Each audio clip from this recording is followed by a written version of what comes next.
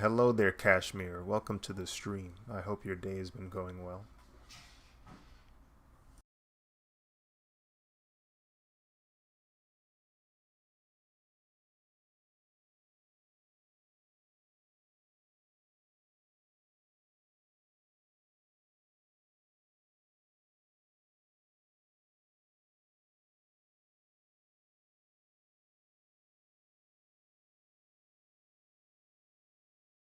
Productive Sunday so far, working on a vintage pinup commission. I immediately started seeing warm colors, woman with rosy cheeks, and 50s wear.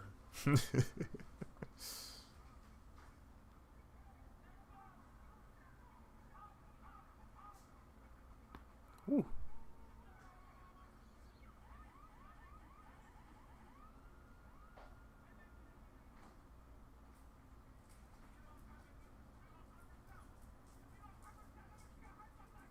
You're partially correct. The final finish always looks like some old pulp art for sure. Yeah. Weathered paper and all.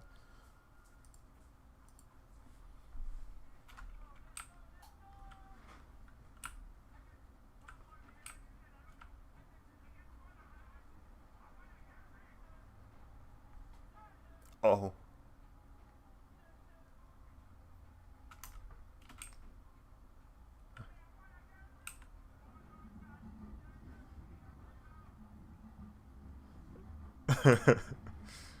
This is funny. Had to order my B-Day dress a size down. Followed their sizing and everything, and it's too big. I feel that. That's my least favorite thing about getting anything online. Like they'll say it's a certain size, and then you get it and you realize, oh, these guys run small. Oh, these guys run large.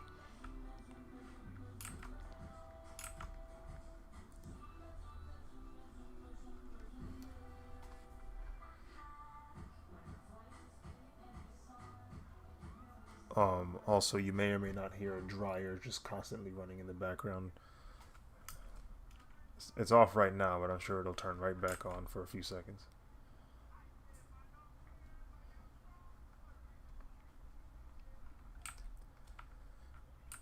Um,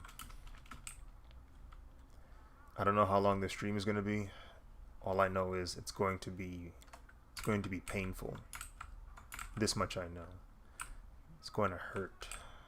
So I'm going to try my best to get as close to completion as possible, but obviously I got a lot of work ahead of me.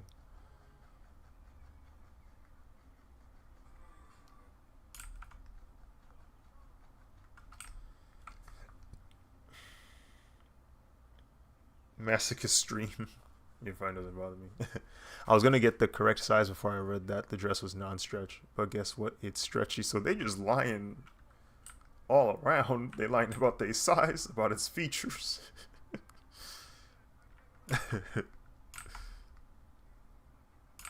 That is insane, bro.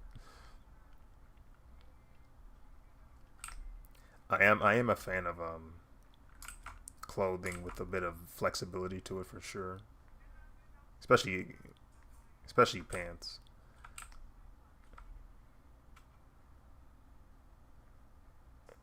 Too many times have I like worn a pair of pants a little too many times, and because it doesn't stretch, it rips at certain parts of the pants. Sometimes it's the same spot, sometimes it's a different spot, and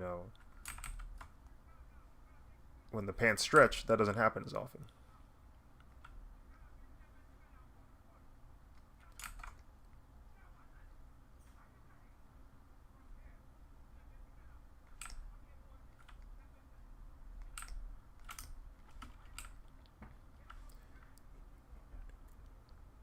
So evil. There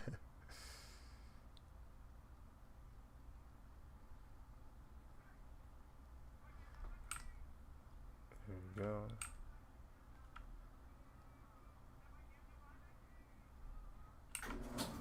And there it is, Mahamushi.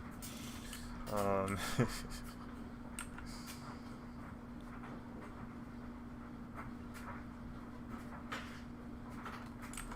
I just have a curvier shape, so I like stretchier clothes for partying.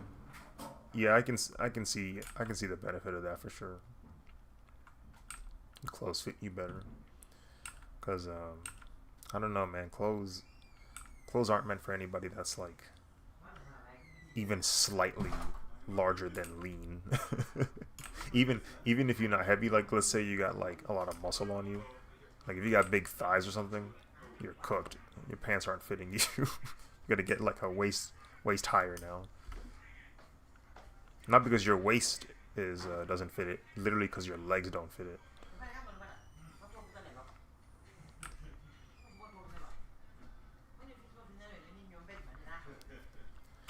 It's just annoying, bro. What time is it? 8:11. Okay, frick. What time is the Let me see. That's why I sized up for the dress because the brand I got it from is Skinny Girl Clothes. There it is.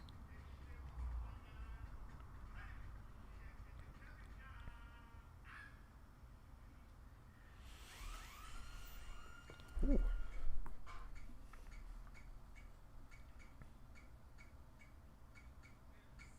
Whoa.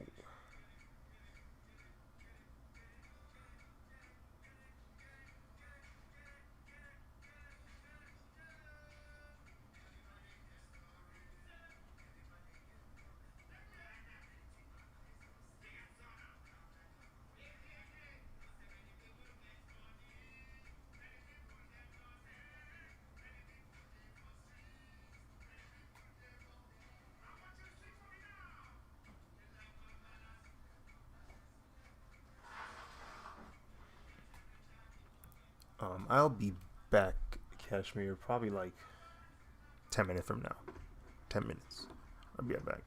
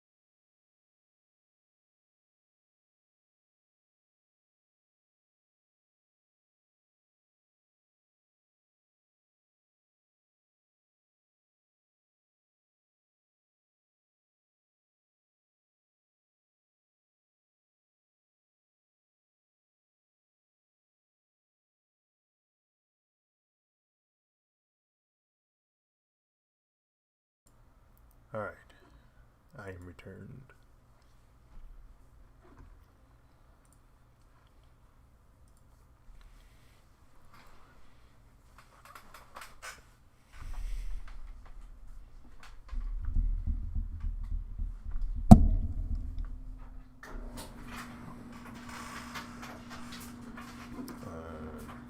Where are we? Ah, yes, hatching. This is kind of a callback to my older style of drawing where I refused to use brushes with any kind of opacity or blend. It was just the hard edge round brush. And the reason why I'm using it now is because I looked at how many characters I had to draw, and I was like, I'm not doing realistic shading for all of these characters. It's just time constraints will not allow it. So I was like, I need to come up with a more stylistic choice of still rendering it realistically while also saving myself time. So I was like, time for to go back to the semi comic book style shading.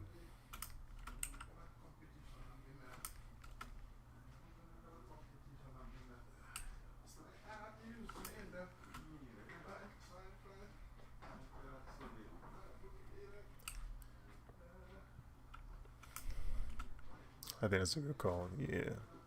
Plus, I mean, I think it'll probably be good anyway from a visual intrigue perspective. Like, it's something I've been contemplating due to the advent of people using artificial intelligence to average out human creations into an image. The most consistent thing I've seen from these generations is that they're all intending to be super realistic. So it's like I like doing realistic shading and I like doing things that look semi-realistic, but it's like I always in the back of my mind go, do people would people even be interested in this stuff, or would they just keep thinking in the back of their mind, is this AI? And I was like, maybe I should put more style, something more indicative of this is definitely a person who did this in my drawings. But I don't know. I mean, that same technology can make Ghibli photos, right? So nothing is safe.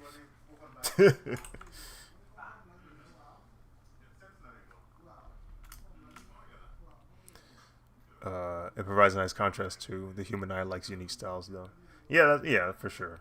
Like, I forget the name of this artist. I'm really bad with artist names, but there was this artist on Twitter months and months ago that was popping off. Like, they would draw something and they would get crazy amount of likes and retweets and all that.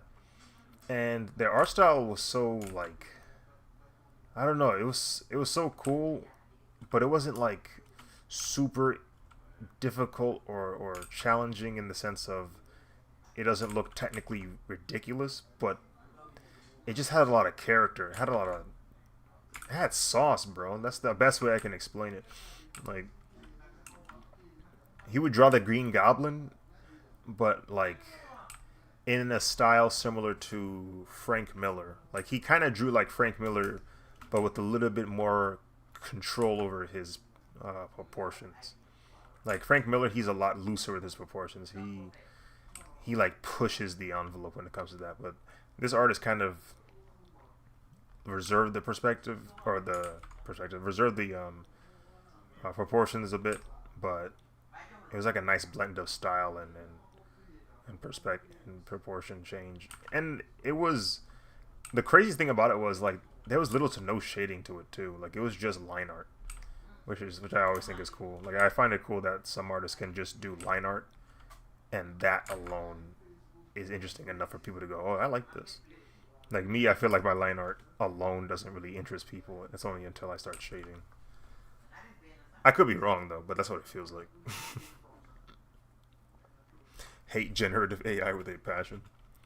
Understandable. Understandable. Yeah. it it riddled it has riddled the original field I was thinking about getting into when I was in college.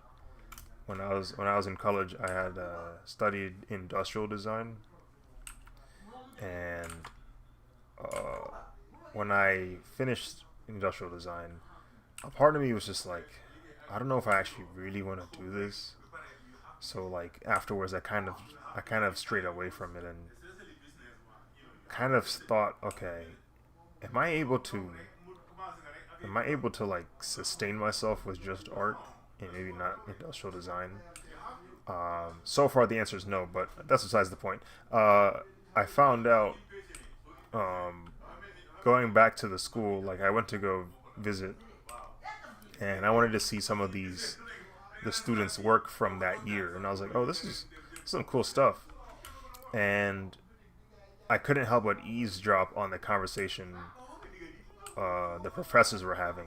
This was like 2023, and they were discussing the potential, use case of AI. Now, with industrial design, AI is even more lucrative than it is for art because industrial designers want to be able to surf through as many ideas as possible to get to the final product.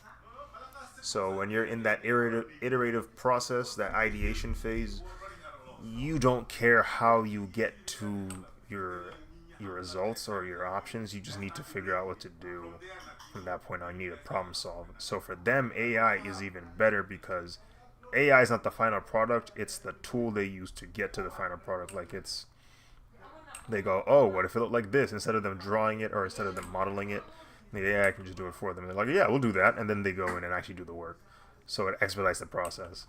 And when I look through the job search, that's what I see for a lot of the jobs. It's like, oh, must be interested or must be able to utilize AI tools or whatever. Must be well versed in it. I'm like, oh my goodness. I was already on the fence about like trying to join the field, and then now this happens, and I'm like, nah, I definitely don't want to join the field.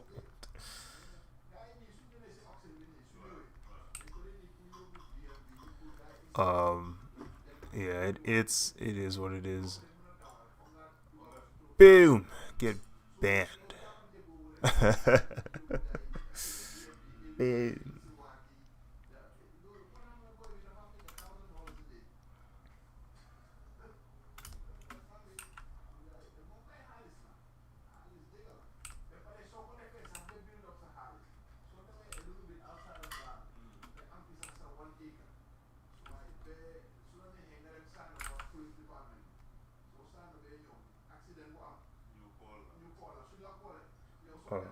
Let me see. Oh, okay, there we go.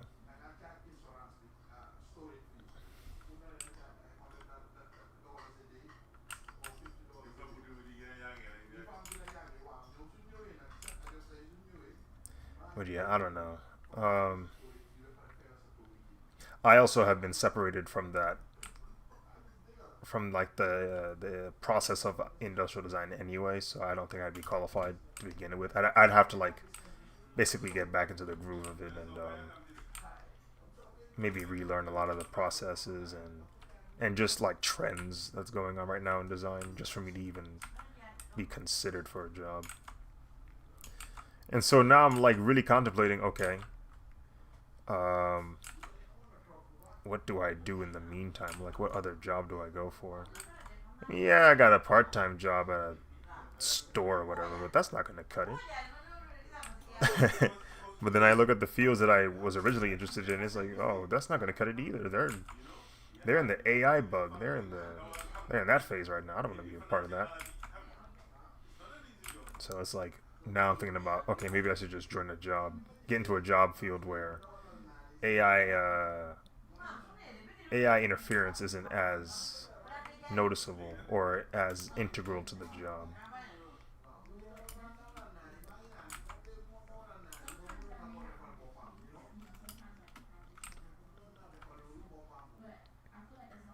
Uh, Unfortunately, there is a massive amount of AI in the vintage art scene now. It makes it harder to look for references out of the archives I brought. Bro, bro.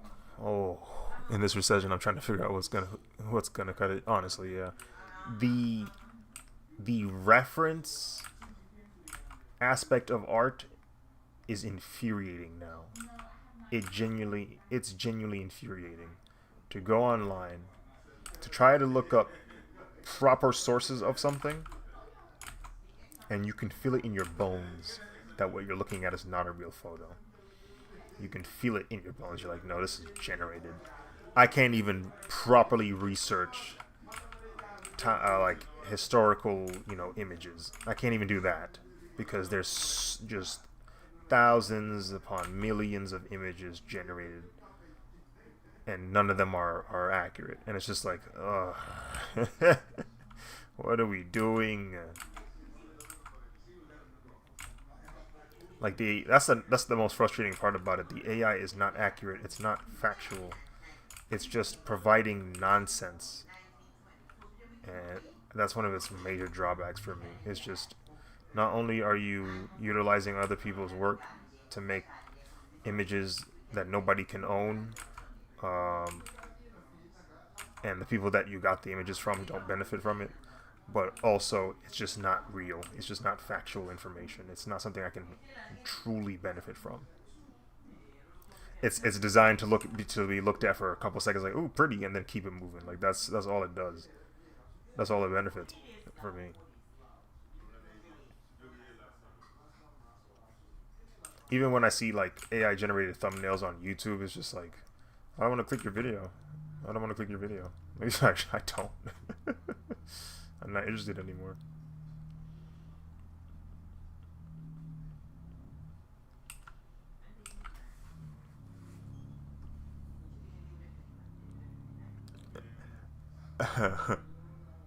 I wish I could turn off Google's AI off so bad. Yeah, man.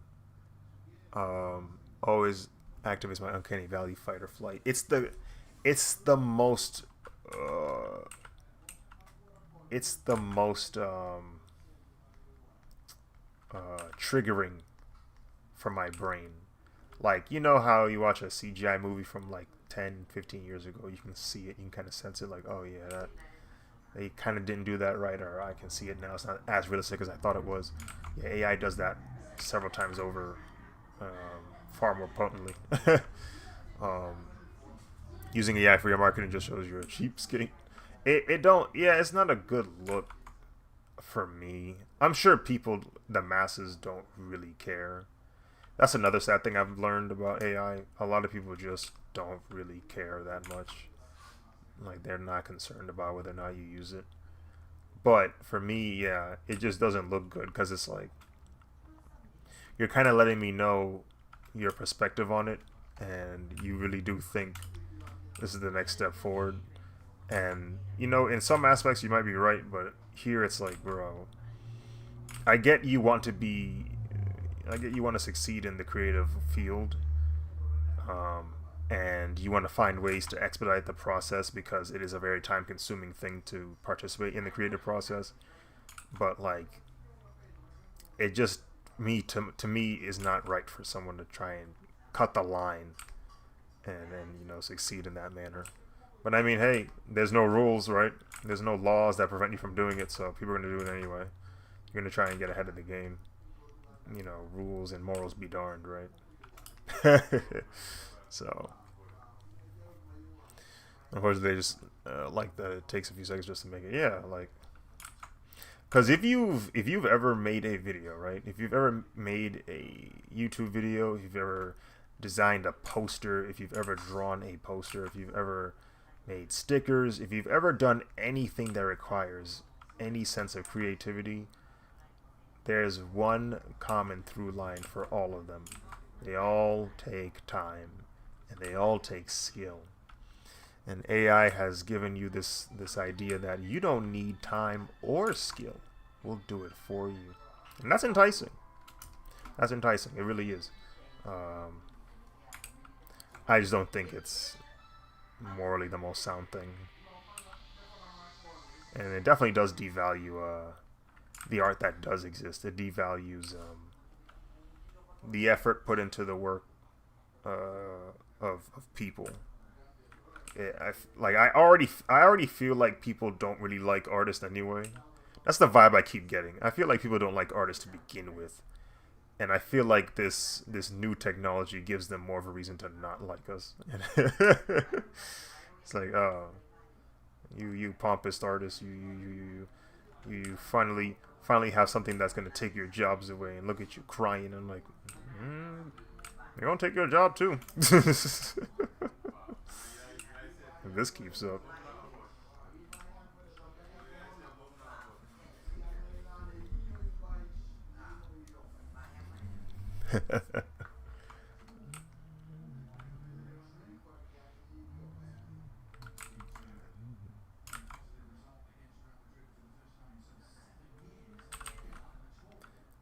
Will that will that fill properly? Oh, it did. Cool.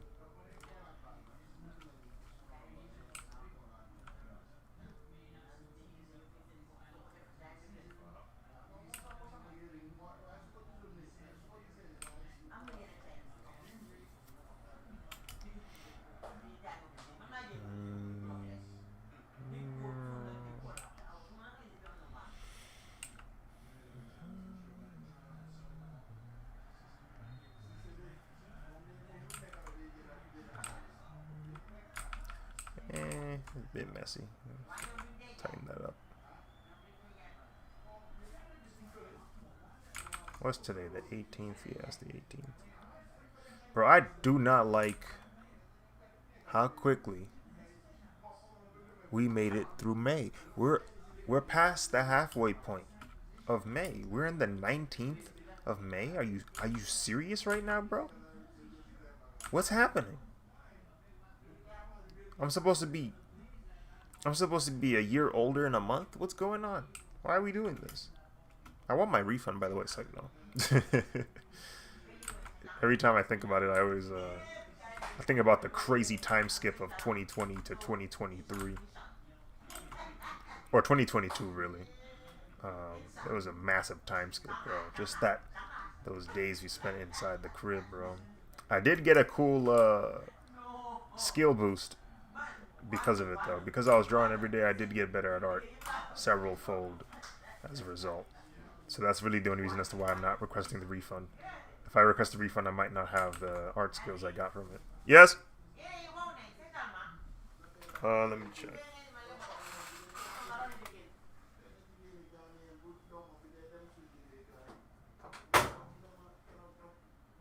Oh, yeah. Not trying.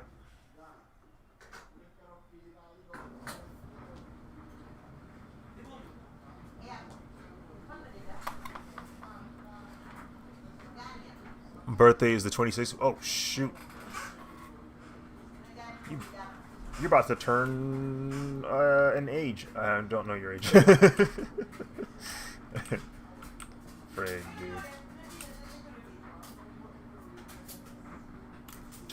May 26th. Do I know anyone else born May 26th? I don't think so.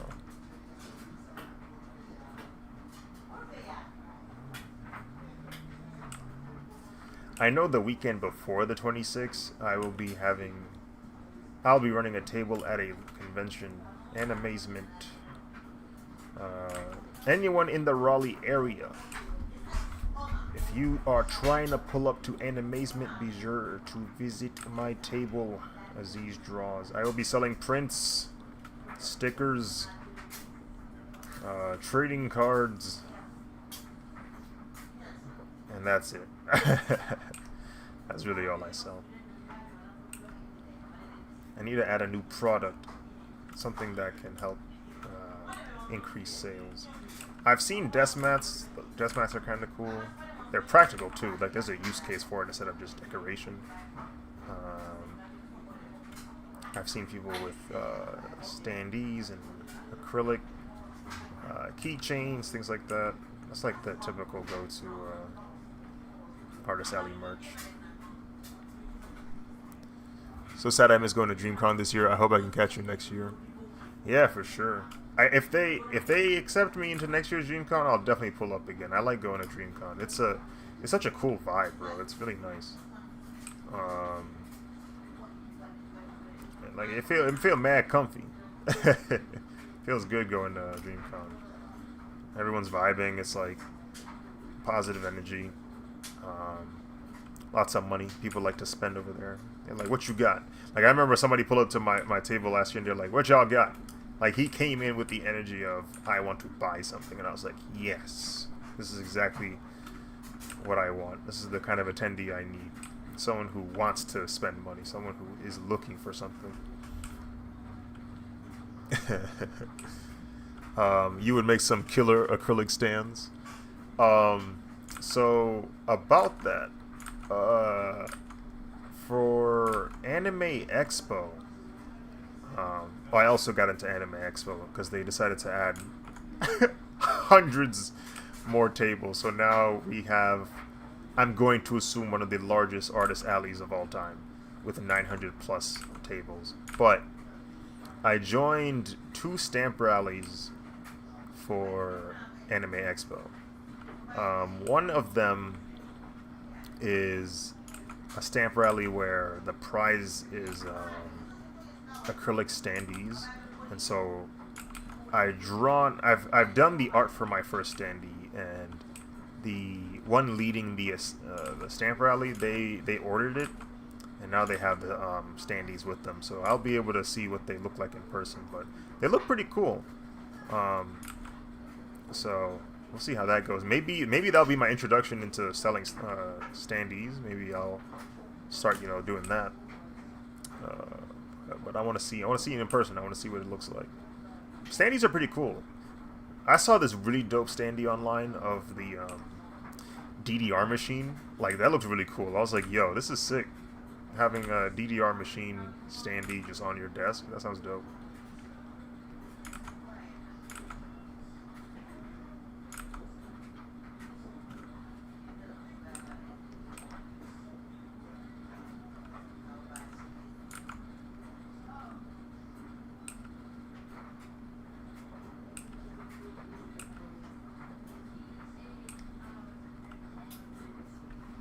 I miss making pins, but the tariffs, that was definitely a concern.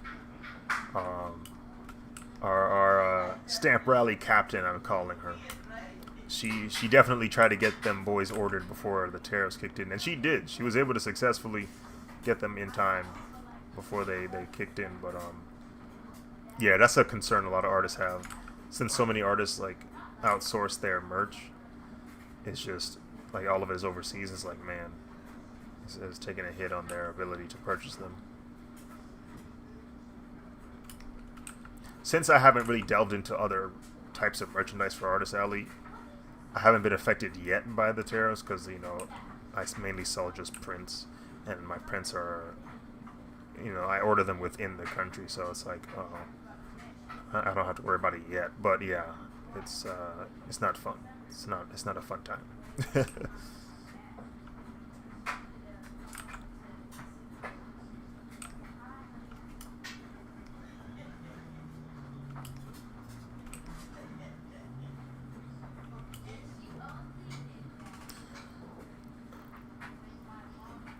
Artist Alley merchandise. U.S. Artist Alley merchandise is back to stickers and charms being the cheapest thing to make. I cry. Getting back into doing merch after I move, and I am weeping. Bro, I want to sell shirts so badly on my table, but because of the high risk, high reward of t-shirts, I can't do it. I brought some merch with me once, and I think I brought it with me a few times, like maybe once or twice, and I learned a few things with that. Just those 2 experiences. One, people really don't like ordering online. They want that shirt now. So, yeah, I realized, okay, the only way I can realistically sell merch at a convention is I need to have shirts in stock. They have to be with me. The problem is, if the shirts are with me, that means I have to either travel with it or send it to the convention if I'm not, doing a local con. And that means I'm spending more money via travel, shipping, and the worst part, I'm spending money on merchandise. The scariest thing about t-shirts is if nobody likes your shirt, you just have dead merch now, taking up a lot of space. Shirts take up a lot of space, and if you can't move them, bro, that's it. Like, you're just, it's done. It's so bad. Like, when you have prints and you know they don't sell, it's like, whatever, I'll just store it in this portfolio here. I'll just store it in my drawer, because like, it's flat, right? It's just pages of your art. So you can really just store them away for years and not worry about it. I still got prints I made from 2019 still with me. Like, I just bring them around. Maybe one day somebody will buy them. Sometimes they do, and I'm like, oh, cool. But those shirts, you know how cumbersome it would be to try and travel with those shirts every time, knowing they're not going to move. Like, it's demoralizing. So I'm very reluctant to bring shirts with me.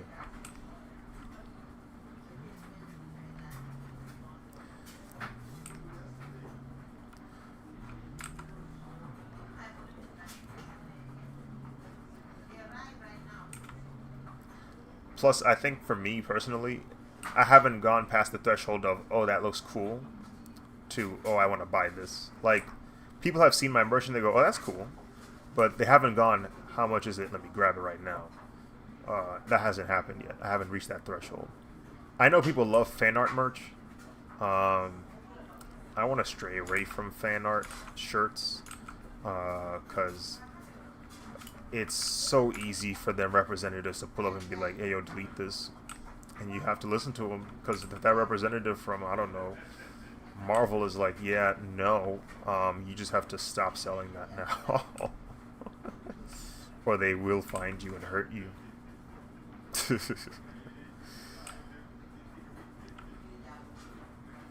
This just all means I have to make my own show, make it pop off, and start selling merch of it. That's what needs to happen. That's all there is to it.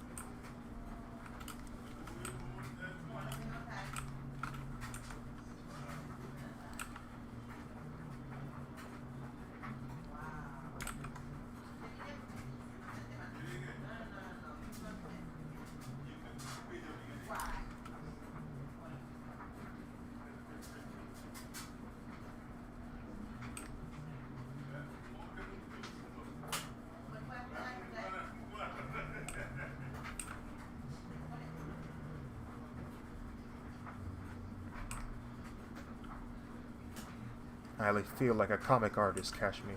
All these hatches, these hatchings, these lines. Look at that. I just scribbled, but it works. Feels good.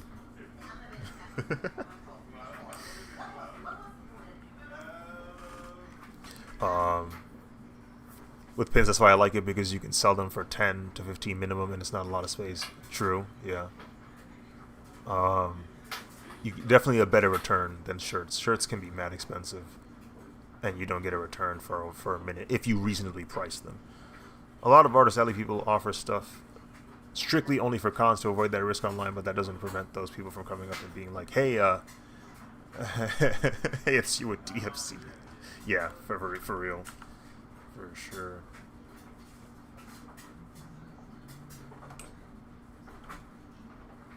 It's fun to do scribble hatching. Yeah, it just feels so natural. It feels so nice. It's like you're putting no effort, but you are, because you still got to take into consideration values and position of the lines and all that. I mean, all of that is in play for sure, but it definitely feels like you're not trying. The best case scenario for when the big leagues spot you selling art like that is them giving you a license. Because a friend of mine from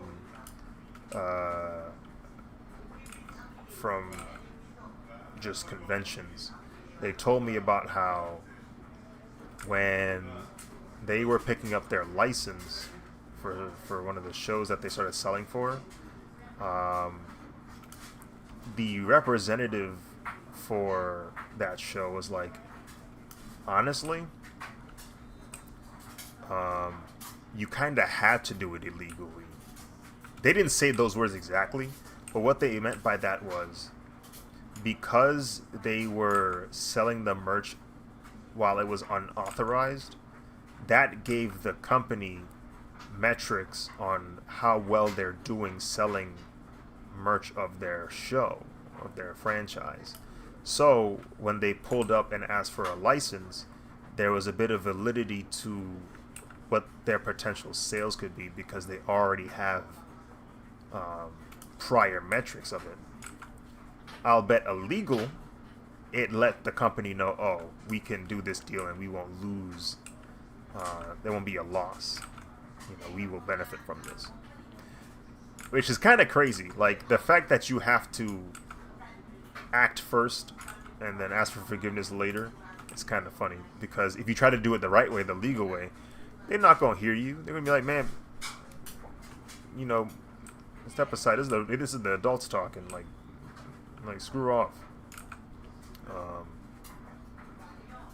But if you do it the illegal way, they can still get you because it's like, oh, you think you can sell our stuff without our permission? DMCA or ban, cease and desist. And it's like, it's such a weird, funny, like, darned if you do, darned if you don't situation.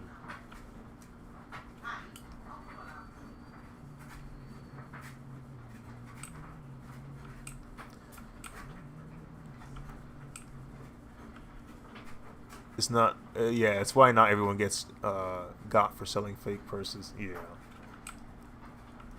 Like, speaking of Anime Expo, one thing I learned was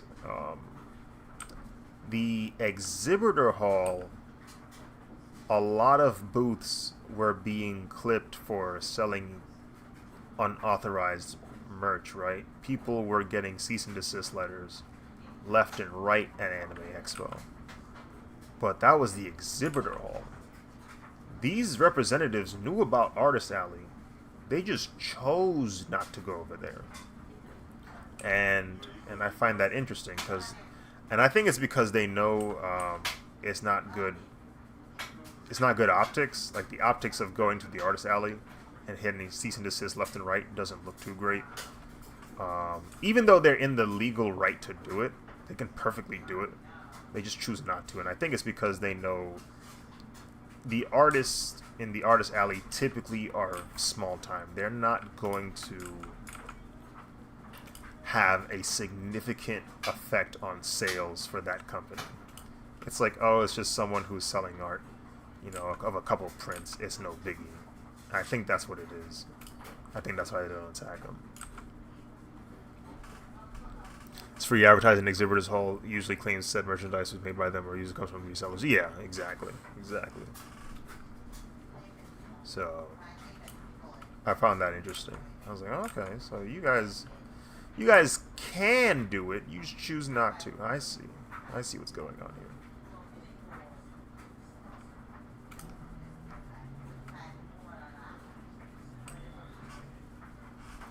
It would be nice if, you know, companies were a little bit more open with licenses, but I get it. I read a little bit about how licenses work, and, you know, there's a bit of risk for them, so that's why they don't just willy-nilly just give them out for free. You know, if you give somebody a license to sell your merchandise but that quality is not high, that does affect your brand directly, so you got to be careful with who you partner with. But dang it, man, let me sell this Spider-Man, please. Let me put it on the desk mat. It's gonna look good on desk mat. Trust.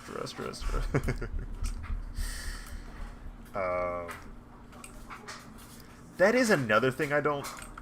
That's the drawback for licenses. It's brand consistency, right? So the cool thing about fan art is, you as an attendee, you get to go to this show, right? You go to this event, you cosplaying as your favorite character. You go to a table, and your favorite character has been drawn in a really cool and unique way. You haven't seen your character drawn in this fashion before. And so you're like, oh, this is dope. I like this take. Let me buy this print. cool. The issue with getting a license is if you do get a license, now you got to follow a set of rules, a set of guidelines. You probably have a design sheet or a design bible of this character. Like, you know, this character's hairline can only be 3 inches short, or 3 inches from the eyebrows. The color has to be this exact code. This character can never do this pose or stand next to this person. Like, there's probably these insane guidelines you gotta follow. And so what ends up happening, your merch just looks like every other piece of merch for that character now. Oh my goodness.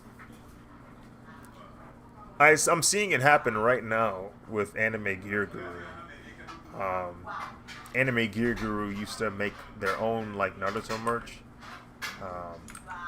and when they tried to get legit, which they did, they succeeded in getting legit. So they started releasing merch of franchises that they were approved for. And I'm seeing their merch slowly just turn into the merch I see everywhere else. And it's a little frustrating because it's like, I really like their style of making clothing. I like their take on implementing elements of a show into their clothing. But now they're just putting like these stock drawings of characters I've seen everywhere, and they're just plopping it on their shirt. Like, for example, like they released a Hunter x Hunter set recently, and they have a really cool like Gon like outfit. Like they got these really cool shorts and a jacket, and you can basically cosplay as Gon, but the clothing is more practical. It's more realistic, so you can wear it anywhere. You can cosplay every day if you want to as Gon. But I look in the back and there's just a giant Gon drawing on it, and I'm like, ugh. What's going on here? I like the subtlety of it. I like the subtlety of the clothing looking like the character, but I can still dress up, and it's just regular clothing to the outside world. Like, it doesn't look like cosplay. But when you put the character on the back of that giant, I'm like, oh, it's not subtle no more. But that's just me. I'm sure that's in the regulations. I'm sure that's them going, hey, we need to make sure that who this character is based off of is visible and easy to tell. And, you know, we end up with that. Had to get over. Yeah, you seen them now? Very Forever 21. Yeah, it's it's frustrating because like they used to have saucy merch, and they still do. Like they have this Dio jacket I bought, where it looks like Dio's jacket, and the only indication that it's a Dio jacket is that it has his name on the back, like on the right underneath the collar, and on the wrist it says Muda in cursive, like Muda Muda Muda in cursive, and that looks so cool. I know this is a Dio jacket, but there's no Dio. There's no drawing of Dio on here. That's what I want. Purple Pumpkin VR, hello there. Welcome to the stream. I hope you're doing well. But you know, I'm sure it's like a regulation thing. I'm sure it's you know, board of directors going, hey, listen, this is what's gonna sell, and they're probably right. They're probably right. That probably sells more. Like, maybe more people like that Gon is all over the jacket. You know, maybe they did their tests. Maybe they did their focus groups and whatnot and found out, yeah, people like this more. Me personally, I'm not a big fan of it. That, like, me and anime merch, I don't really like anime merch because of that. I don't like the I don't like how like in your face it is. I like the more subtle stuff. The more like, oh, if you know, you know. I like that kind of merchandise. That one I vibe with more. Like the Dio jacket, when I wear it, unless you know Dio, you have no idea. You just be like, oh, it's a gold jacket he's wearing. Like, no clue that it's a Dio jacket.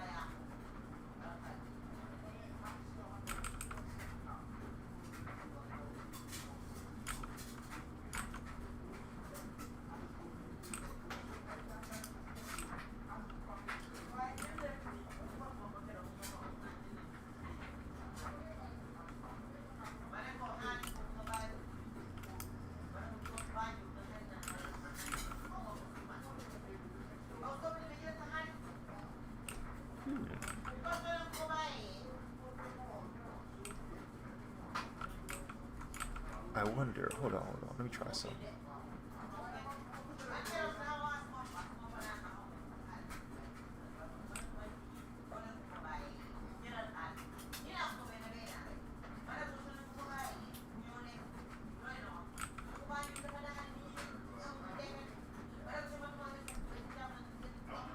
Nah, makes it look too shiny if I shade it that way. We'll leave it. We'll leave it be. I like more fashion forward nerd merch. I have a Magneto Sherpa jacket that just looks like his helmet from Solar Brand. The colors are so nice, but if you know, you'll be like, that's Magneto. Oh, okay. So it's like is it like the red, or I guess, is it red? Yeah, red and like purple colorway. Magneto Sherpa jacket does sound kind of lit though. Red and purple. Bad.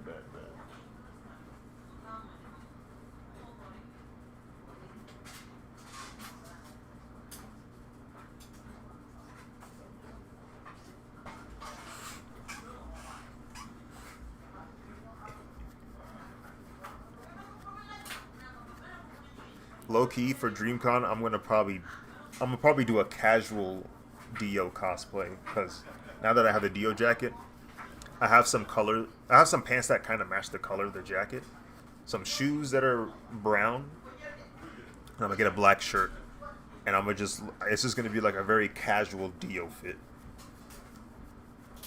and maybe people will catch on. They'll be like, "Are you Dio?" And I'll be like, and I'll just do the pose. I DM'd you what it looks like on Instagram, or wait, no, Discord. Let me see. Okay, Discord. I see. Oh, it's legit his helmet. I see. Interesting. That kind of works, yeah. Yeah, that works. If you know, you know. It's an interesting shape that makes, like the black of the helmet flowing into the pants. It creates this interesting shape. Nice. Look at all them flags in the background for the artist alley. I'm considering getting a flag.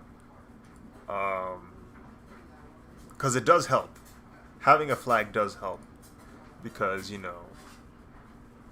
when there's a bunch of people in the artist alley and you're looking for somebody, it can be a little bit disorienting. When I was at C2E2, I got lost, bro.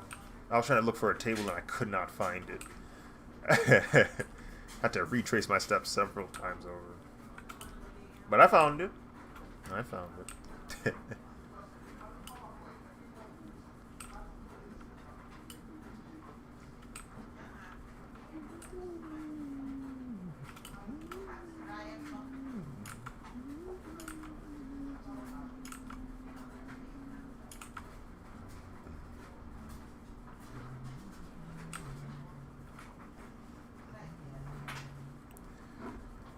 It helps. It just depends on if the con has height limits. True. Yeah. Having a unique approach to decorating your display helps too. Yeah, definitely. I've seen Inkwell. He's a bit popular. He's a bit of a popular artist on YouTube. He posts a lot of videos about his experiences in conventions. But I saw his his booth looks crazy because it looks like a legitimate shop. Like he's got the freaking, like, what do you call it? Like the roofing? Like is it called awning? Is that an awning? Like he does this kind of awning design. I think that's what it's called. Let me see if that's what Yeah, it's like an awning design that he puts over his canopy, yeah. And so it looks like a proper shop. And I think that's pretty cool. But he did say it gets in the way sometimes because of, like you said, height limits and table rules and restrictions. Some tables really don't like overhead displays. some tables, some conventions don't really like anything past 8 feet. Some people hate backdrops. Like Anime Expo, I can't bring my backdrops, which is a bummer because the backdrops was super useful for grabbing attention. So now I have to find a way to. I have to get a new stand that, or at least I have to get the clamps for my stand to clamp onto the table for it to work now. So the inconvenience of multiple rules for different conventions it's not the funnest thing, but it does give me an excuse to test out my display. Like every convention, my display never really looks the exact same. I'm always like tweaking something, adding something, readjusting or repositioning things just to see what works, see if anything is better in one spot or another.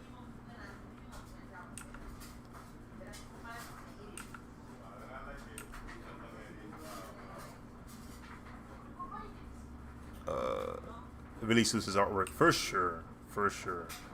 That's another cool thing about the display. The display is an extension of his art. It's an extension of his art style. So it helps with brand recognition. I think stuff like that is pretty cool when people can tie in their display with their art in such a manner.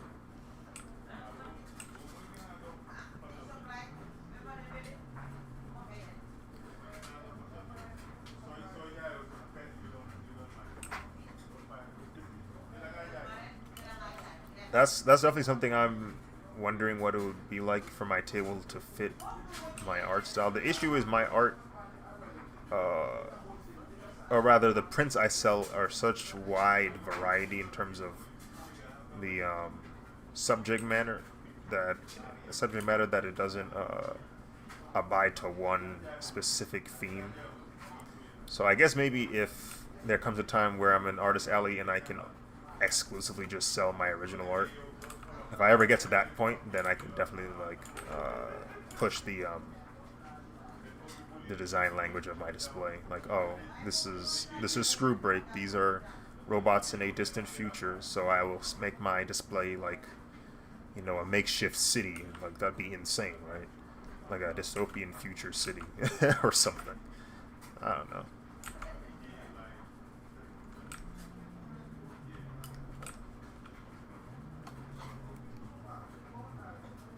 Zen Len, hello there. Welcome to the stream. I hope you're doing well. Oh, did you bring someone? Did you bring someone in, Kashmir? Are you bringing in viewers? Are you a power user? Getting to just do original work is awesome. I just don't want to miss out on the fandom money. Duh. I appreciate you.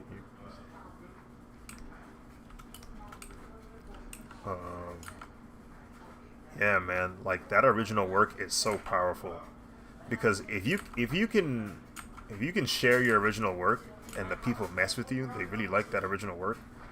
You ain't gotta worry about anything anymore except theft. You gotta worry about theft, but you ain't gotta worry about whether or not you can sell T-shirts of it, whether or not you can make a desk mat out of it, whether or not you can make, a book out of it, and everything is yours. So you can just push it as far as you want. You can make figures if you want it. Nobody gonna touch you.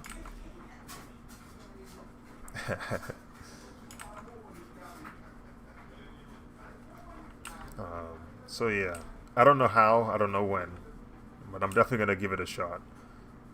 Making a short film of my characters, and if the people respond well, then I keep working at it. Maybe I can start selling art of it. That'd be pretty dope if I became a table where I am the attraction. That'd be insane, bro.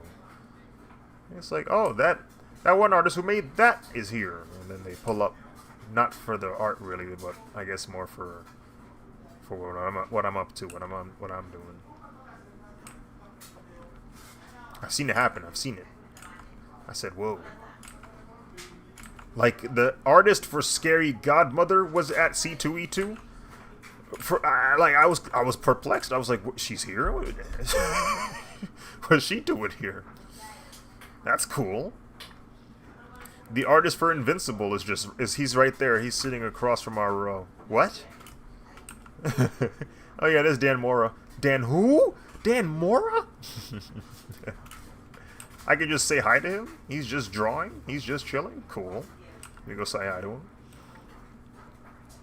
him. That's kind of how it's like with a VTuber brand. True.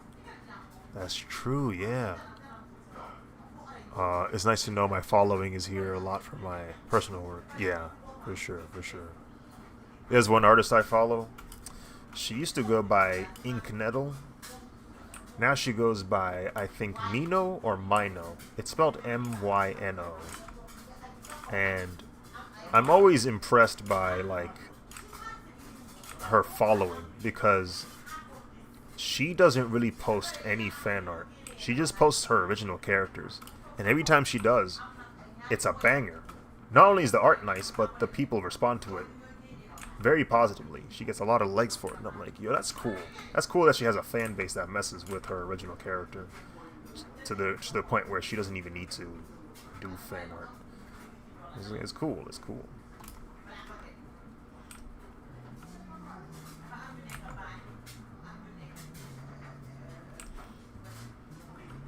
People just love what comes out of your brain. Yeah. Yeah. I will say though,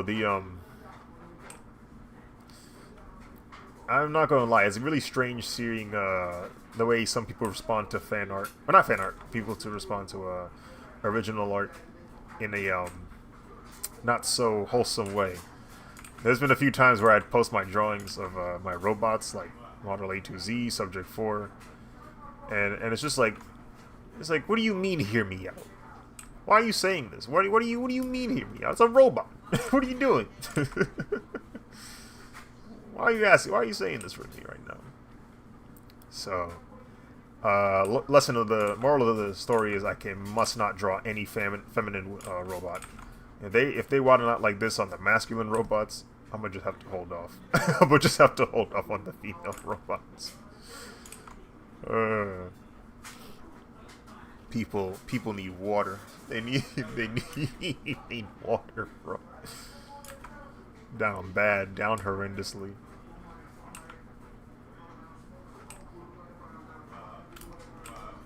Down to the core of the earth.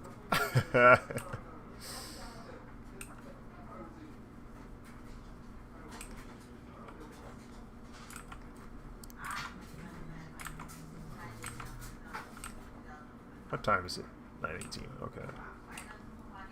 I must be mindful of the time. I want to I want to go through these characters in a reasonable time, so I need to be mindful of how long I'm taking on this one person, because I gotta do 10 more. Now that I said that number out loud, I don't like it. I don't like it.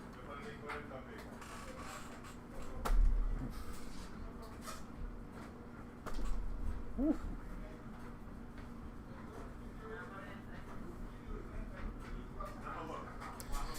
You're at a good pace. Okay, cool. That's how I feel right now. I got a good amount of pinups to do. Yeah. My objective with this print is I'm essentially doing two birds with one stone when I did this print. So originally, each of these characters are gonna be on a trading card of their own. And so what I did was, last year I made a drawing of RDC, and then I did each character with his own trading card. And so I basically did one drawing, and then I did 7 more drawings of each member. This time I was like, okay, I don't have time to do a full-blown poster and then separate trading cards. So I was like, what if I made a poster that already had the trading card art on it, and I just put it all together? So that's kind of what I'm doing right now. All of these characters are going to have their own trading card, but the art I'm using for the trading card, I'll just put all together in this giant poster. And that way I can complete both tasks. And here we are. I had 9 trading cards last year. It was RDC, King Vader, and Caleb. This year it's supposed to be 18 trading cards, so it's going to be RDC, and then AMP, and then Vader, Caleb, Berlizzi, Lennar, and Tony. Lennar Young and Tony Statovce, I think is how you say his last name. I probably said it wrong, but it'd be cool if I get this done. I have to try and get this done probably by tonight or Monday night, because the time it takes for the proofing to get sent to me, and the time it takes for the trading cards to get printed, and the time it takes for the trading cards to get to me, all of that will probably lead into DreamCon. Like the day of DreamCon is probably when I'm getting those cards. So I'm probably going to have to send it to Texas after I'm done with it Monday night. That's the goal. I'm going to try and get this done Monday night. And then try to get as much done tonight. Oh, man. We'll see. We'll see what happens. I've been going at this drawing, as you know. I mean, you've seen it. I've been going at this drawing for the past, I don't know. Has it been 3 weeks? It feels like it's been 3 weeks. It probably has been 3 weeks. Spirit bombing you right now. Yeah, it's been a trek. And even the hours I spent on it. This is probably the most I've spent in regards to time on a drawing. Not even my Power Rangers art has taken this long. And that's saying something. Those Power Ranger drawings took forever. And I don't think they took this long.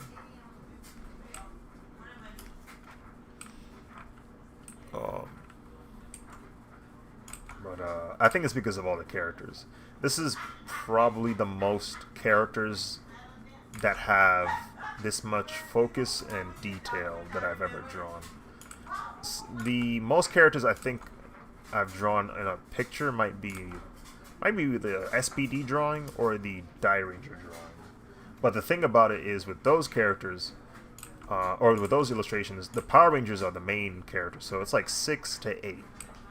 But all the minions are in the back, but I don't put as much effort in terms of like detail, and you don't have to see the entire body. You don't have to see like all of the intricate details on it, so it doesn't take as long. But these guys, each of them require their own attention and detail. Each of them are just as valuable as the other guys, so I try to make sure they're all, taken care of. All of them have been attended to,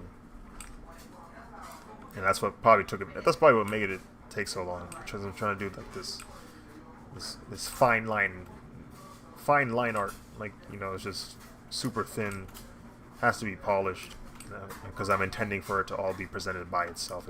They all need to look good on their own, essentially. They can't rely on each other to look good.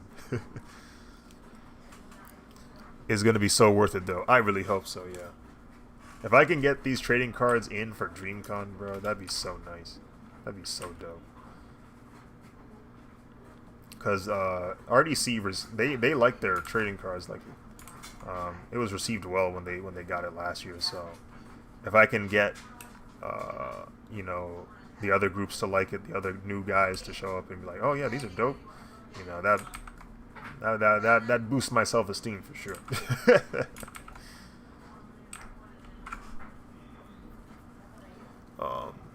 Insane display of skill.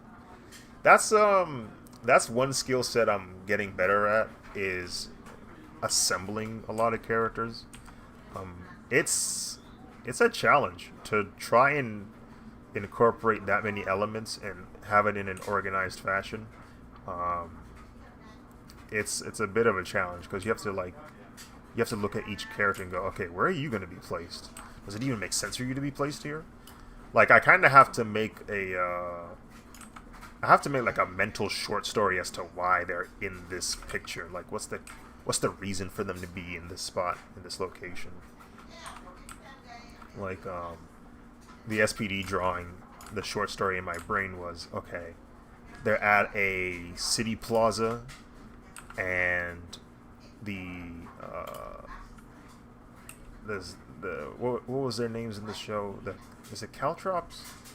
No, that's a tool Catwoman uses. Crybots. The Crybots, like, get summoned into the city plaza. The SPD Rangers transform, but before they transformed, they were surrounded by the Crybots. So they're kind of like doing this whole like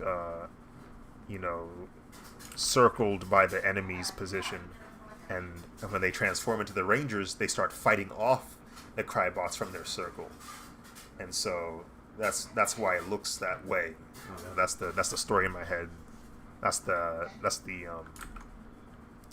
validation I have for why they're posed in certain ways. Like, they're fighting off the enemy, and the cool thing, at least for having or drawing a character that's already established like that, is you can tap into the personality of that character and apply it to your composition. So, like, I made the Red Ranger use his blaster because he loves to shoot. Like, he likes to go to his blaster. He is shooter, so like he'll whip out the gun first. Like, he'll still fight with hands, but he likes to bring out the gun. And then the Blue Ranger, for example, he's just angry. Like, he be angry, bro. He's sometimes bitter with it, and he's like, he'll apply some violence to the enemy sometimes. So I was like, okay, I want him to drop kick somebody. I feel like he wouldn't hold back on a Crybot. He'd unleash the violence on them. So let him do a drop kick. The Yellow Ranger is really acrobatic, and so is the Pink Ranger. So I have one of them backflipping, like they're doing a backflip kick, flash kick. Guile, Scorpion. The other one is doing like they're evading an attack because they're super nimble. Got the blicky. Exactly. You get it.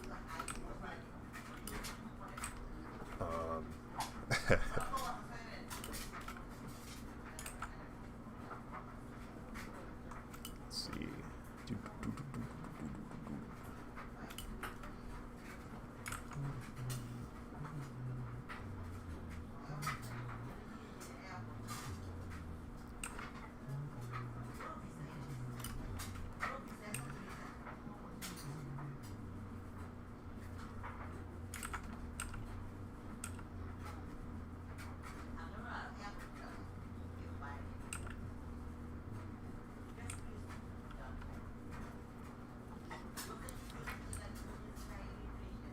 Oh, right. The boys aren't even seeing my stream. Let me share my screen over there.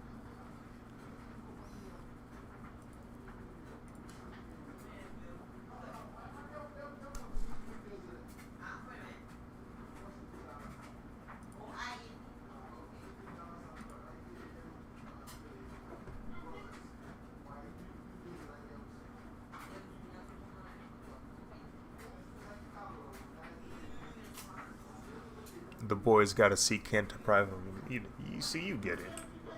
Where are my manners at, man? The boys support me on a daily basis, and I don't stream. I'm fumbling.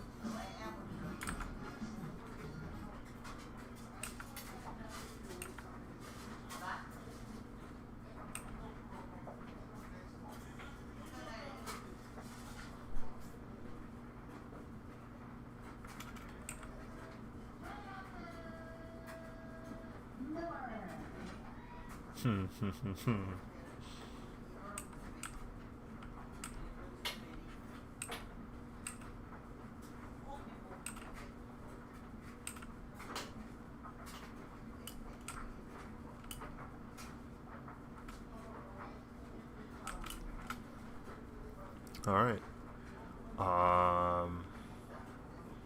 We'll touch up the shading up here, and I think we got Agent Zero. hatched.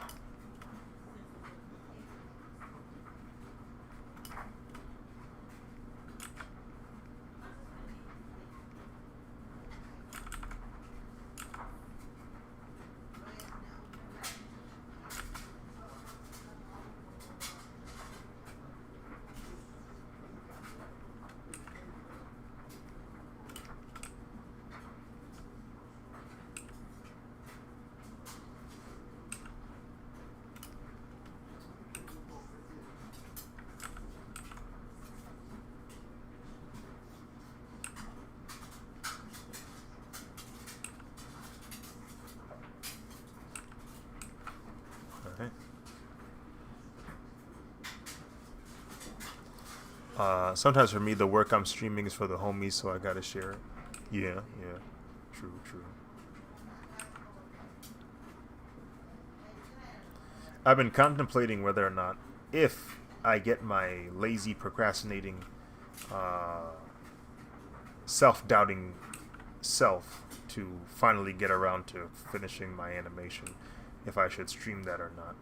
Because on one hand, it's like, oh, I don't want to spoil the masses on what the animation is, but at the same time, I don't have an audience. So I'm thinking maybe this is how you build it, right? If you stream every day that you're working on this animation, the people will know that you're working on animation and they can look forward to it. I think people like to see the process I want to see. Yeah, so. Because I was thinking about it, like, the cool thing about work, my part-time job, even though it's not paying super well, the nice thing about it is, because I've been there for so long, a lot of the tasks I do, I can just turn my brain off. But my brain isn't off. It's thinking about other things, like the story. It's thinking about the plot. It's thinking about my process for the drawing. You know, it's like other creative things I can think about while I'm, doing something physically different. And so when I get back into the creative process, I have like new ideas to work off of, new approaches. But the reason why I say that is, like, it crossed my mind while I was at work. I was like, maybe I should just stream the process of me working on this animation instead of trying to like do it in the background and like magically popping up with this new show. That, because like attention is so difficult to get now. Like, for people to pay attention to you and actually care what you're working on is very difficult. So it's like, maybe the best route is literally just to make the animation and have people like witness it in real time, what's going on. And then, if they find out the script, then so be it. If they find out how the story goes, so be it. But if it's the first episode, maybe that's enough intrigue for them to want to see more stuff, and maybe I can keep that hidden, like the future stuff. That's nice. It gives you time for planning your endeavors. Yeah, for sure. One thing about Twitch is they love to watch the process. Yeah. Once I'm fully moved, I'll be getting back to full-time streaming because commissioners love to watch their special paints being made. Okay. Yeah, that makes sense. Yeah, like, not only that, but like, in real time, they could probably be like, hey, wait, can you change that to purple? Like, in real time. Instead of like, you sending it and then them sending a message and then you getting it. And like, I feel like the process of that is faster. If they're like that. Some commissioners, they just let you do whatever. They're like, just go to town. And they just let you ride. But some of them, if they want more specific for demands, it would be useful in real time to see it happen. Like, oh, wait, can I have that be blue and that be red? Yeah, sure. Let's see what that looks like. And they'd be like, oh shoot, that looks crazy. Or they'd be like, never mind. Yeah, you're right. Maybe does look better this way. The communication probably is much faster. All right, Zero, we're done hatching you like an egg. So we're gonna go to another character. Agent Zero's hatched. Let's go to Davis. Oh frick. We're doing the Davis one. I like the jacket Davis was wearing. A lot of these outfits these robots are wearing are based off of real life outfits these guys wore. And so there was this photo on Davis's Instagram where he's wearing this Louis Vuitton like jacket and it's super puffy. And I just liked how puffy it looked.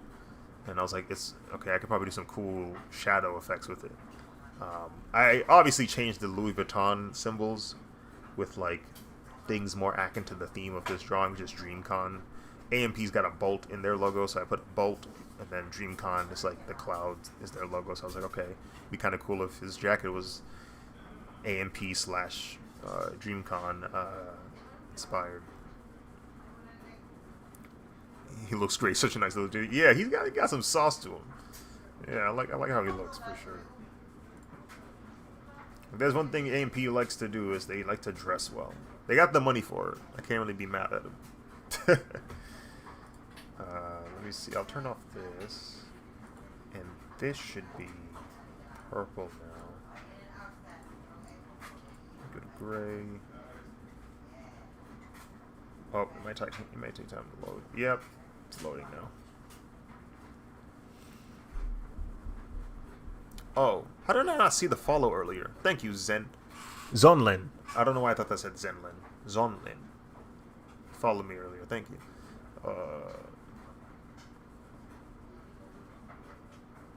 I should probably bring back alerts. I turned off my alerts some time ago, and that's why I don't like see these things. I have the activity feed there, but because the activity feed doesn't move often, I don't see it like with new information. I don't see it change, so I should probably bring back alerts.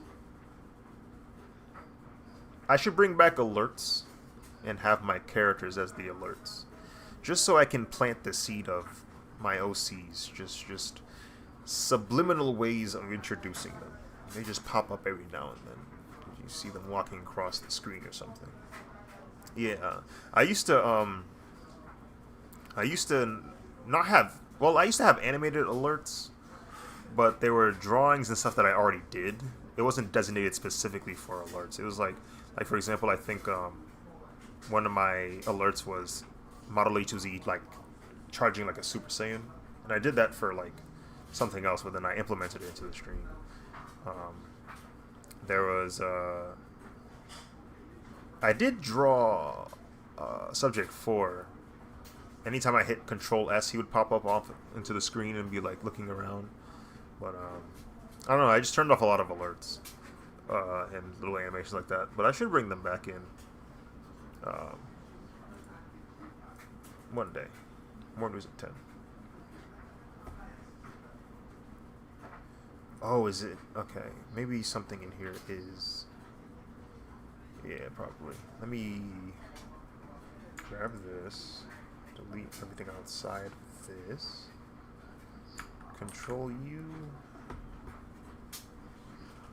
String it to black. Yeah, I've seen some pretty cool Twitch stream stuff from other artists and just streamers in general. There was this one streamer that I really liked in terms of their layout, their background, their theme. Everything was all red and black, had a cool 80s vibe. And then we found out he may or may like kids, may or may not like kids, and you know, I can't even respect it no more. I'm like, freak, dude. You were the chosen one. Oh my goodness.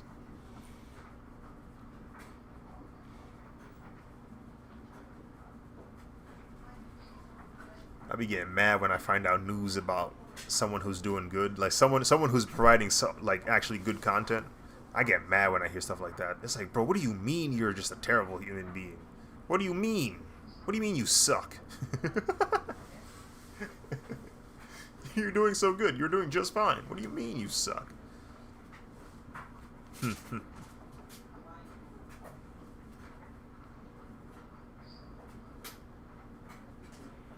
I hate when I find out artists are predators. Like, oh man, what the no, literally, bro. Like, what are we doing here? Chill out. Don't do this. Don't do it, T'Challa. Yeah, it's always frustrating to hear. It's always frustrating to discover.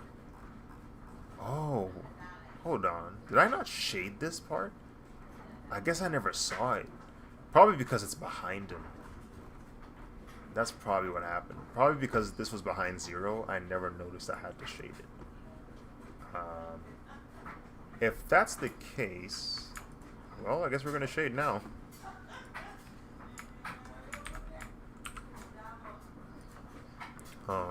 Edit, tonal correction, level correction. How come? Do I gotta turn it off first? Weird. It won't let me use the hotkey.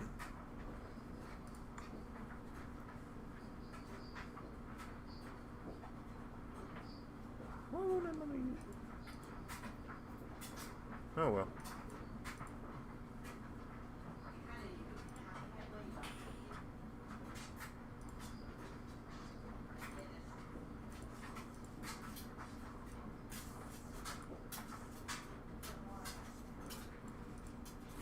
I can do more than once? Anyway.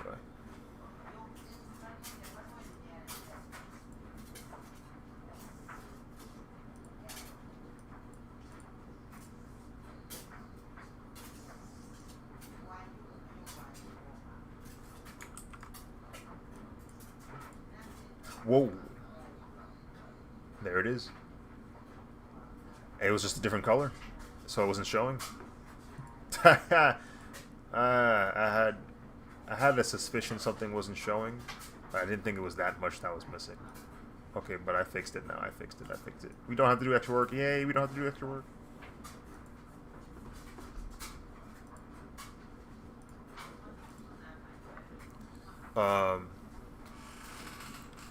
You brought a bean that way? Oh, that's funny.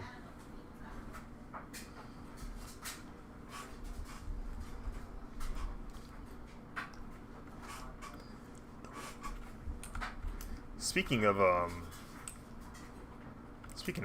artists, you hear about the you hear about the Bungie debacle, the Bungie fiasco, the Bungie shenanigans, the Bungie scandal.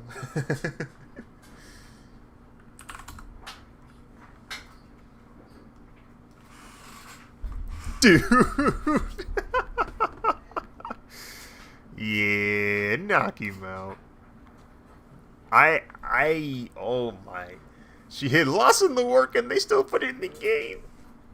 That is impressive. That is an impressive display of negligence, of laziness, and just straight up dishonesty. Like, they blatantly stole. Like, blatantly. I was actually dumbfounded by how blatant the theft was. Give that girl the salary of a senior art director now. I was shook. I was dumbfounded, bro. I was like, there's no way they stole this much and did little to no adjustment. They like changed the color a bit. They flipped the image. That was the effort they put in stealing, bro. If you're gonna steal, at least conceal your hand. I don't know. Put some gloves on. If you're gonna commit a crime, you should try and not get caught. They didn't even try, bro. They didn't even try. And thought no one would notice. I was shook. I was genuinely dumbfounded. I was genuinely just so confused why a company this large didn't do any quality check. Didn't go through, like hiring the artists. They didn't try to consult with them or ask them for freelance or something, bro. Like, let's say you don't want to hire the artist. Cool. If you see their artwork and you like it, maybe you ask permission to use it. Maybe they don't have to work for you. Maybe you just purchase some of their art. Maybe you license it. Maybe you give them royalties. Something, bro. Make a discussion. Have a discussion with that artist beforehand. And let's say you don't want to do that even. Maybe you don't even want the artist to succeed because, you know, people hate artists. Let's say you still want to use that art style. Then reference it, but make your own stuff. Okay, let's say you heavily are inspired by this artist. Make your own stuff still. Like, you know, okay, we're gonna derive this art from this person, but we're gonna add our own twist to it. It's definitely inspired by this illustrator, but we'll, you know, make our own thing. We'll go about it our own way. They didn't do that. They didn't even do that. They just copied it. Straight up.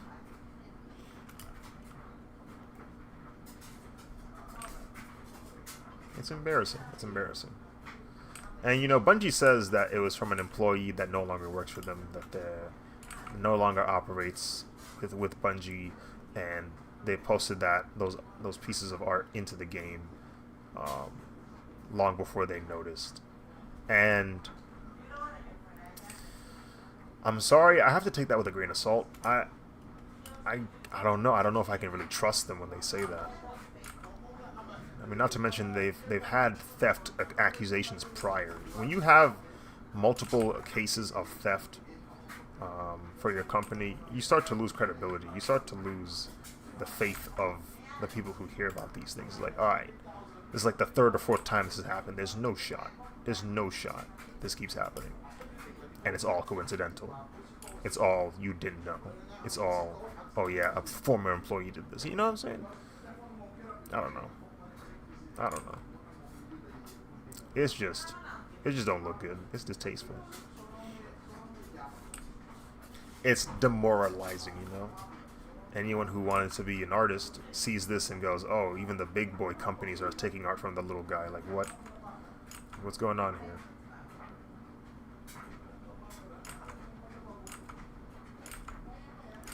You know, these big companies, they firing artists because they're like, oh, we don't need them. You know, we don't need this many artists. We got technology that can take care of it now. But you're still stealing from the artists. You're just like, what's happening? What's happening right now? Is this what late stage really looked like, bro?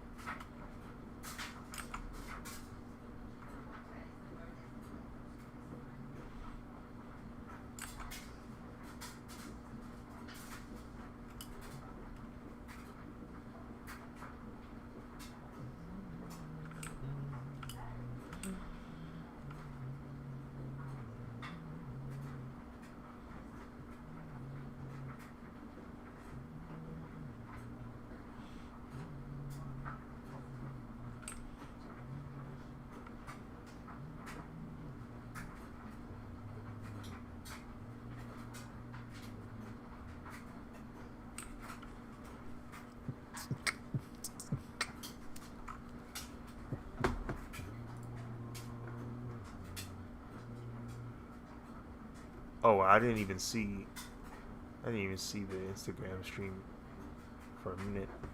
I was tapped away.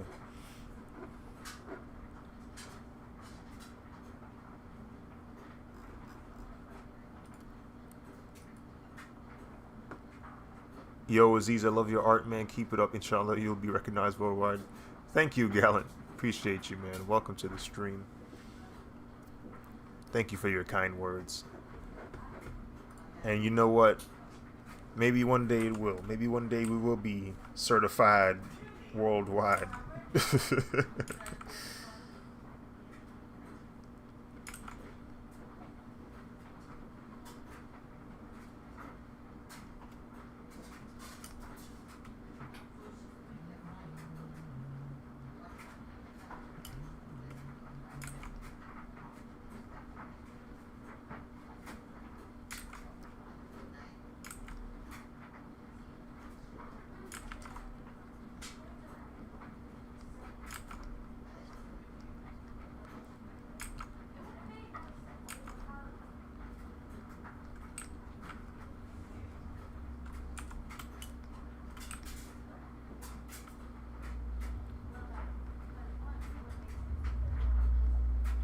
a lot of bass I'm hearing.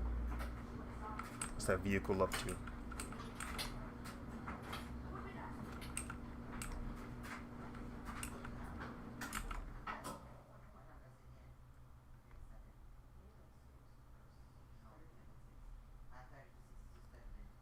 Oh no, my ambiance is gone. The dryer stopped.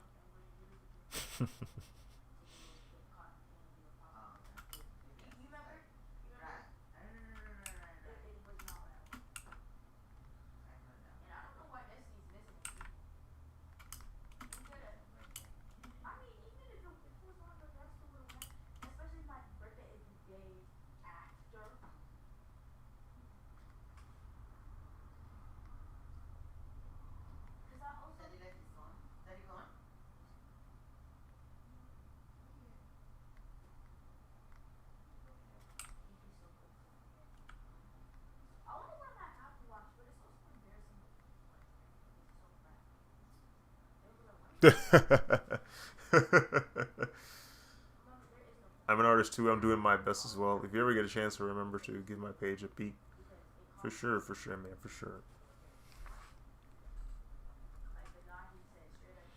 Matter of fact, I do got my phone up right now. I might as well take a look. Cause knowing me, I'm a forget. I'm a forgetful individual.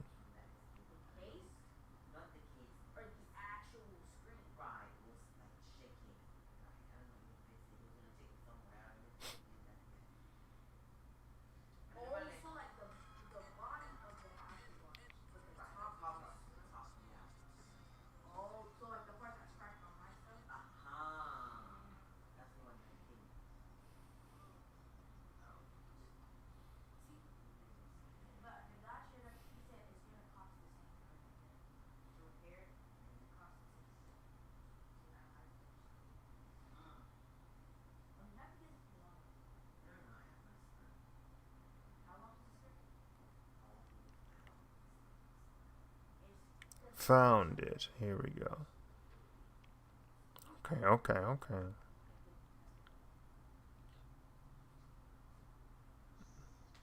Got some expressive line art. Some cool shapes. You getting there, man. You getting there.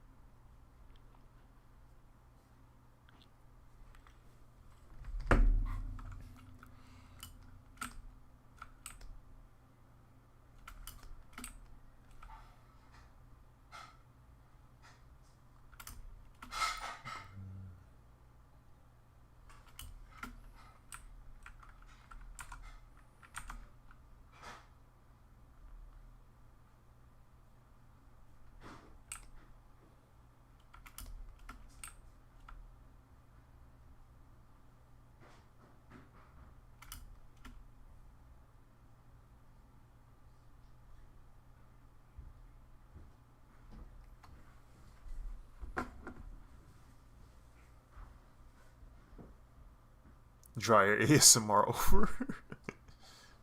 Man.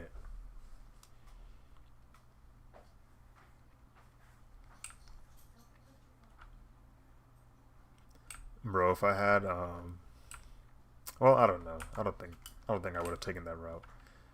I had this idea of, because I don't talk often in my streams, unless if you guys are watching, like if I have viewers that like want to engage in conversation, that's when I usually talk. But after a while, I kind of just zone in, and I don't really do much in terms of entertainment. And I was wondering, like, shouldn't I just be a ASMR streamer at this point? Just have only keyboard clicks and mouse clicks, and that's it. But because I live with a family, I can't really control my environment to be completely silent. You know, I'm in the freaking garage, so I want to have complete control over the silence. I'd have to like stream in the wee hours of the night, and even then, I still might not have a lot of control over sound, because then I gotta worry about the stuff outside the house. Because I'm in the garage, I'm closest to the outdoor, to the street of the house, so cars are zooming by and all kinds of stuff. Which I mean, I don't know. That could, I guess, add to the content. Some people do like that stuff, like just background noise of the outdoors, whether it be cars or animals. LMAO, I literally just zoned in. That's funny. That's why I come and say hi and stuff. It's nice to chat and also work. True, true. Your art process is crazy too. It's so detailed. I wonder if you get any sleep. I get a little bit. um, that could possibly work if you get a mic with sound canceling properties. Yeah, yeah.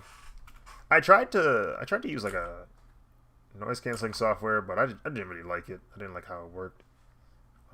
So I'm gonna have to keep looking, keep researching. But that's the thing, though. Noise canceling gets rid of a lot of sounds. So now the ambiance is gone. It's just pure silence and only me speaking. That's the other downside. That's the flip side to it. You get no sound.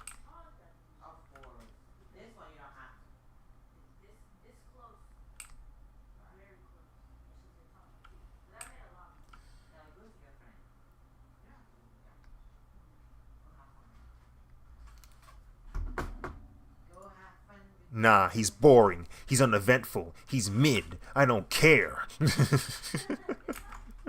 He's bald. Jiren's bald.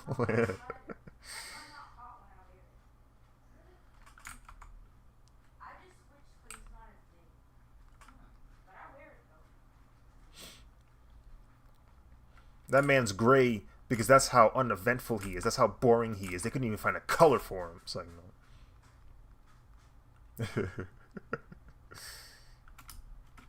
Beerus doesn't go to sleep for a bit. Beerus go to sleep for 20 years at a time. Hmm. That'd be Boo. Boo be doing that. He be sleeping.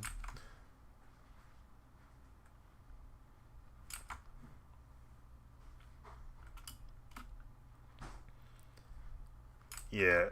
Kid Boo literally would go to sleep and fight.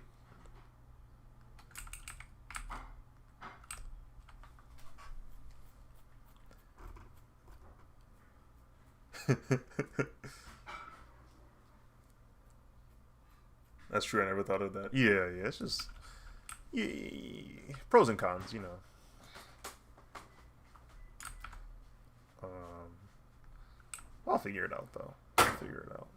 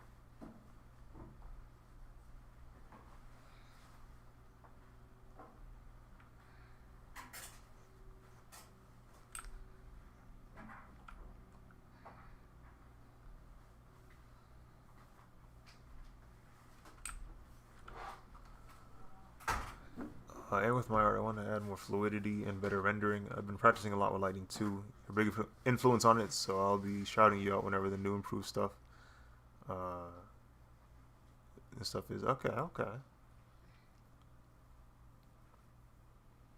Um, yeah, that lighting stuff. It takes a while to like get an understanding of it, but once you do, you can do some really cool stuff. Try some new things out, techniques, and get some really dope results.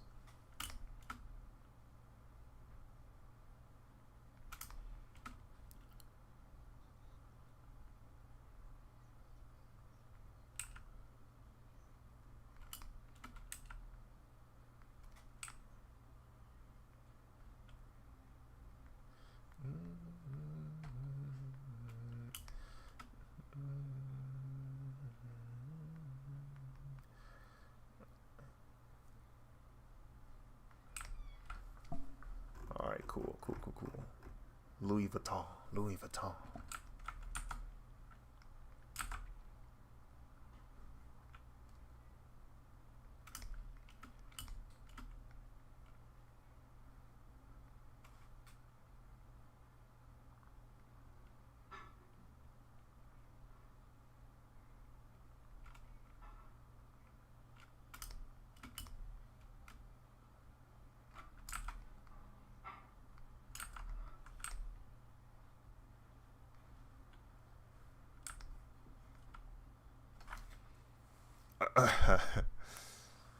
Yo, so have you ever thought about creating a comic? Always wondered that.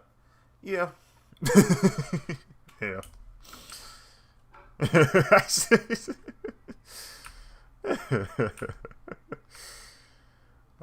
It's crossed my mind a number of times now.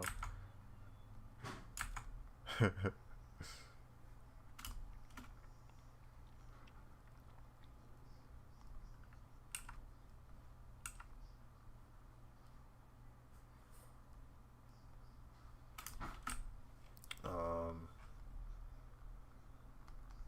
currently in short film status. If I can get that short film going, I'm gonna work my way backwards into a comic. You would think it'd be the other way around. It should be the other way around, but I was like, you know what? Animation first.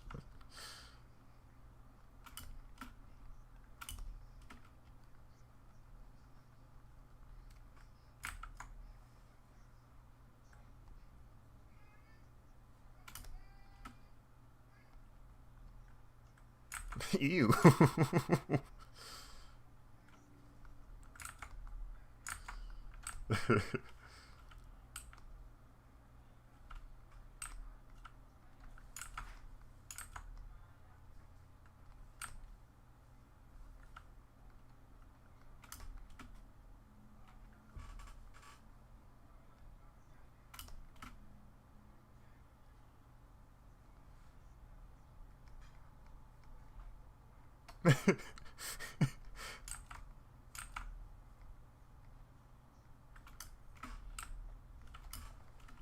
I feel like 80 is a solid age to start aging like that. I think 80 is fine.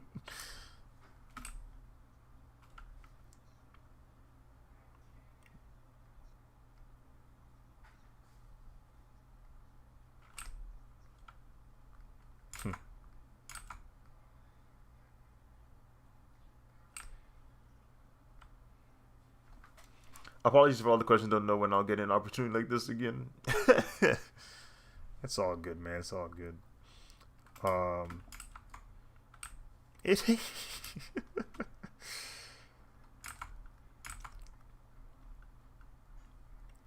Shoot, I've been streaming every day for this past like 3 weeks. It feels like I'm probably gonna stream some more even after I finish this drawing because there's another drawing I want to work on, and I feel like people would be interested in seeing the live stream for it. Yeah, I've already grown accustomed to it. I definitely won't stream as long as I've been streaming recently because uh, the only reason that's why I'm streaming this many hours a day is because of the crunch of this drawing. I'm trying to get it done as soon as possible, but this upcoming drawing I won't have to crunch as badly. Still crunch, but not as badly.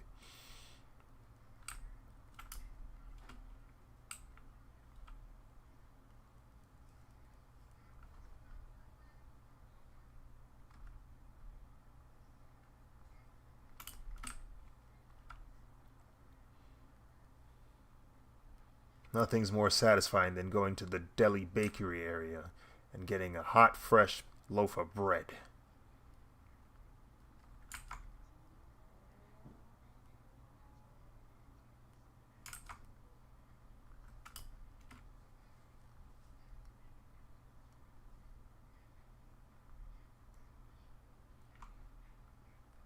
Oh, you ain't know?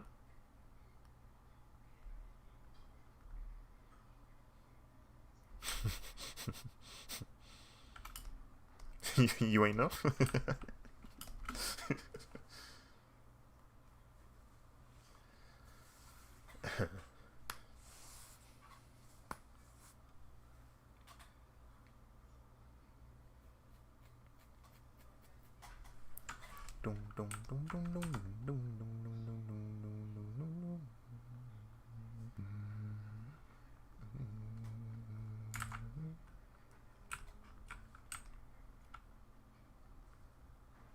All three loaves.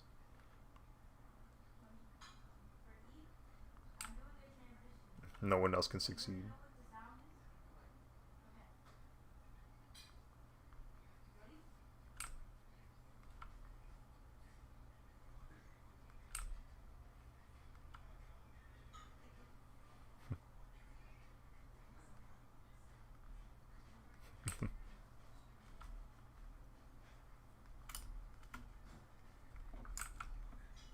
Is Pierre still in the call? I hate what you just did right there. I hate you.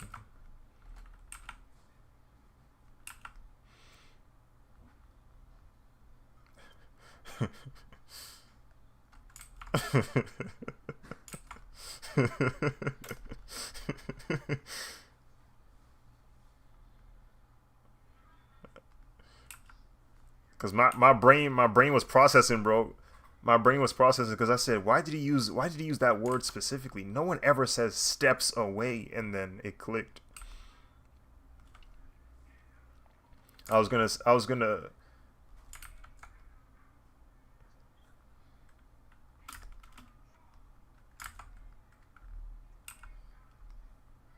um say I saw your story. I saw that you was at TNA this past week.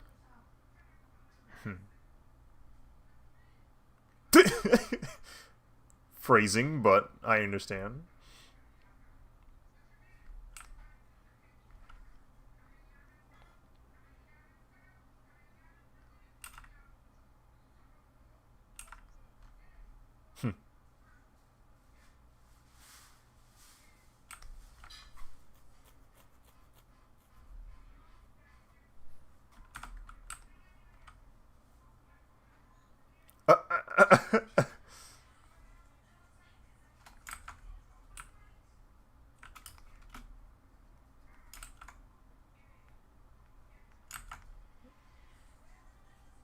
Passing out.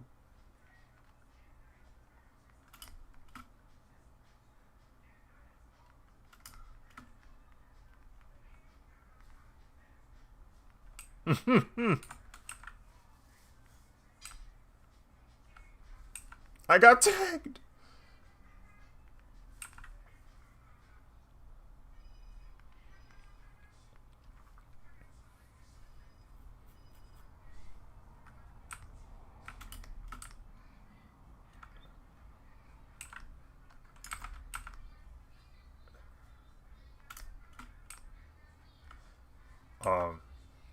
I want to fight,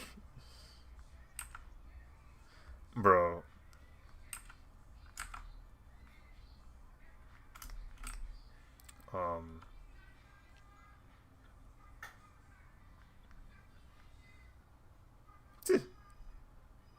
Um, now if only he could backflip himself out of being a bad person, then we good to go.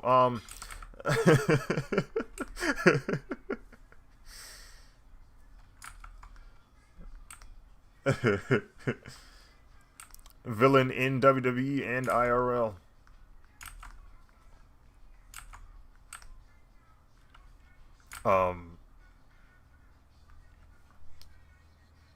Speaking of interacting with the fans, I saw this funny video months and months back where Nia Jax, you know, the really the wrestler that's a whole lot of women, she was in a live wrestling show, and it was this funny moment where she goes up to the barricade, and one of the fans has a bag of popcorn, and she like sits up on the barricade and like leans her head forward, implying she wants to be fed popcorn.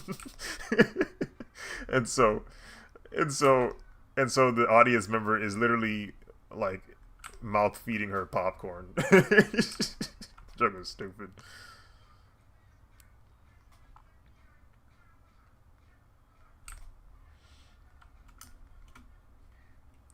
Yeah, no, her in ring stuff is pretty good.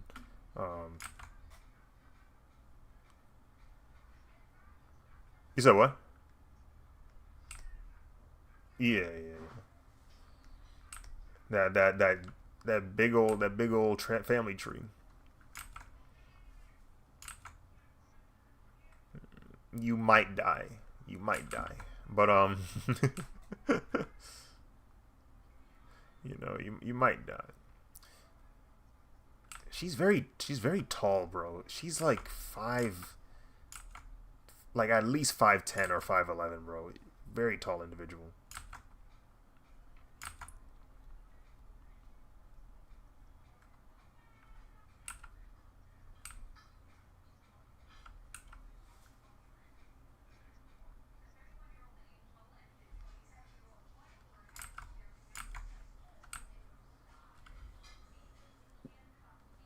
Insane.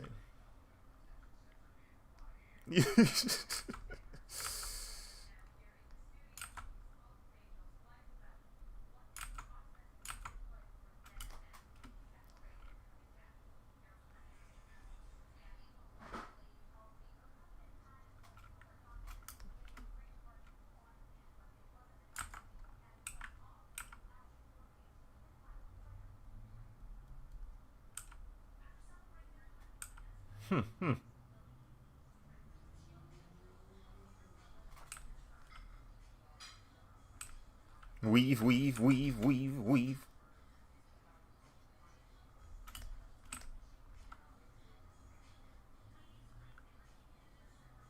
She hove.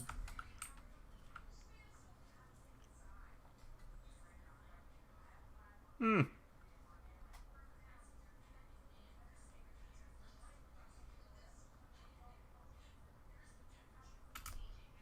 What? Biased. Uh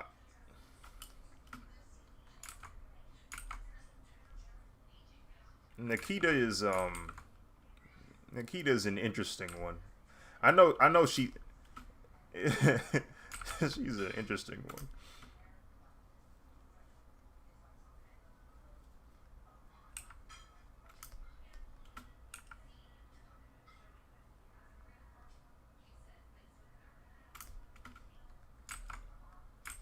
I'm really glad at least the NXT crew and TNA crew are interacting with each other. I like the fact that there's this crossover episode essentially happening every week.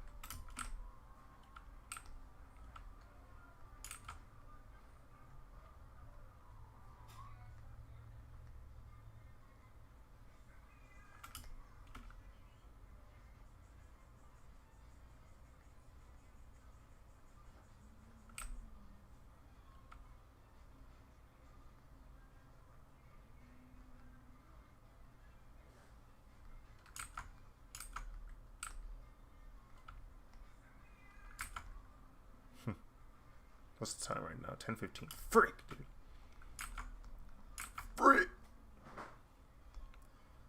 I hate it here. I hate going to work and then coming back. It's 5 o'clock. I shower. I eat. It's 6, 7 o'clock, and I'm drawing, and then it's 10.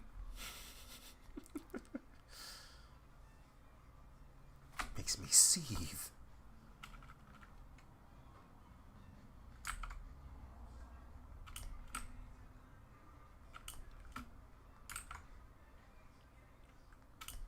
You, you, you can't. You cannot.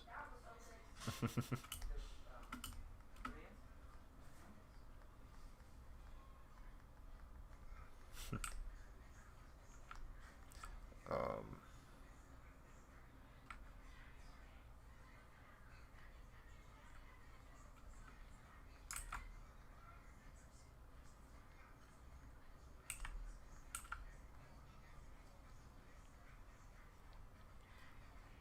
Bro, I remember them Yu-Gi-Oh cards when I was a child, bro. I didn't even I asked my parents to purchase Yu-Gi-Oh cards, not knowing how to even play Yu-Gi-Oh, bro. I just liked how they looked. I just I just like I just like how they looked, bro. I had this really cool card. It had like a bunch of stars on it, and then I accidentally kept them in my pants and then they got washed, and I was like, "Yep, there it is." Um,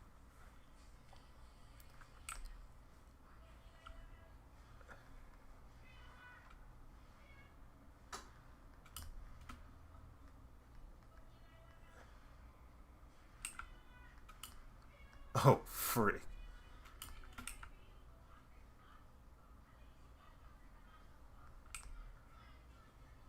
Yeah, like taking your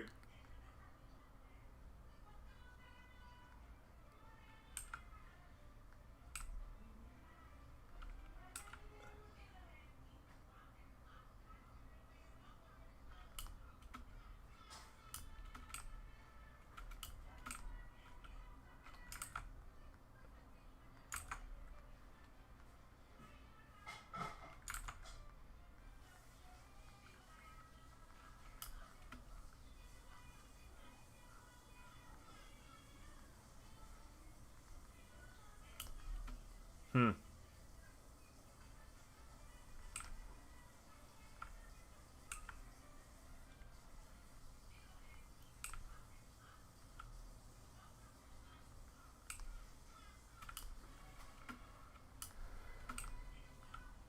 I wonder.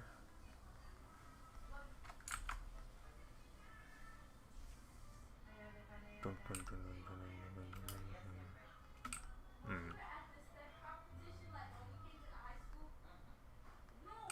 Pocket monsters.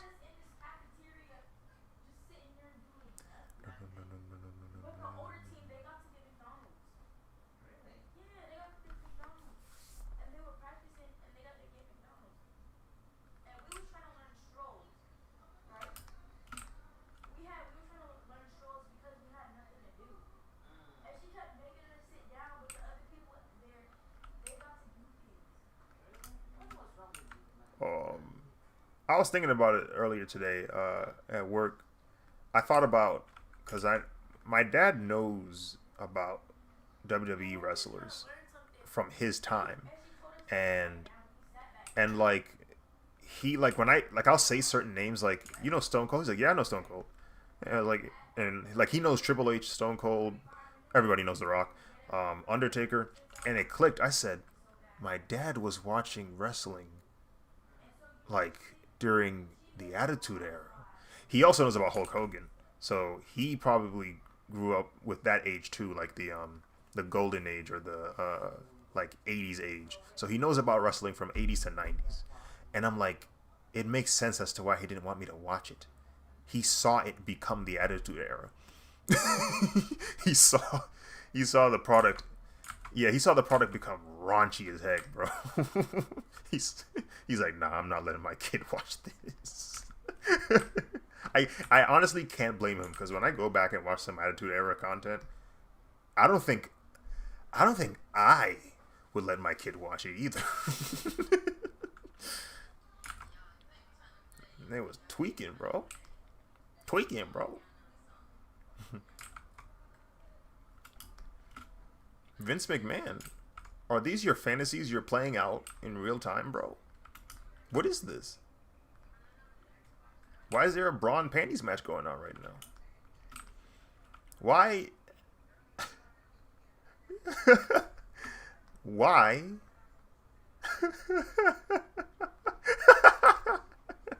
Why are we doing this? Why are we doing this, Vince?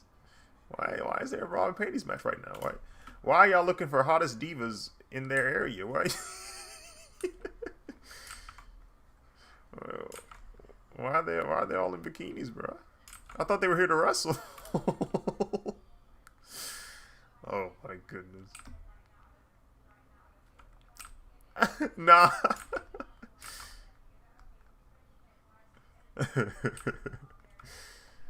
Why is the Undertaker crucifying someone?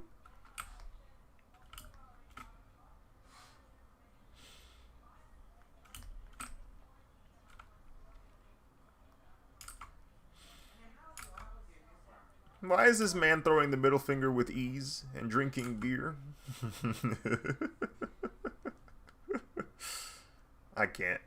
Yeah, I can't. I can't blame the parents. They're just doing their job.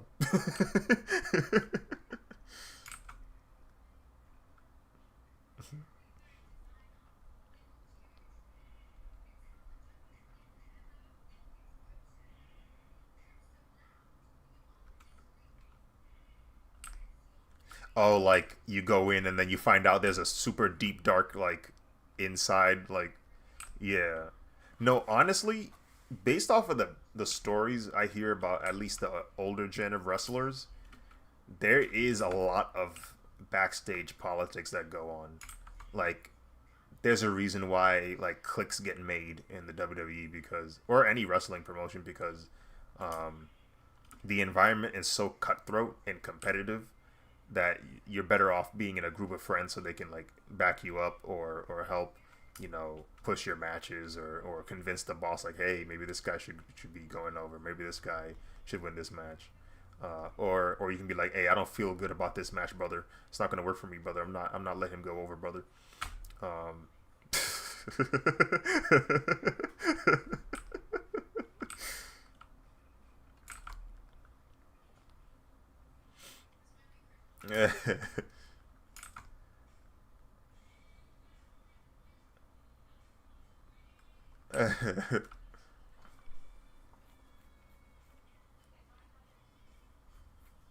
hmm.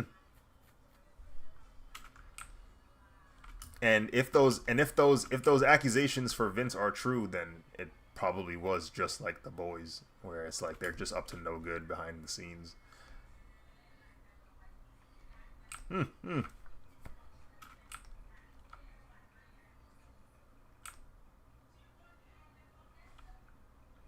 Hmm. Freaking what was that one wrestler? Tony Atlas was saying how yeah we were not respectful to women in that locker room. I said, oh, he just said it. He just said it. He admitted to it. He said, yeah, we was not treating them with respect back there. Frick.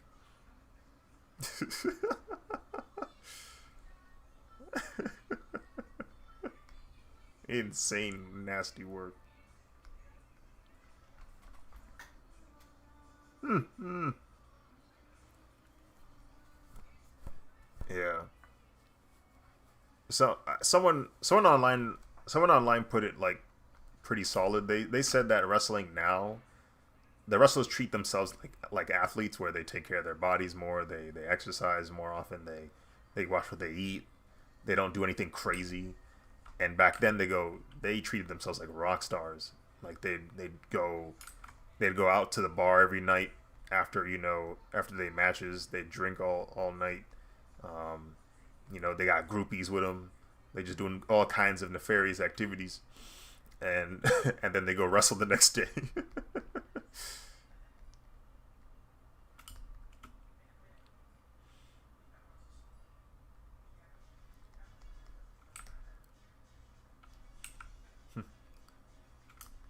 You Rodney son.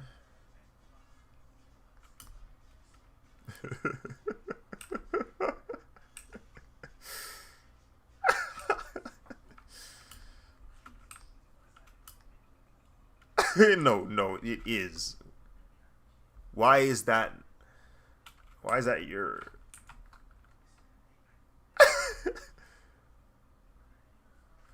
Like why? Why is that his defining trait? Why do you remember him by that?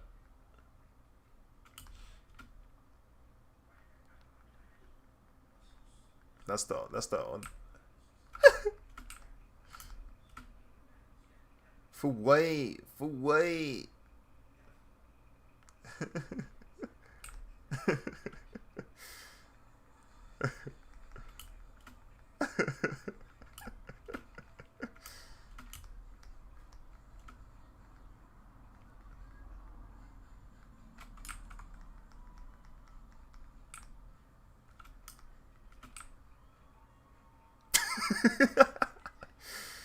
It's the it's the accent, bro. The accent is hilarious.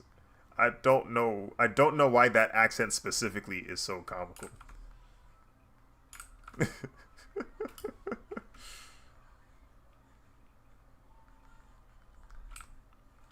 It's like a northern accent. Like a it's like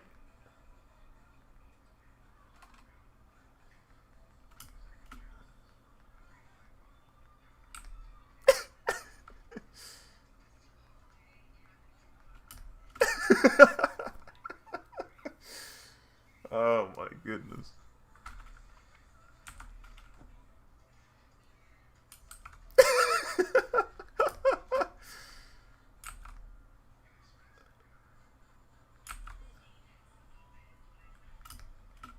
it's it's nasty work, literally and figuratively nasty work to hear that that's happening to your family member, specifically your father.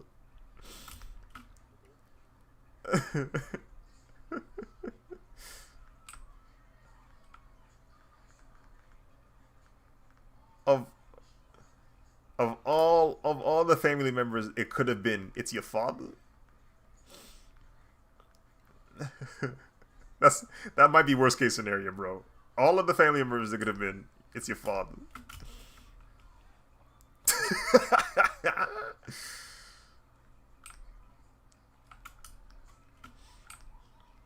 Stupid video, stupid video.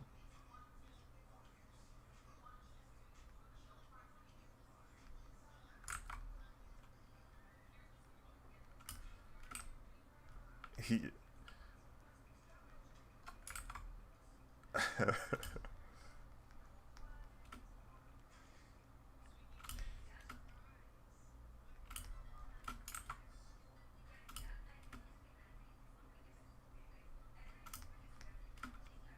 I don't know why, but I heard an order of sounds that for whatever reason made me think I was listening to the Rugrats theme.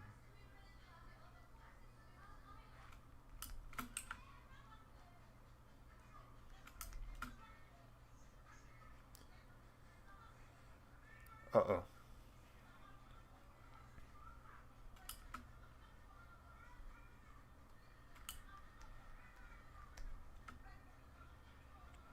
Getting strong now.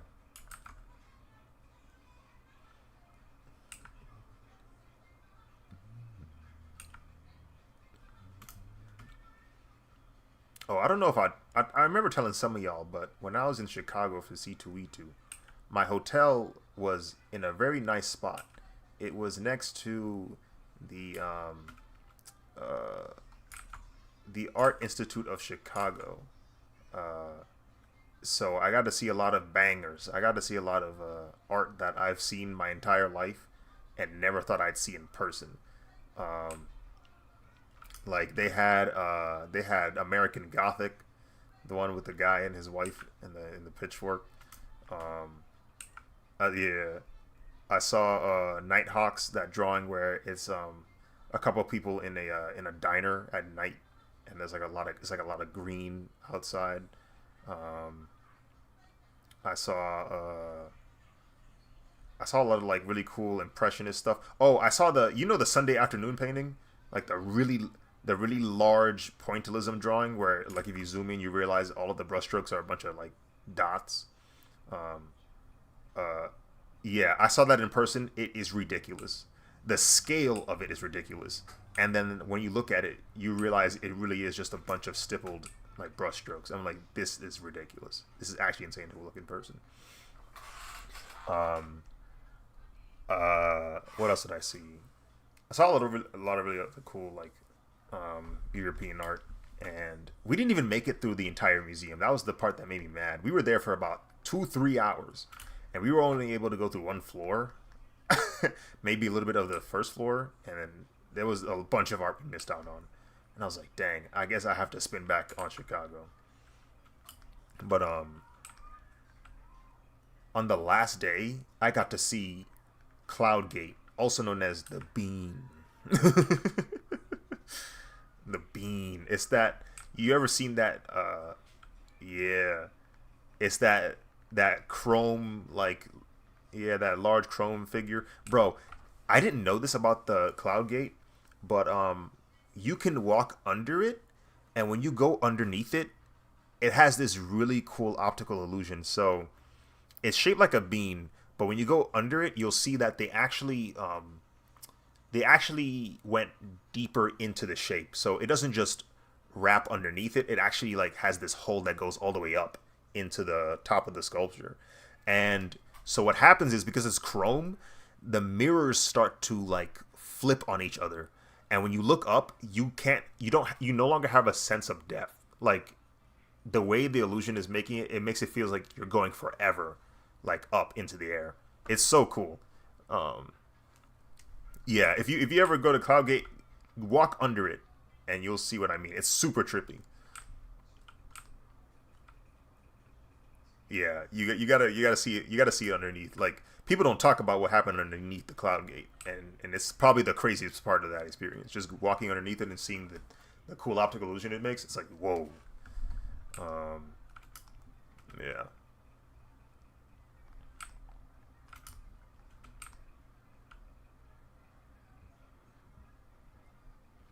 Chicago is a surprisingly nice, like, has a surprisingly nice downtown. Like, I always hear about Obla and the negatives of Chicago, but if you if you pull up to Chicago during the day, nice weather, it's actually a good time. It actually looks really nice. Nice cityscape, buildings tall. Uh, it's just a good vibe. Just stay indoors at night, or not. It's up to you.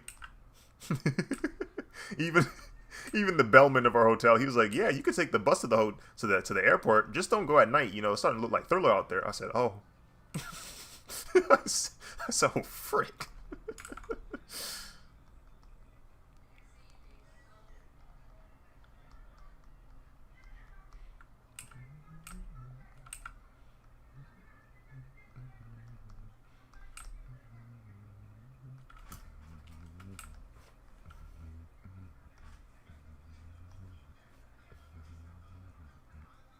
Food wasn't too bad either. I tried a deep dish Chicago pizza for the first time. Bowl of soup, or not? It's a bowl pizza. That's what that is.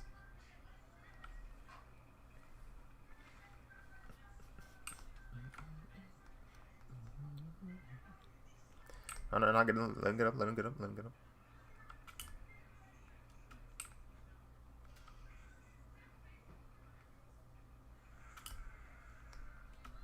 Ooh, hold on. Let me fill this in.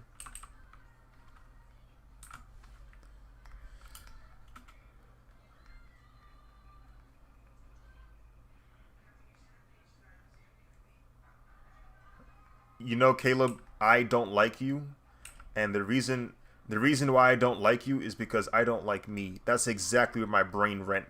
The moment he said what's good, like I immediately was thinking about Thomas Dubois being possessed. That's actually gross.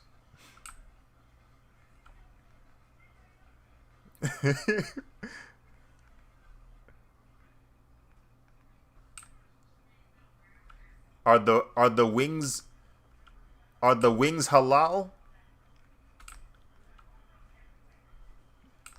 If if the wings are halal, I will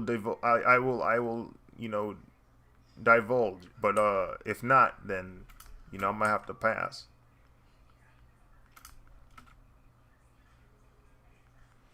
I know that city ain't that dang big without food options. I know they ain't. There it is.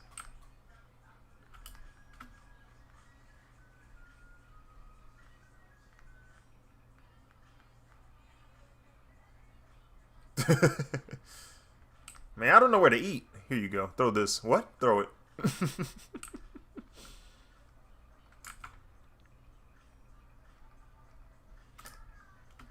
I did enjoy the when we was in Houston for last year's DreamCon. My hotel was walking distance from the con, and that was bliss. I could just walk to where I wanted to eat, and just walk like one time some prince had came in literally during the middle of one of the days, and I asked my brother, I was like, "Hey, yo, could you go to the hotel real quick and pick up the shipment of Prince?" And then he was like, "Yeah, sure." And then he pulled up, and lo and behold, I had new merch to sell at the con. I was like, "Let's go." I'm gonna miss that convenience. My hotel is not that close this time.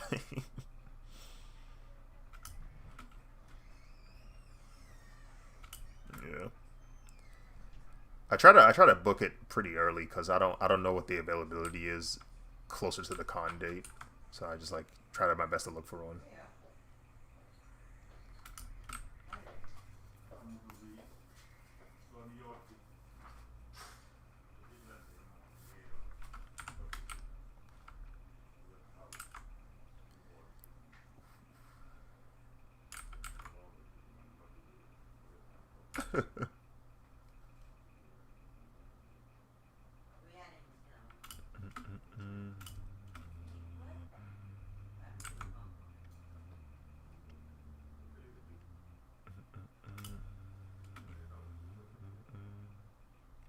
That's what we got.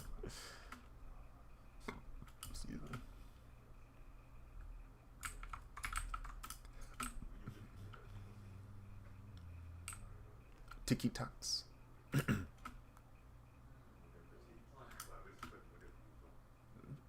About to start searching up halal food places in Houston.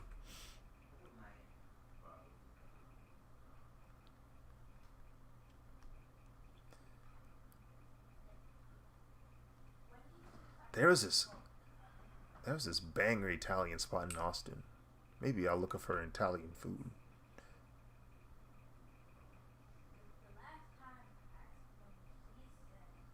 A low key, a low key.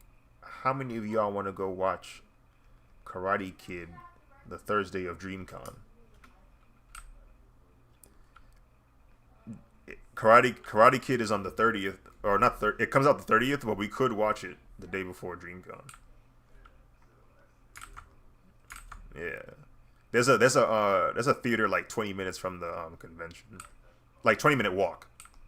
So you can get there in like, yeah, you can get there like probably like 5 minutes or less drive. Because I saw the release date and I said, I kind of want to have a watch like party or a watch group before the chaos ensues.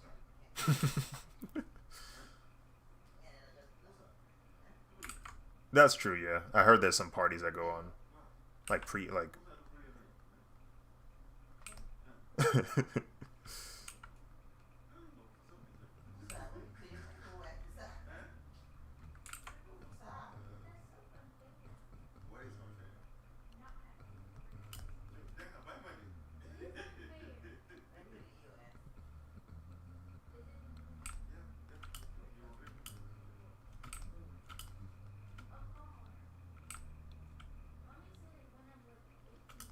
Last year I watched Deadpool before DreamCon. That was gnarly.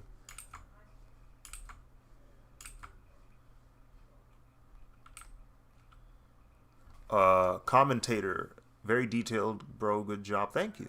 Welcome to the stream. I hope you're doing well. I appreciate all the good vibes you're giving me.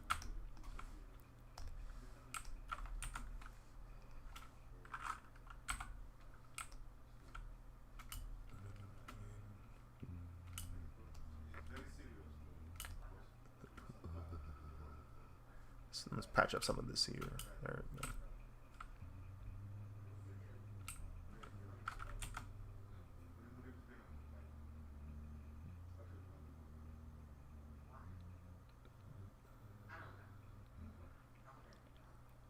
I should look up the show times for that movie. See what times they have. Um, hmm. Uh, so you get to watch it ahead of time.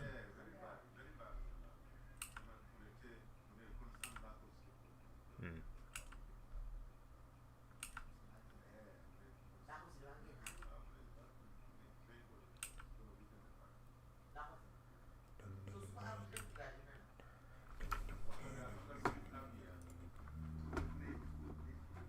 Matter of fact, I can check right now.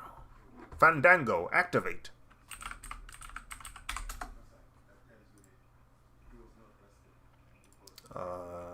Houston. Actually, hold on. Let me see. Let me look at the zip code of the convention. George Brown.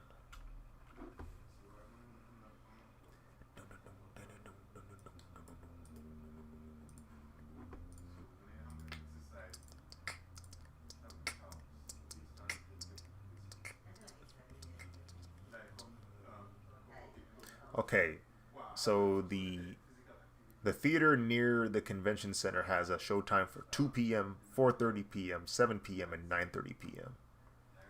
So I'm probably going to that 7 p.m. one or 9:30, whichever one.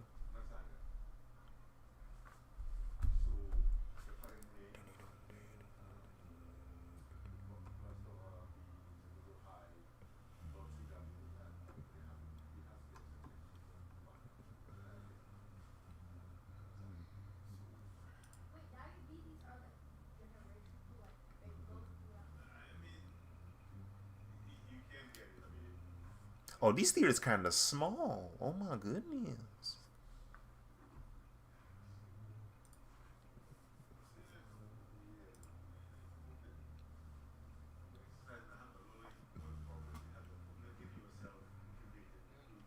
Okay, yeah. So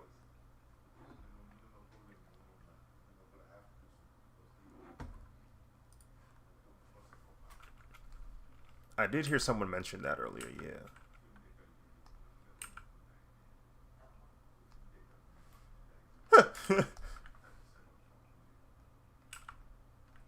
You say you don't want to find out.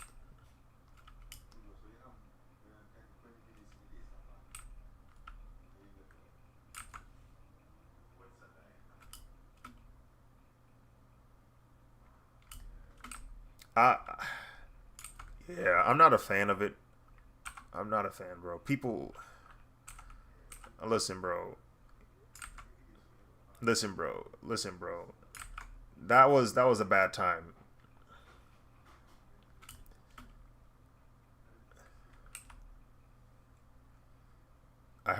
Yeah, I heard they like to.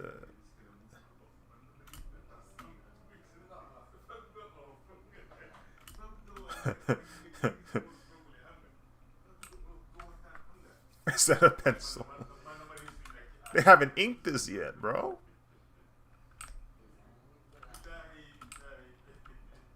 Um, yeah, bro. I don't know. People are like mad, impatient. They need to have their stuff now, now, now. And I'm like, bro, like y'all don't mess with delayed gratification no more, bro.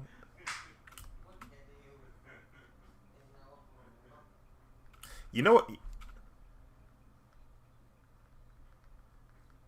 No, that's funny. Um,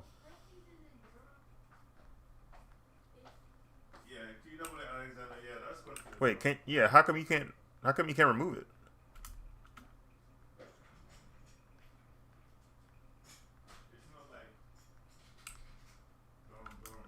I'm trying to see some.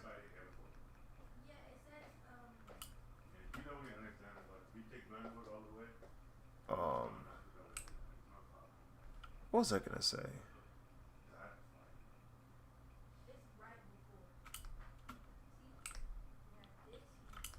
Lord have mercy.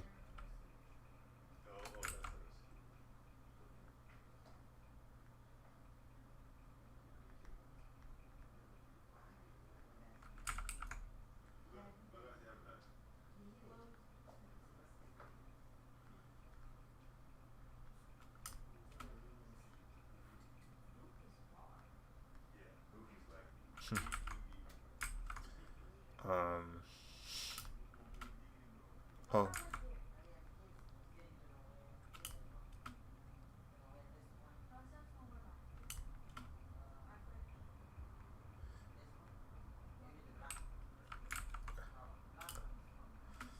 Bro, why did we get the timeline where they tried to use AI to get rid of all the fun creative stuff, bro? Why didn't we get the AI version that gets rid of all the nasty jobs, bro? Why did we not get that timeline, man?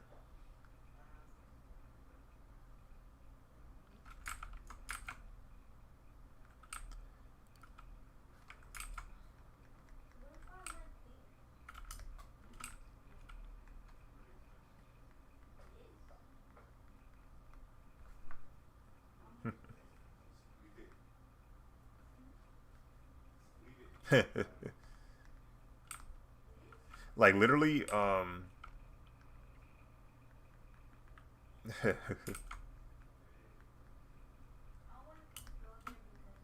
problem solved.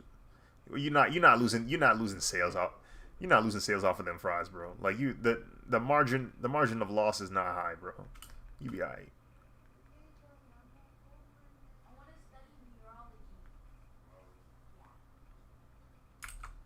See, they get it. They get it.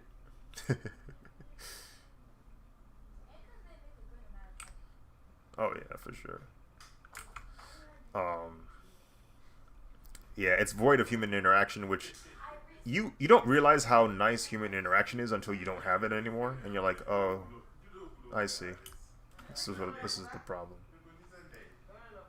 Right.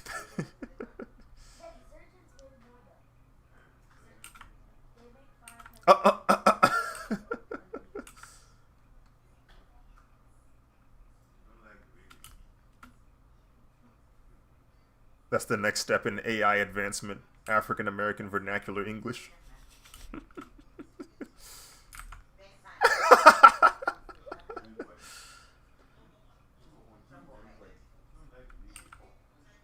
No, Bev.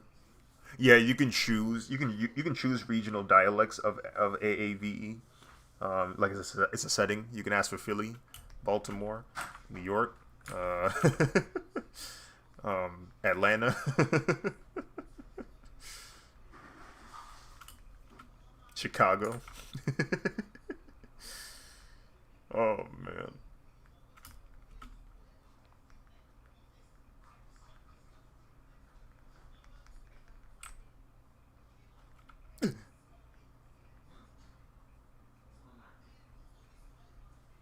It's one of those moments.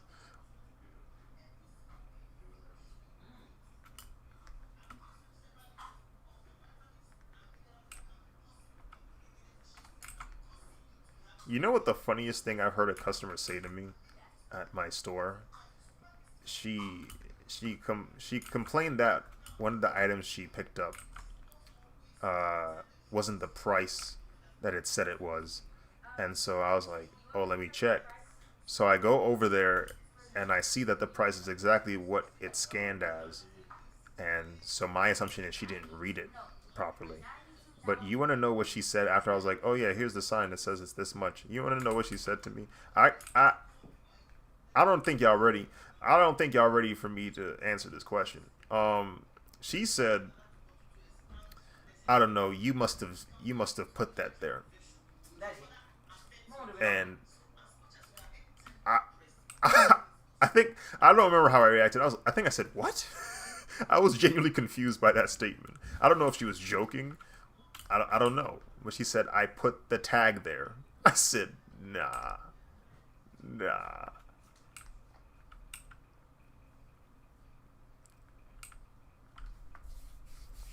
Yeah, get some active.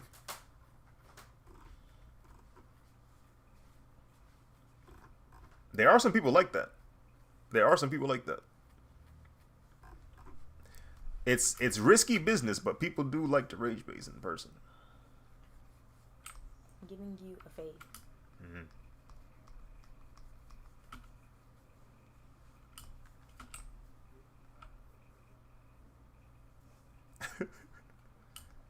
Why is my nose getting a fade?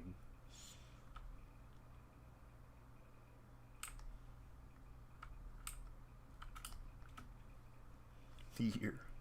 I think you have compression skin. What the heck is compression skin? It's when your face is oily in the T-zone, but the rest is dry. Oh. I recommend a compression skin cleanser. They're very cheap, like a good $12. CeraVe to be. How many ounces is it? I think it's 237 milliliters. You can get a big one though. Did you see the size I have? I don't even know what it is. There's so many bottles on that table. I don't know what does what. It's the one that says CeraVe.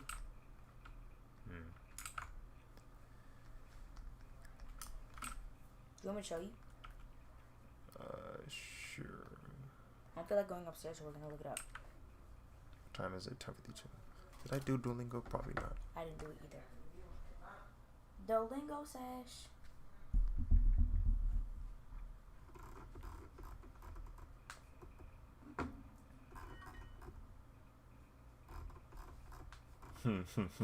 I have the voice one too. What this? I have that lesson to be done. ¿Cuántos años tiene tu abuelo? ¿Cuántos años tiene tu abuelo? Loco de ahí Mashoka. ¿Cuántos años? Loco de ahí Mashoka. ¿Cuántos? Loco de ahí Mashoka. ¿Cuántos años tienes a tu abuelo? Loco de ahí Mashoka. ¿Cuántos años Loco de tiene ahí Mashoka. tu abuelo? Loco de ahí Mashoka. They just keep letting me say the same thing. Okay, there we go. Eki de ahí Mashoka. ¿Cuántos años tiene tu abuela? Eki de ahí Mashoka. Él tiene 100 años. Él tiene Eki de ahí Mashoka. Él tiene 60 años. ¿Ya? Cohen de ahí Mashoka. Ella tiene 60 años. Eki de ahí Mashoka. Cohen de ahí Mashoka. Él tiene 60 años. Yo, bro, the homies are looking at your work on my stream. Can you show the whole piece? Oh, frick. I got you. Hold up. Let me turn on the other layer. And the other person. 0. There we go. That's my progress so far, sorry. I heard that. That was loud. How did that happen? Wait, my fingers need to be popped. How does that happen? I just pulled them. They love it. Thank you, homies. Homies of Kashmir. I don't know. It's easier for me to pull both of these fingers together and they pop. I don't know why, but it doesn't happen on this one. I mean, it popped a little bit, like it detracted. It distracted. Detracted? Yeah, like it Detracted? It distracted. Like you can see it literally happening. I'm pulling the joint. You can see that. Yeah, it happens. But it doesn't pop. But it pops on this one. Probably because I'm closing my hand so much on the pen. But if I go like this, or if I had then my fingers start to pop. Fingers. Or it's really just air bubbles being popped. Good night. Axel didn't do her Duolingo. Axel didn't do her Duolingo.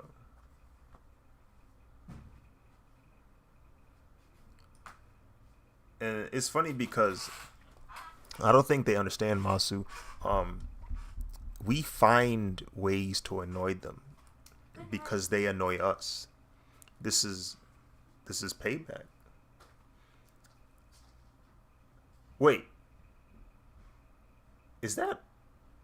Did Official and Amazement join my stream? Oh, shoot. That's cool.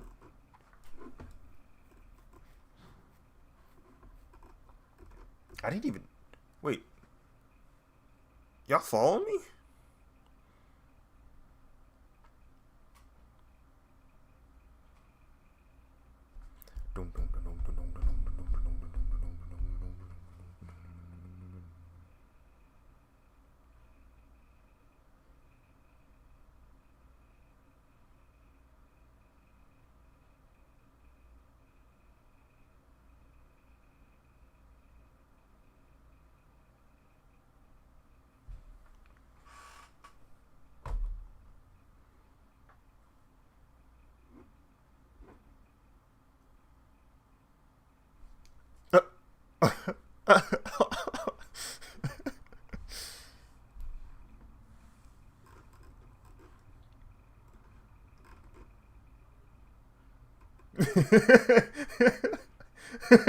Well done, Agent 47.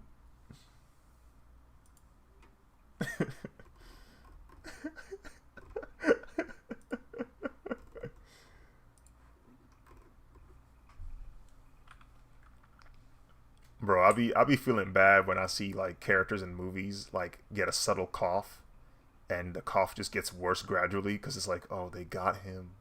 They got him. it's so it's so subtle. It's nothing to even like you could even ignore it. You could be like, oh, he's just coughing. Everybody coughs every now and then. Wait, why is he still coughing? Wait, why is it getting worse? Is that blood? That's blood. Blood's coming out of his mouth. He he's convulsing. He's convulsing. Somebody get medical attention. He's dead. it's, it's like, yo. Yeah, and then if you're watching a horror movie, it's something comes out of his body, you know, naturally.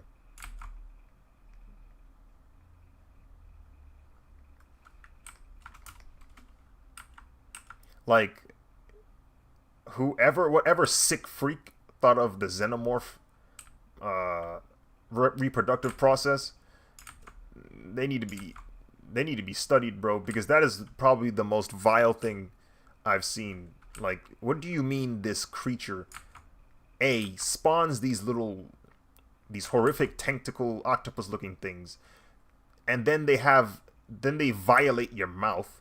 Then while they're violating your mouth, they go into your innards, and if you try to pull them, it's going to kill the person. And then when they're done violating your innards, a baby gets born inside of you, and it explodes out your chest. What's going on here, bro?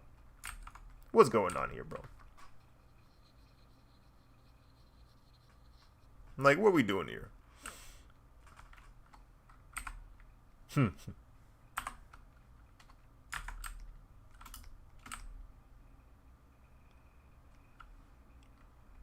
You can listen. The moment it does that whole screeching thing, once it does that, you need to hit it with all of the fire you got, all the weapons you have in your arsenal. You need to shoot it down that second because they grow too fast, way too fast. Yeah. Zonlen. What am I talking about? Oh, I'm talking about the xenomorphs, some aliens. They're grotesque beings. Oh frick, that was rough. That was rough to look at. Yeah, no, that's the type of stuff that make you shudder. Um,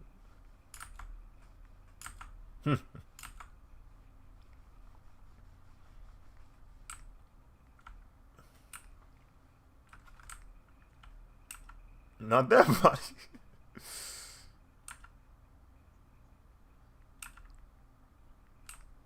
Uh, I would cry if we lived in that universe, man. It's so grotesque, bro. That movie made me ick, bro. The sound design, the visuals of seeing that nasty thing going into a human's body. I was like, nah, bro, this ain't it. This ain't it. Oh,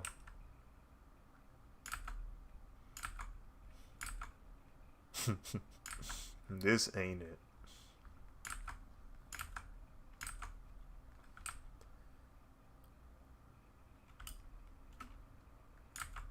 Hmm.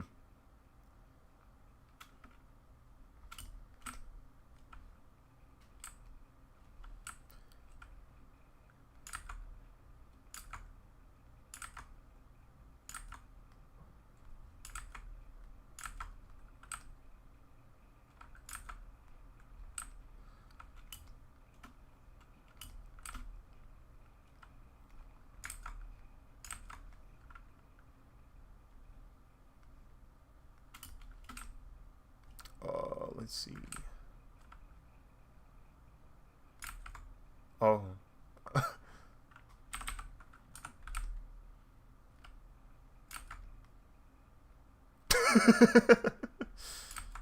Interesting.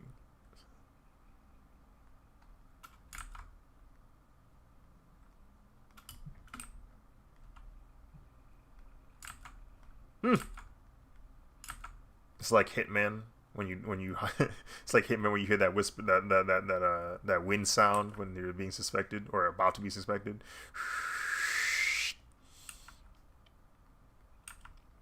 No, it's so terrifying to hear that. Even like a little bit, like you just the beginning of it, you're like, what? No, where? Where is it? Where is it coming from? Anxiety level 2 when it happens quickly. Hey, what? No, you found me already? Wait, no. The door freaking opens. That's why they found you. You're making me mad. Now I gotta air it out. Now I gotta air everything out.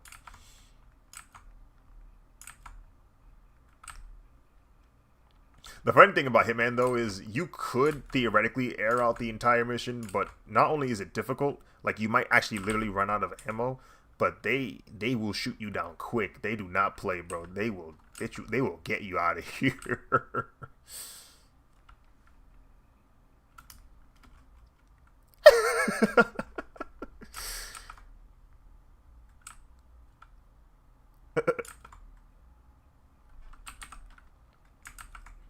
Insane. You know, I have yet to get on Hitman.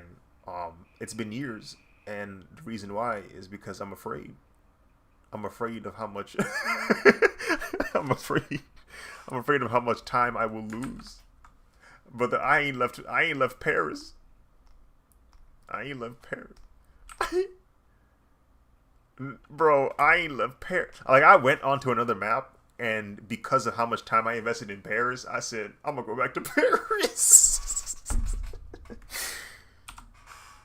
Bro, I could live in that mansion now, bro. I know where all the rooms are.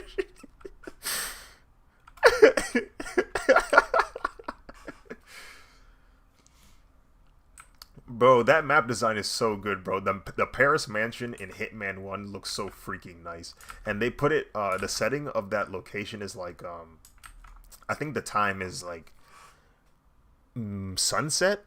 Like, it's either sunset or like the break of dawn. It's probably sunset because everybody's still in that mansion. But, like the lighting looks super nice, and there's everybody there. There's a fashion show going on. There's a dining area. There's an outdoor place you can hang out in. They got a nice garden. There's a multi-level house, so you can go to the top. You know, check out the penthouse.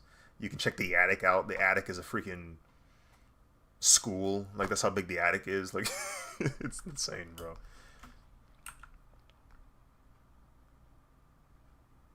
I believe it.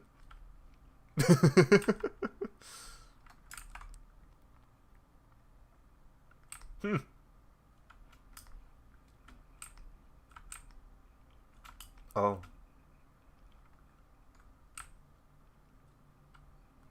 It was just normal.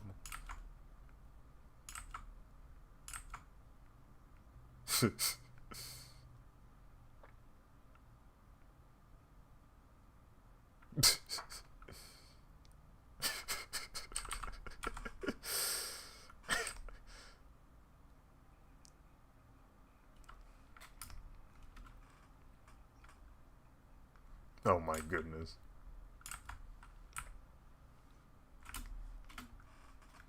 I wonder why. I wonder why they canceled it. How could they ever possibly cancel The Man That Made Graduation? What could possibly be the reason?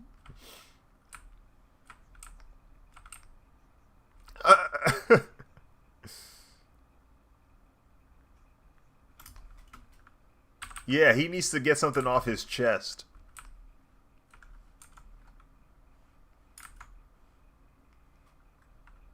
Like, come on. You can't let a father be a father, bro?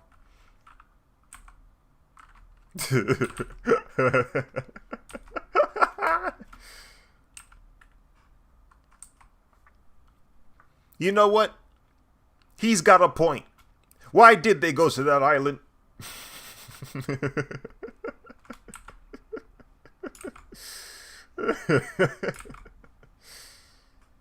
50 misses one hit. He's got a point. He's got a point. I'm not gonna lie. Everything else he said, forget about it. This sprite right here. Oh.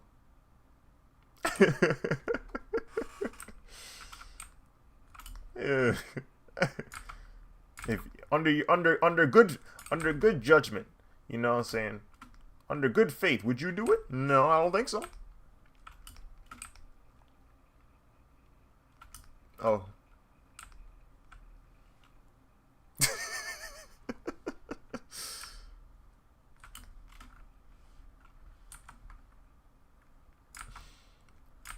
Man, I did not think this would be the sequence of events of this man's career. Yeah, I just not on my bingo card.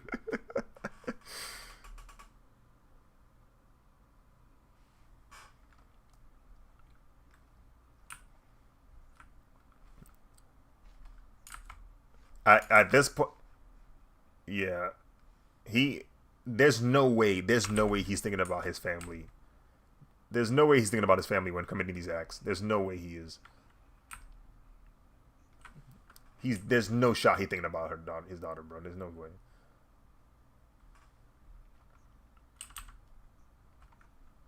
Oh.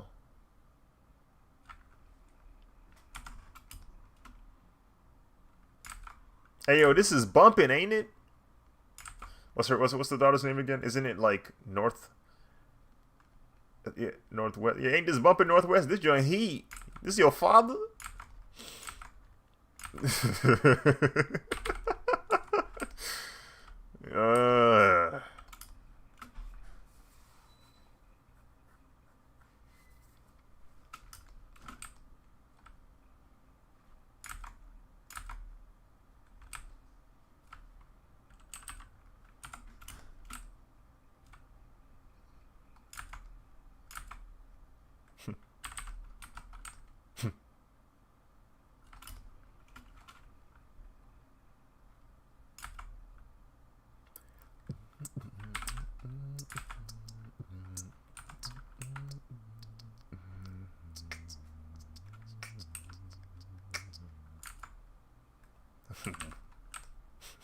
What's happening? What's going on? Oh. You said that out loud though. You said that to her though? You said that out loud though? Oh shoot. I'm the man of the house.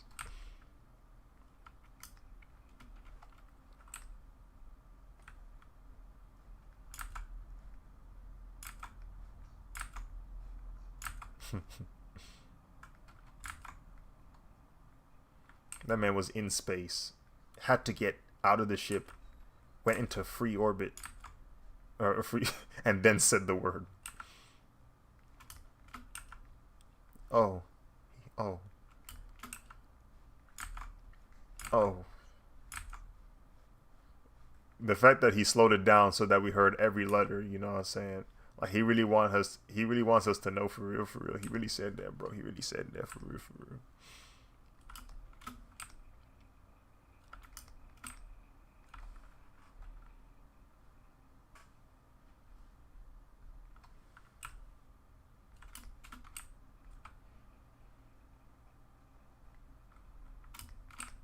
That's funny.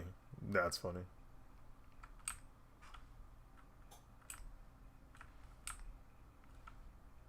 See, like the only way that can really work is you have to be so in sync that it almost sounds like they're saying it. Like you have to say it so quickly and on time that it just feels seamless. Like freaking Dylan did that. Dylan in RDC did that where he was talking, and then I think it was it might have been Leland. He was like saying it for him. Chuck was stupid, bro.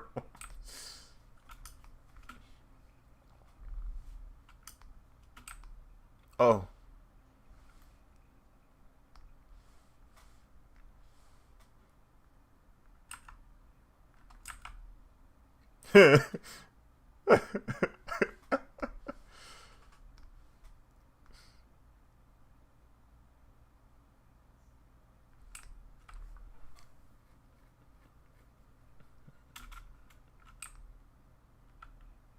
The transfer.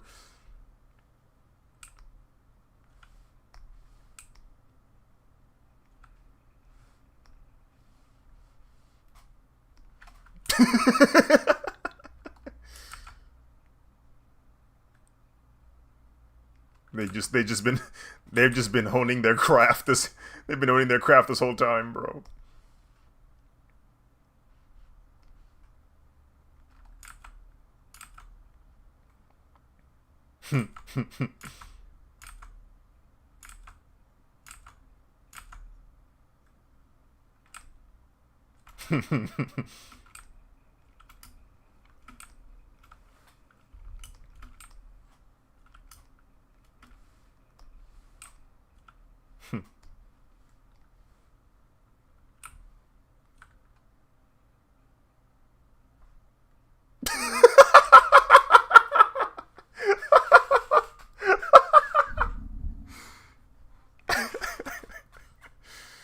Oh.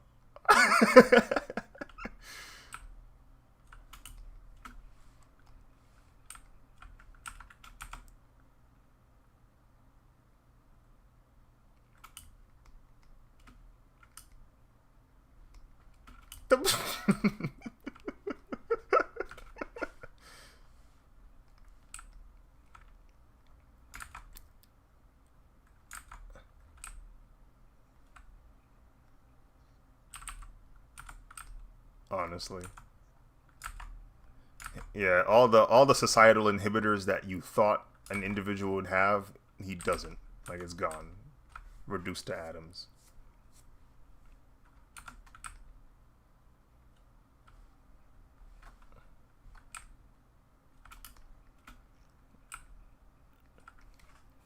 Hmm.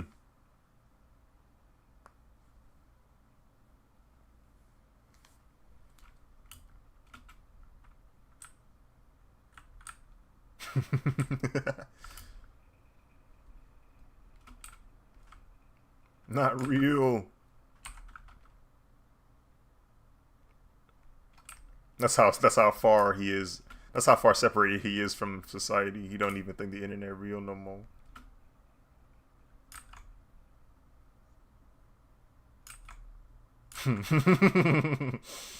Hmm.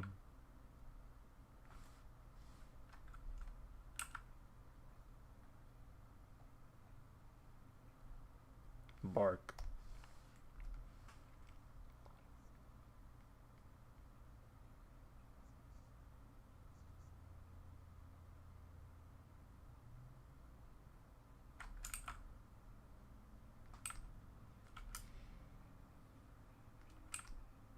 Oh.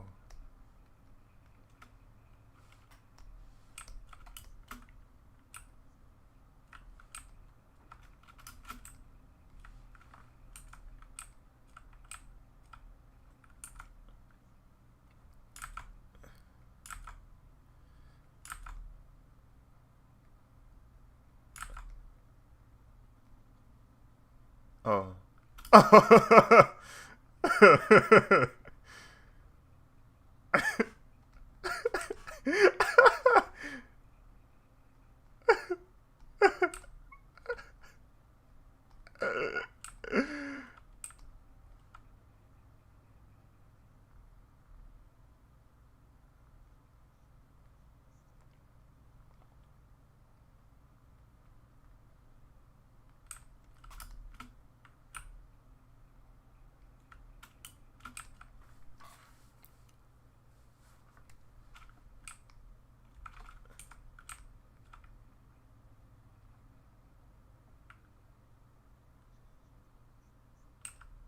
And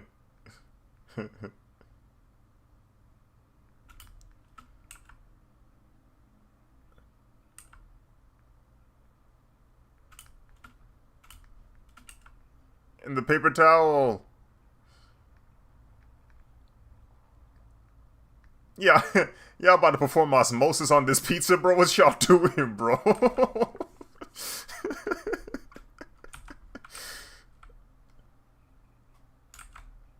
Oh my goodness.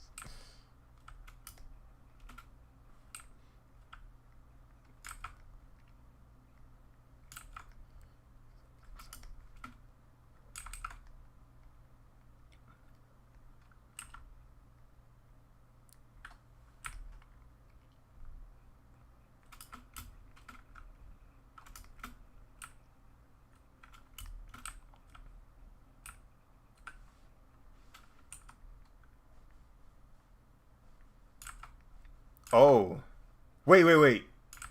They lost?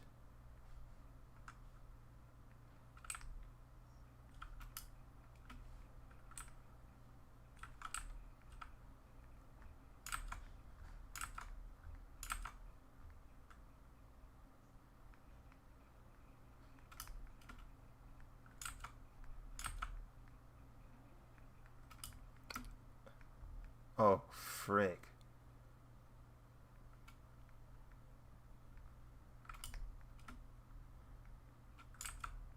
We've gone to bigger markets.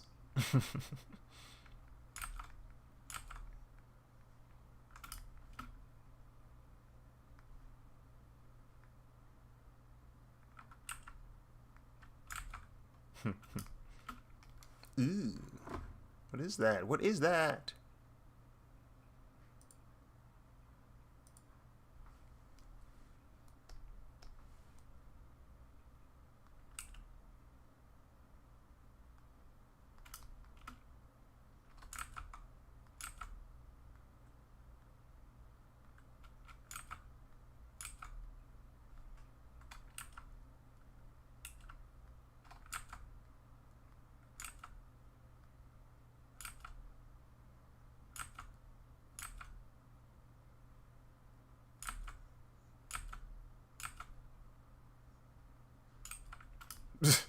Foolish samurai warrior.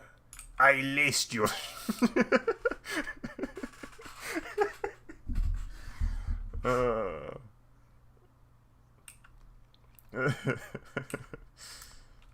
Dang it, Aku.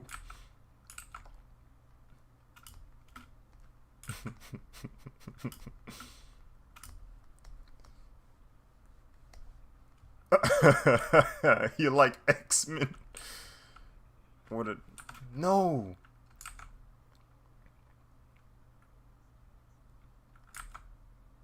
Oh, no.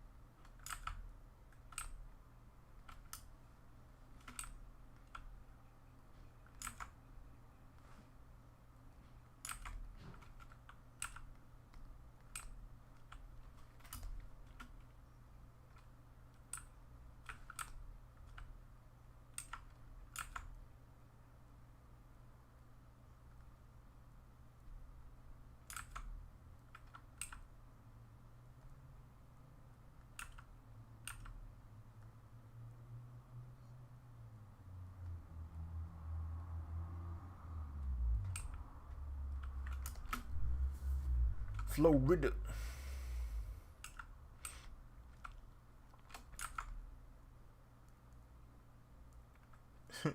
Is that Jason Voorhees?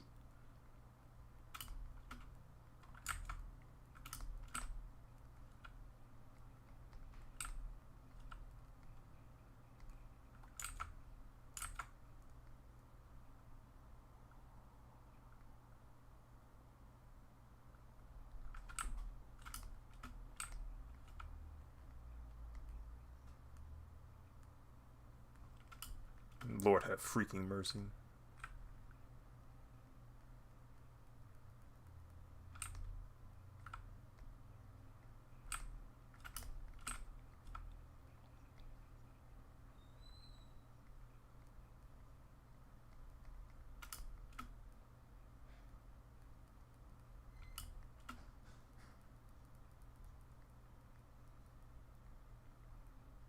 Hmm.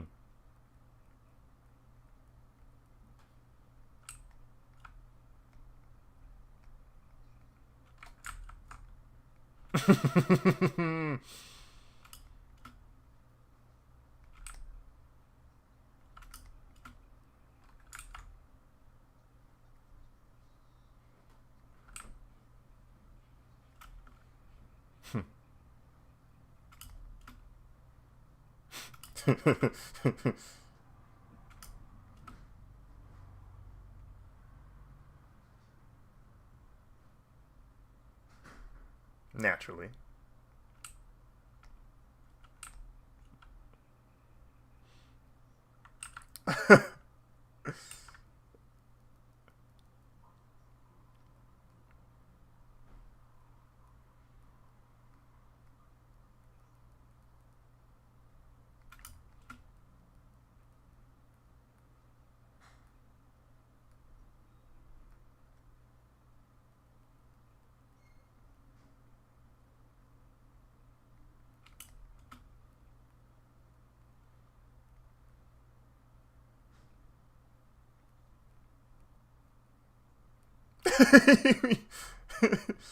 Is that Omni Quanta? Is that Omni Quanta I'm here right now?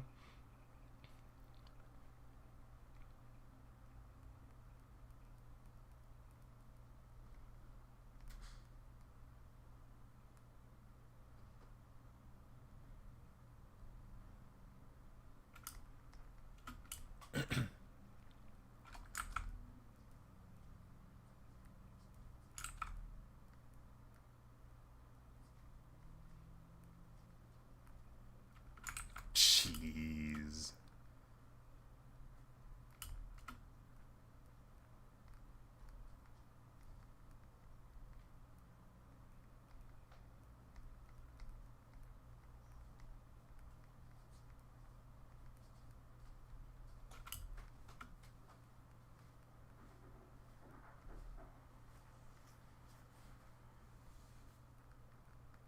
What you still love for?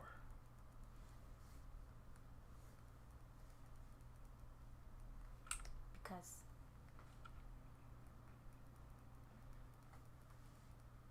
Because what? Because.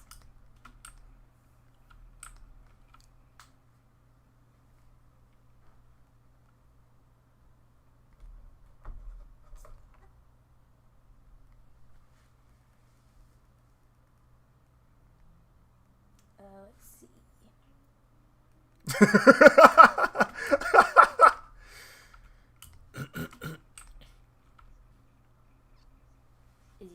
That's wild. I memorized so many passwords I had to sit there and think.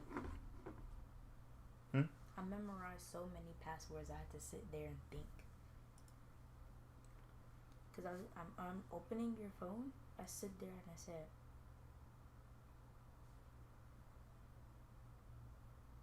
I had to think. I memorized yours, Dad's, mine, Mom's, my friends. Anyways, why don't you have Google? Like, why are you using Chrome? Anyways.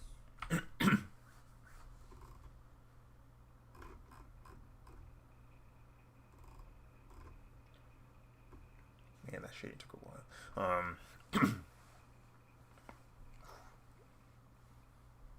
This is what I use.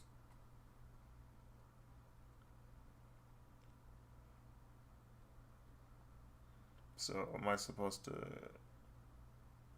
like, how am I supposed to use that? Okay, so like, you know how like you would like normally wash your face with a bar of soap? So what you want to do is you want to wet your face, nice and wet, and then you put some in your hand like a soap, rub it in, and then you basically just give it a good moisture in your face. Give it like a good 2-3 minutes, and you rinse it out. Mm. And then after you're done with your cleanser, you go ahead with the serum, and then a moisturizer, and maybe some SPF, and you're good.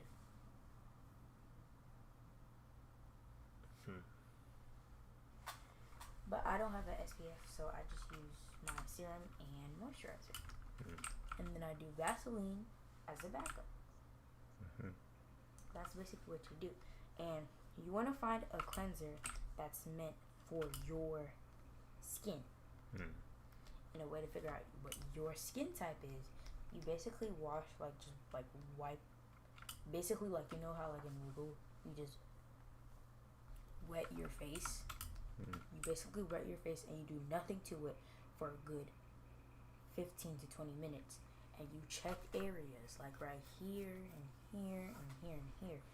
If your face like feels like flaky and tight all over, you have dry skin. If your face feels oily like all throughout, you have oily skin. If your face feels like oily in the T-zone, which is your nose and your upper eyebrows, but your cheeks feel dry, you have compression skin. And if your face feels normal throughout, you have normal skin. Normal. Yes. Like no flakiness, no oiliness, all that.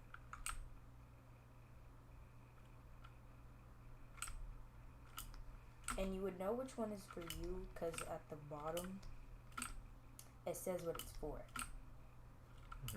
Like, for example, this one says for normal to dry skin. See?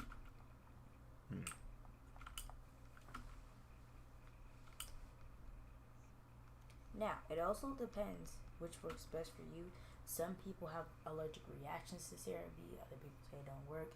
People don't use it because it's allegedly animal tested. I really don't care. But you know what I really thought was animal testing? They would put a full face of makeup on animals. I really thought that's what animal testing was.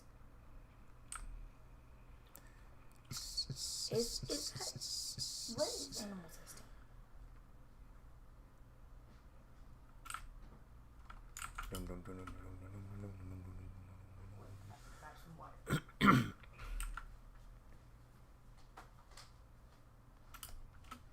What time is it? 11:29. Okay.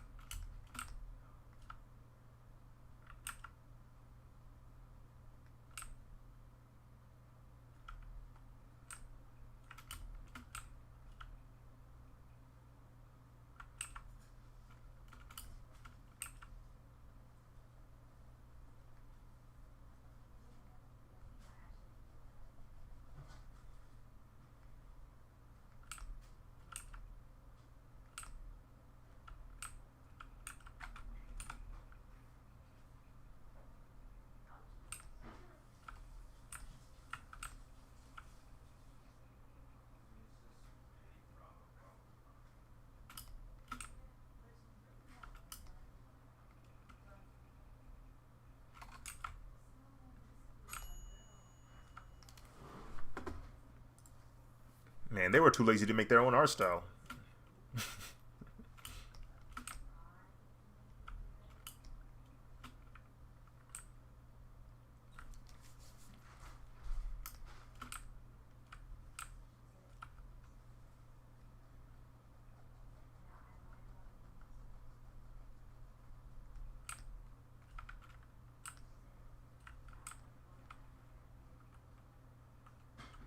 Oh, and then there's this.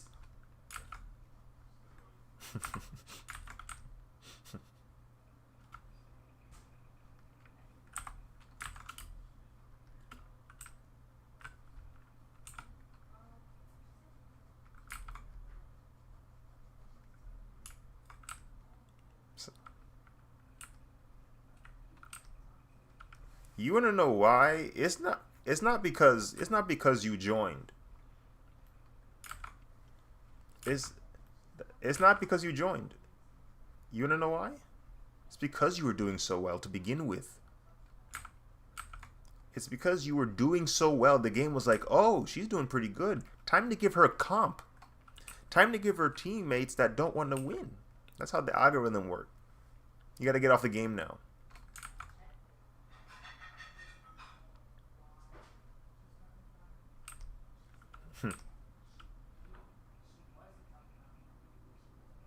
Yeah, no, the ego and skill level, they don't go up at the same time. Like the Dunning-Kruger effect is so strong with that game, it's embarrassing. Um, uh,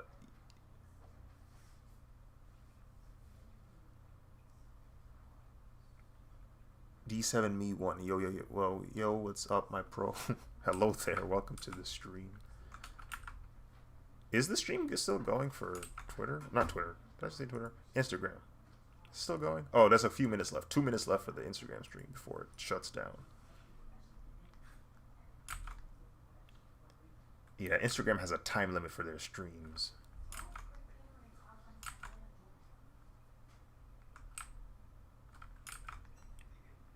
You said it twice.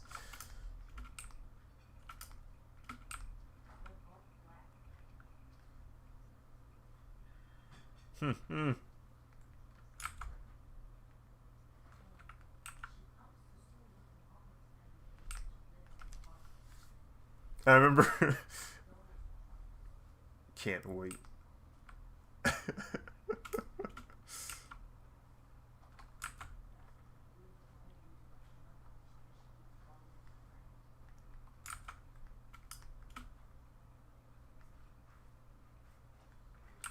Hmm.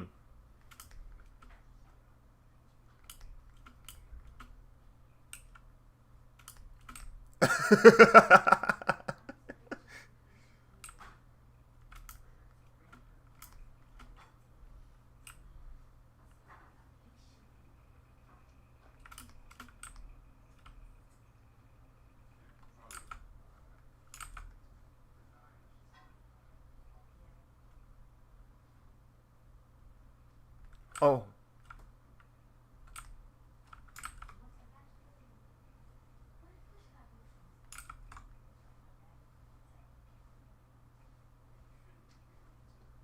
Spanish Black. Reminds me of that scene in Bad Boys 2 where the gangster's mother is in his house and he introduces her to Gabrielle Union's character, and then she says that exact word in question, like, oh, she.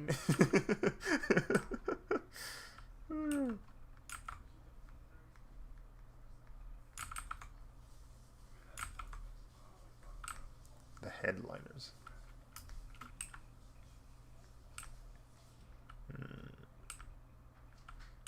Okay, but when Tenno say fun, he'll give you the most vile piece of information. So what does he really mean by this? What's that game about?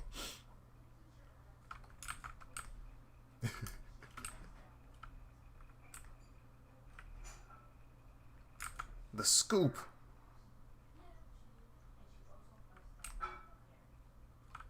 Oh way.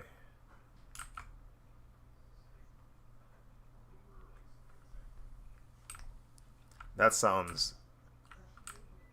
They gonna send me on a Peter Parker mission. I'm scuffed. Freaking. Amanpour type beat. Mothra!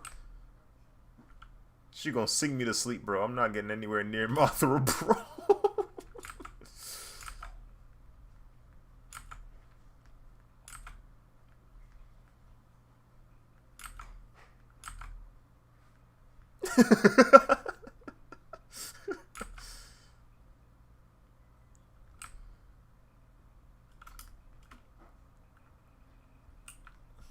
Is it offer for Mitch?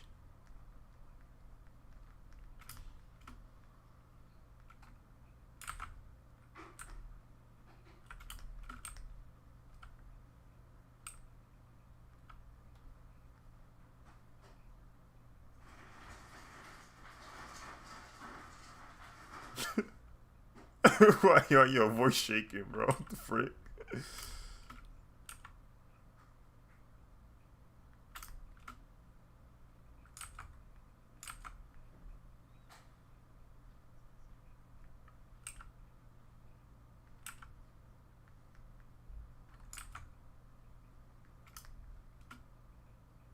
The Wi-Fi.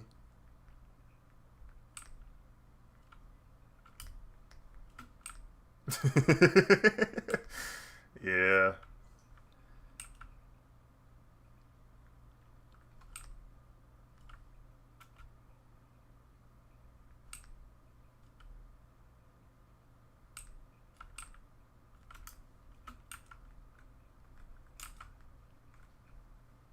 Don't even join that stream.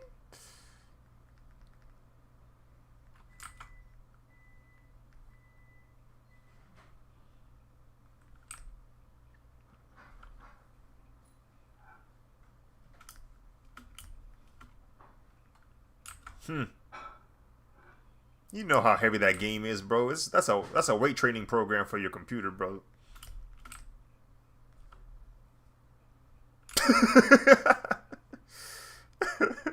you know the one that be doing calculations for traveling in space. Yeah, those.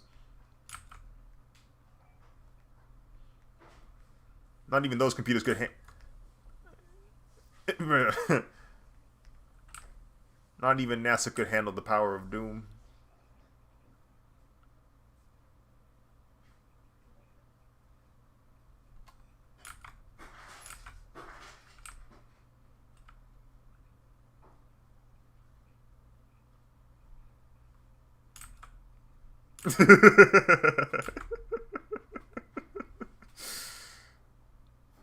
uh,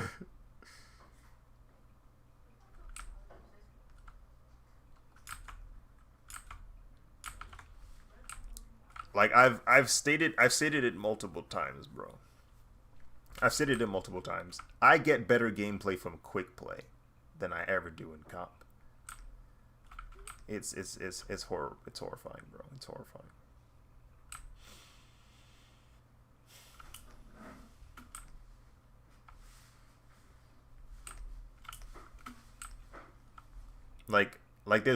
Is my computer really that out of date, bro? Like y'all really bullying me like this game? I really can't share to my friends that I'm playing.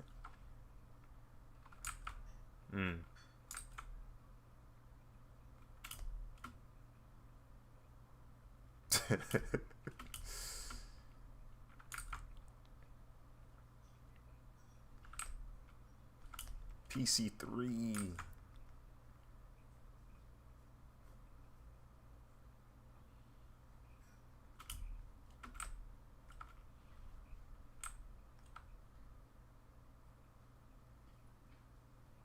My mind.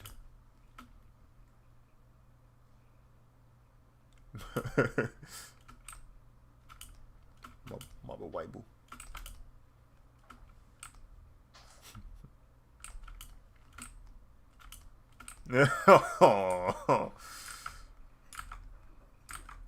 Maba Waibu. That was nasty. I'm not gonna lie to you. That was a disgusting laugh.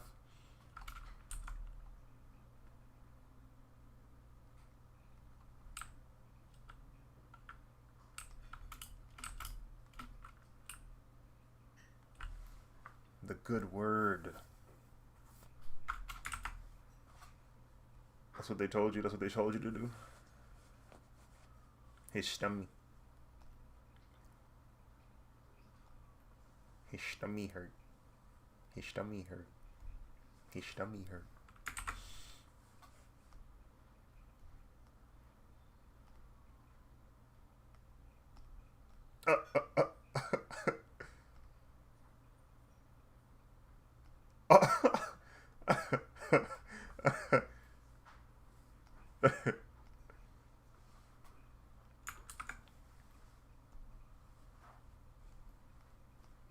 What do you mean by that?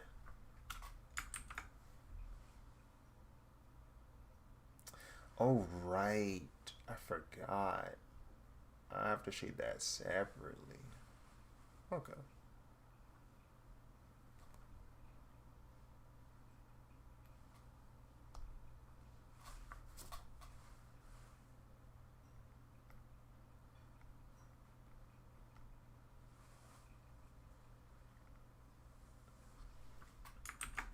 There we go. Now I can do this.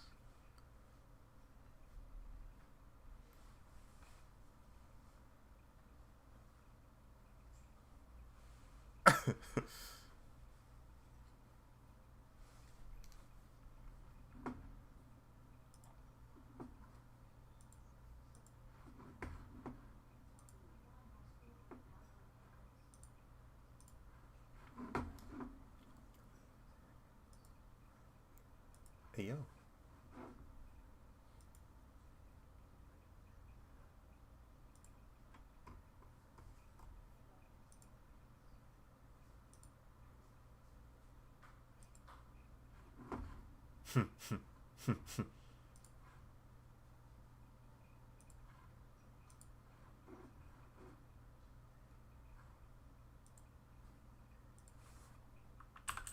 3.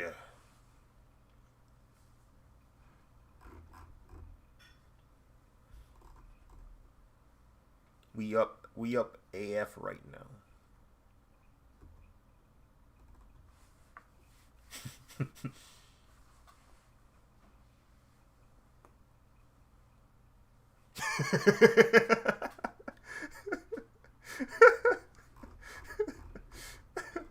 Okay.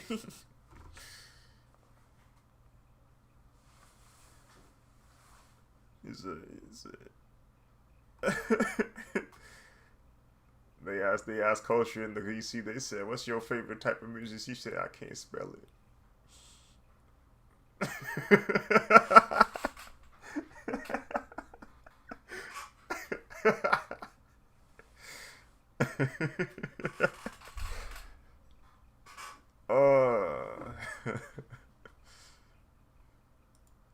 Nasty.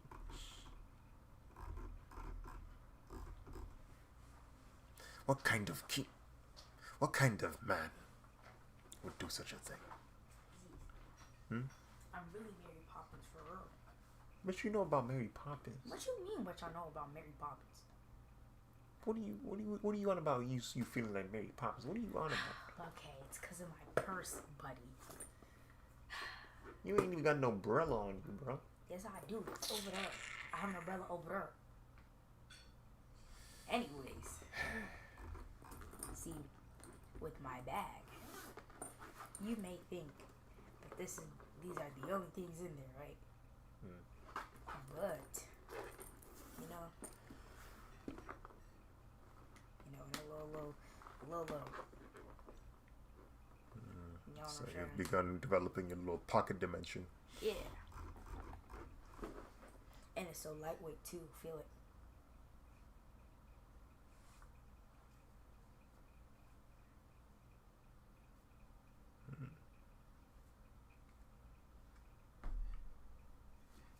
And that's cool.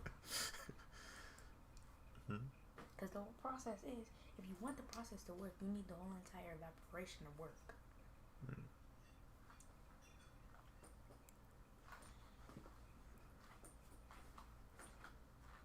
Well, I'm going to bed. Good night. Good night.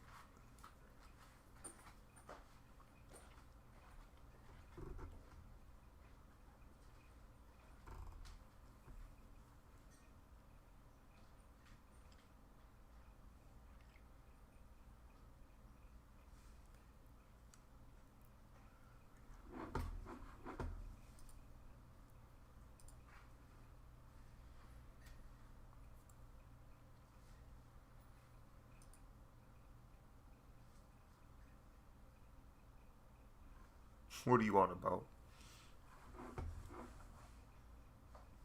What are you on about?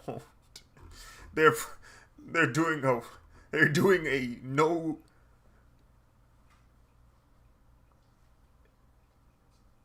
They're taxing single men in Japan. yo, yo, yo. They said get married or else we're taxing you. Yo, yo, yo, yo.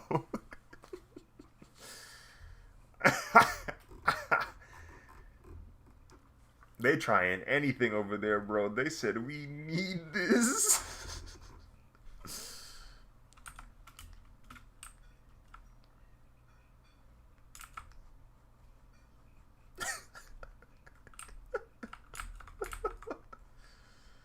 Oh.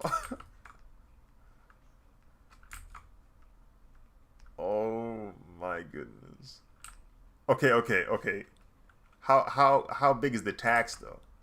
Like what percentages are we looking at? What's the numbers? Yeah, let's get some numbers because I'm gonna be honest with you.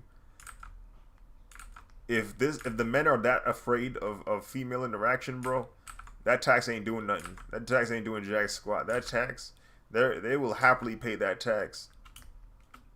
You know what I'm saying? We need to know how big the tax is.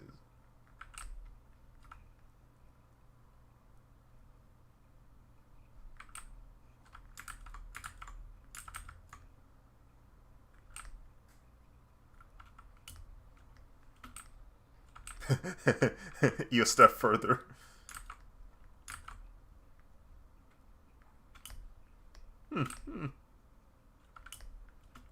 Oh, so they putting in there. They're flirting with the idea.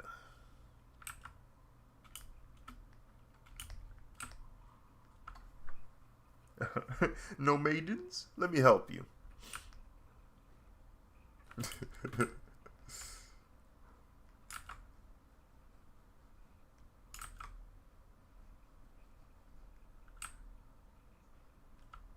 I feel like we can use a different word.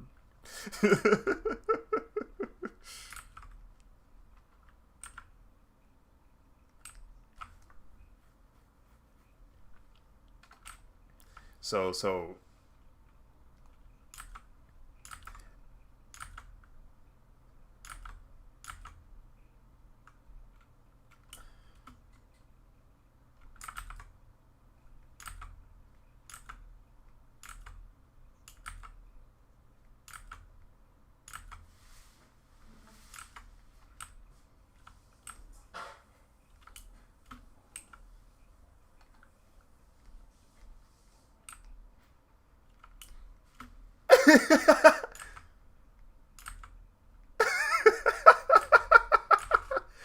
nah.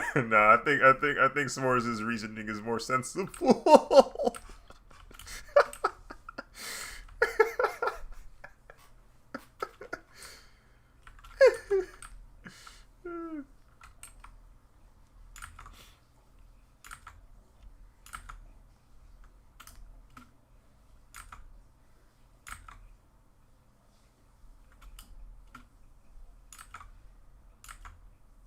Oh,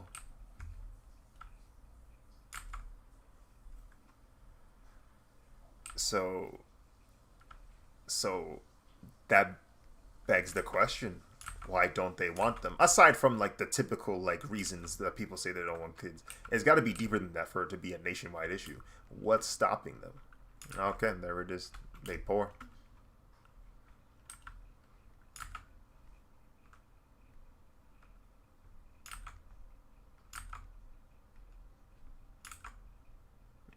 They trying to survive. They don't have the means. The junks are rough.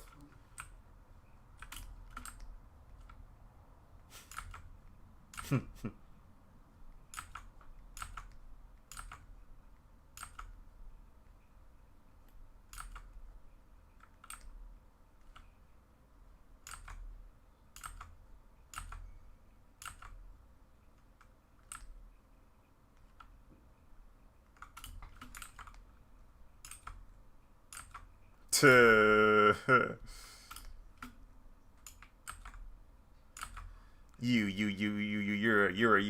a delinquent. You're a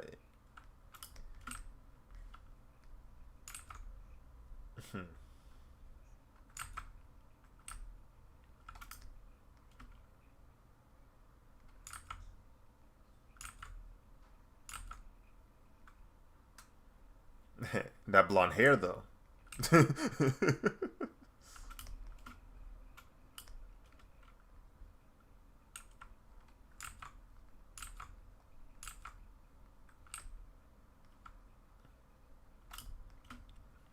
You're not.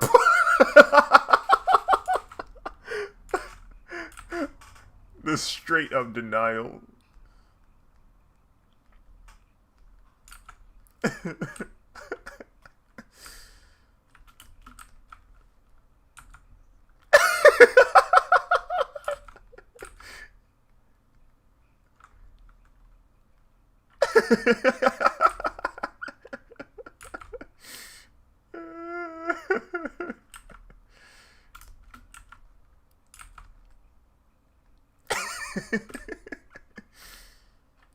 You think you can stop him?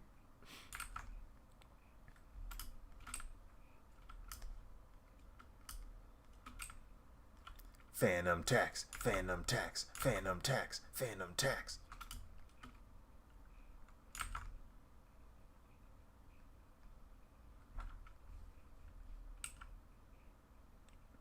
Cut the check. You get it. You get it. You get it. Y'all get it.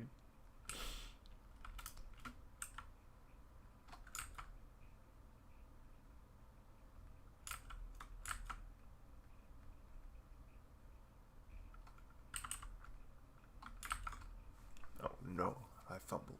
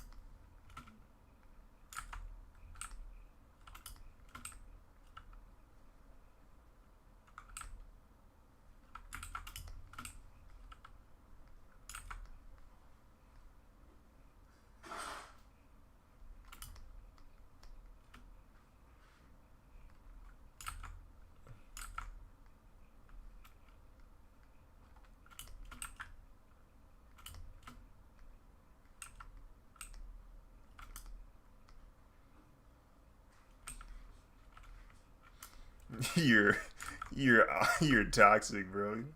You're you're not a good person, bro. You're a monster, bro.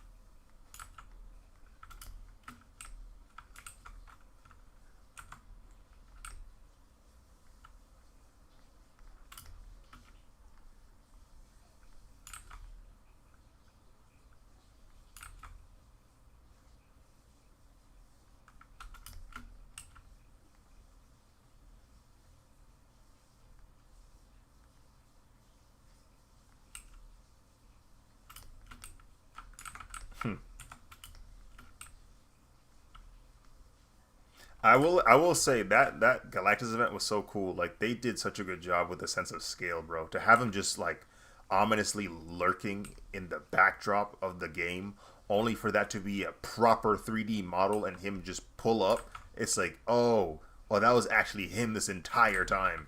Like that was a physical model that just started moving. That trick was scary, bro.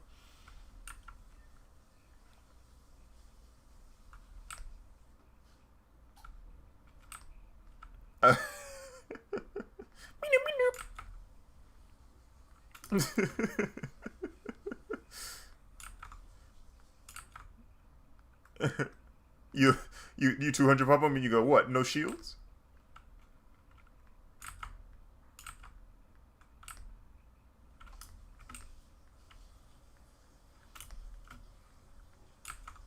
Hmm?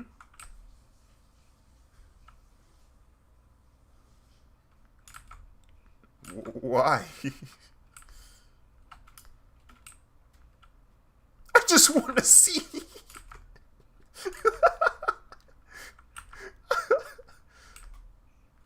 What in the world? What they got? What they got? What they got going in sold? What do they got over there, bro? Too much.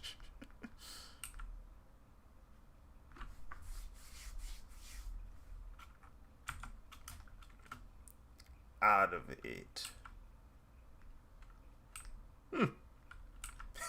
The antithesis of what you just stated.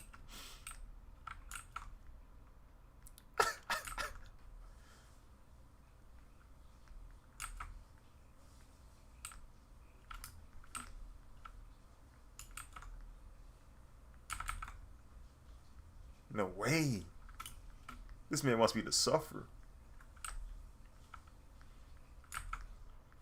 I don't know how they interact with people of my attributes.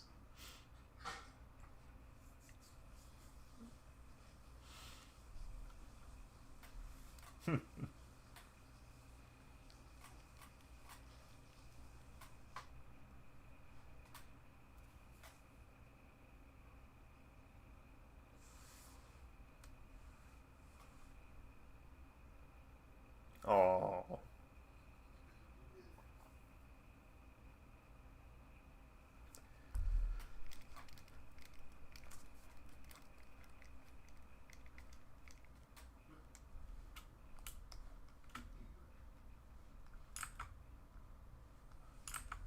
Um.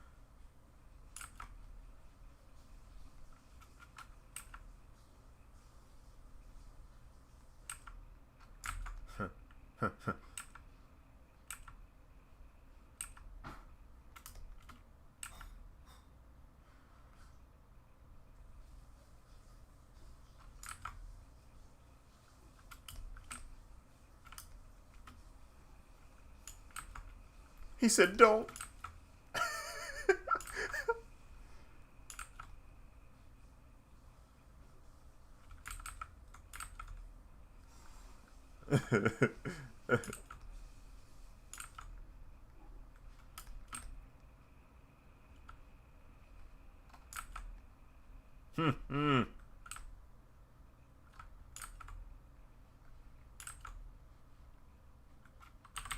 That's funny.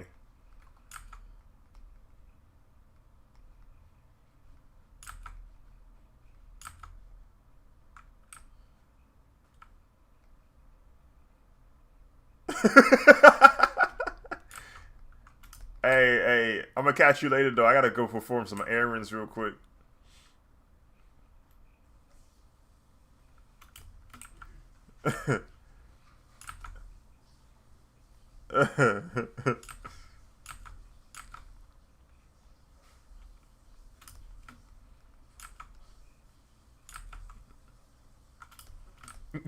No, cause what? What are you on about, bro? What are you on about?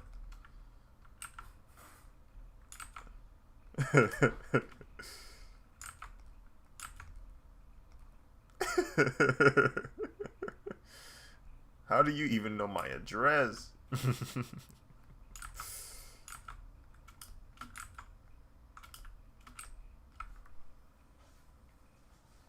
Goodness gracious. I'm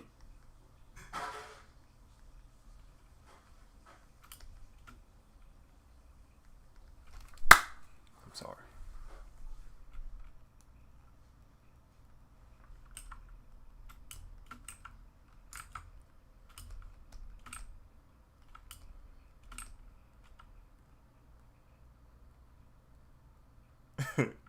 Masu, you have to explain yourself. You are dying, bro. You are dying right now,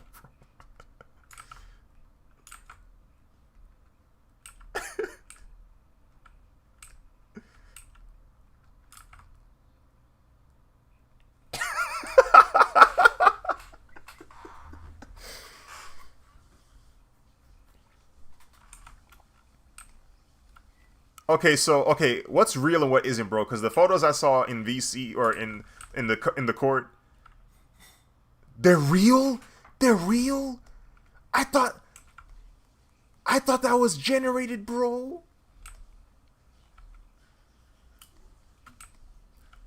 What the frig?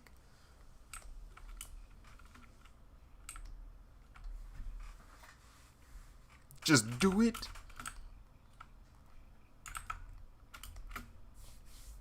Man has got a tapered fade, bro. He's got a tapered fade, bro. Forget about Ninja. What if Mr. Beast?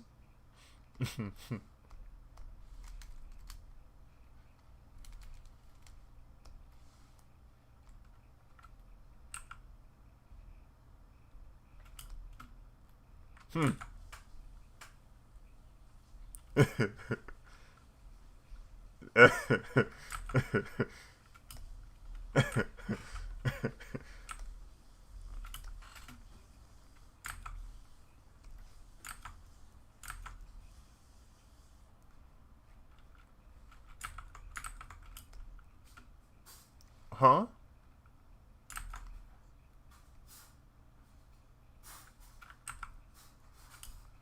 Oh.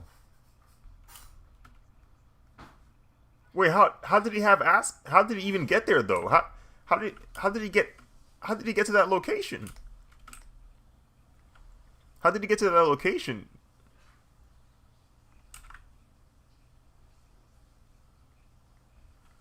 How,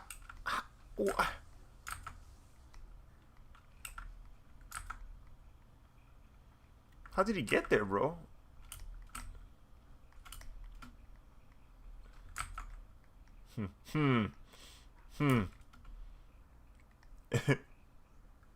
Nothing sacred for real.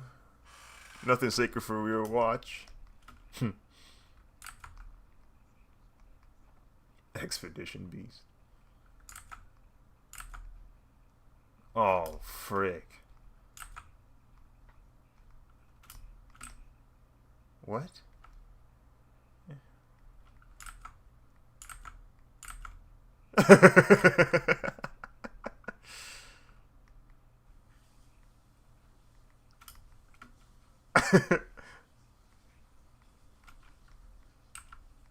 the freaking people in the hood that be like like when they get the ops in compromising positions, they be asking them to do wild stuff like that.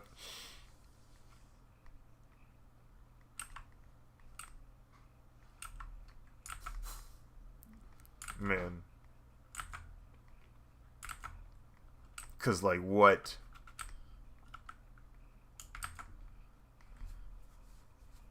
He wants to embarrass you, bro.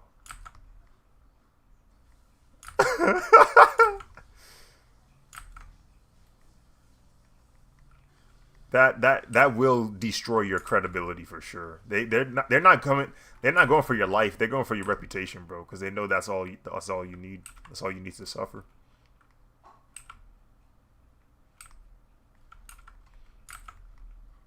Yeah, like you get more street cred for dying because your ops found you than doing what they're about to do to you, than listening to their command, bro. You actually have more respect dying.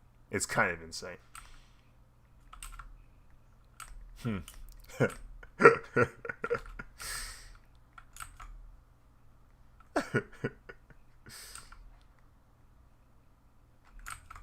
Oh, we'll all go down. No. Do it.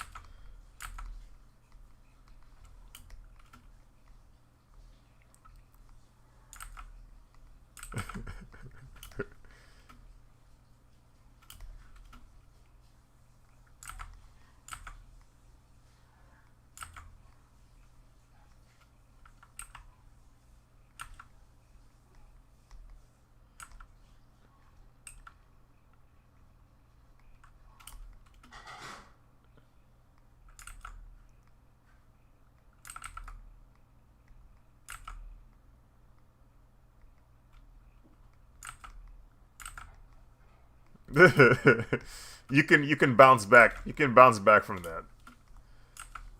Yeah, yeah, yeah. Oh, frick, dude.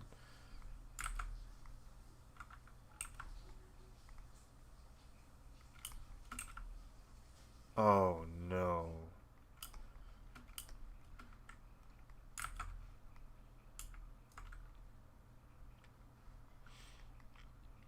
They are demons among us.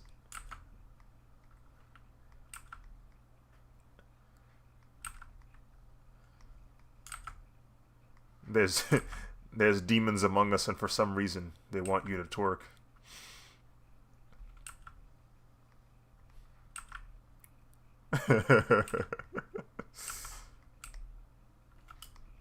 It's just you. Goodness gracious.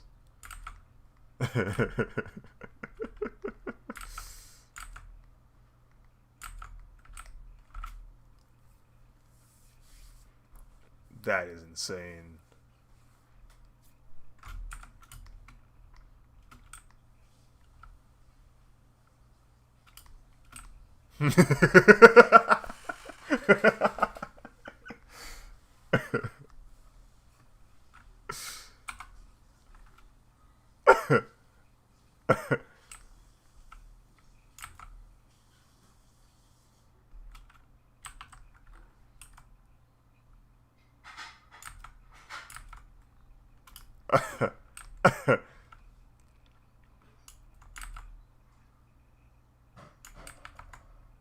Oh my lord.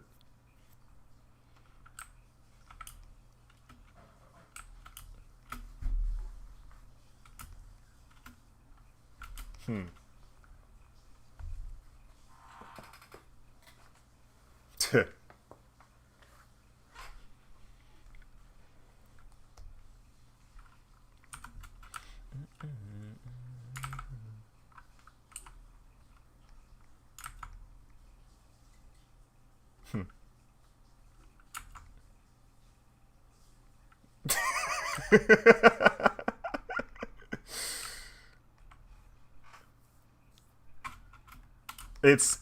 It's complete disrespect. It's complete humiliation.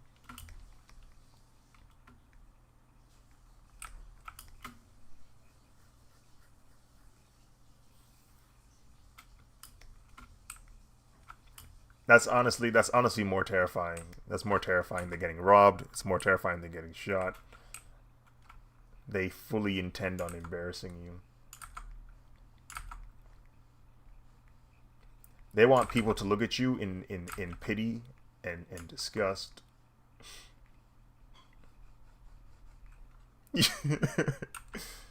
I want to do this. Don't you get it?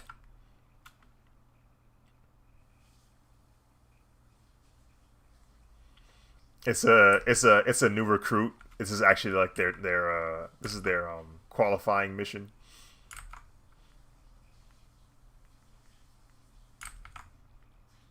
This is the initiation, bro. They got to humiliate somebody like this to get into the gang. Mm-hmm.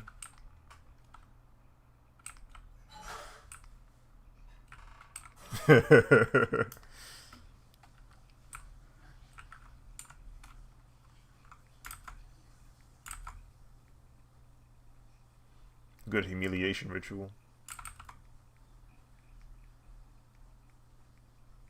No, it's real. It's real. That's the terrifying part about it all. It's real. It's here.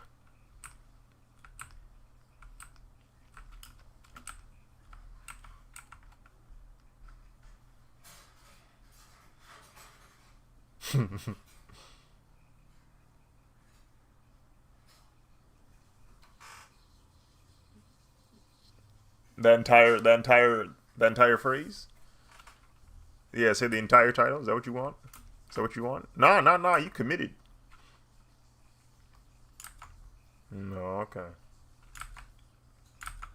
Man, man thought he could go ye old English on us and thought he could get away with it, bro. I see what's going on here.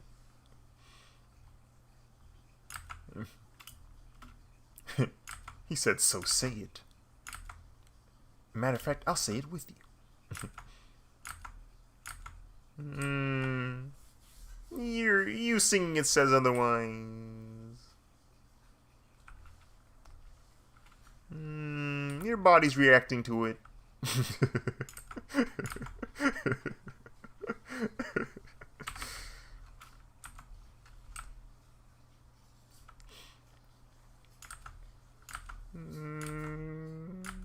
Your shoulders are shimmying.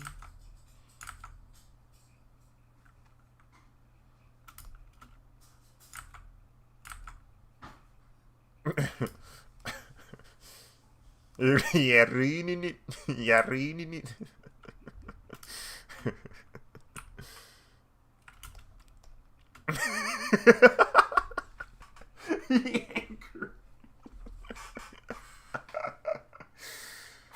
Yeah. Yeah, get him off the track before I get angry, like Malik would say. Before I get angry. Yeah, bro.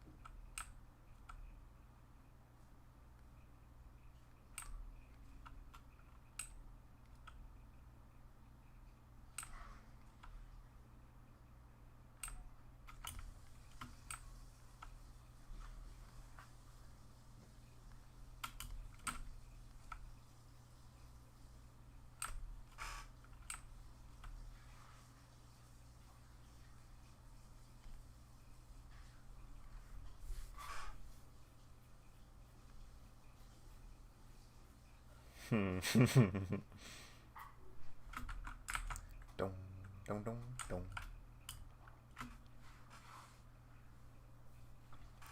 What the frick? Oh,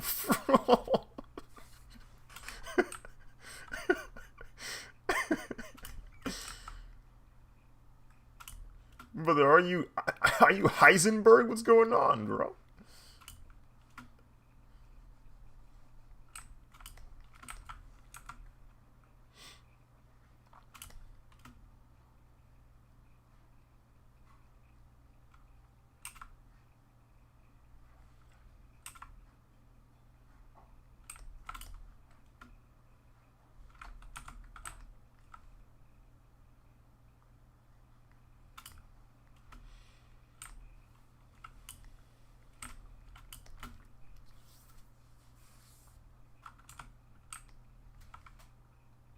Oh, frick.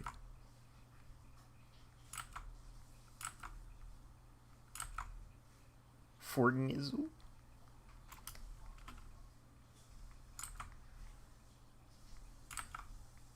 Oh.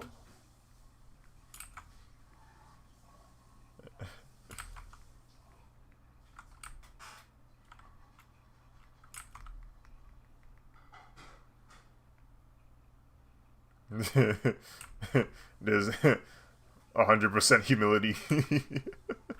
No pride whatsoever.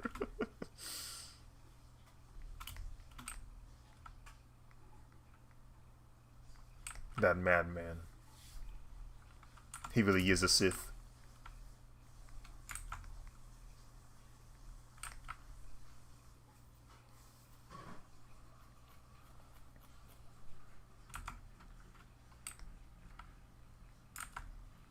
It'd be funny if Jordans were associated with the Sith. Like if a Jedi caught you wearing some 11s, you're immediately his op. You dare wear the footwear of the Sith?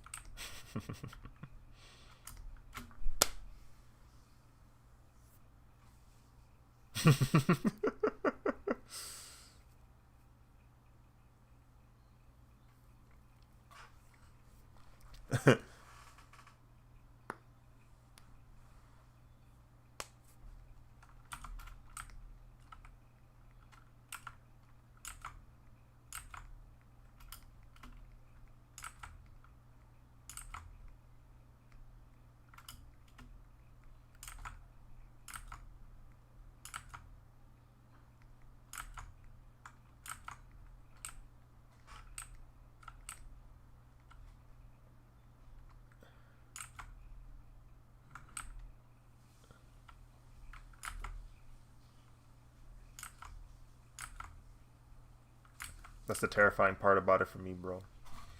This game, this game. Last time we checked how much it cost to grab every single item that could have been purchasable from day one. It was $20,000 you'd have to spend. Um, I'm not paying for them shoes because I do not want to begin that road. I don't want to get on that road and then never come back. I I can't live with myself if I ever spend more money in Fortnite for pixels that look like shoes over proper real life shoes. I'ma freaking lose it. I'll hurt you.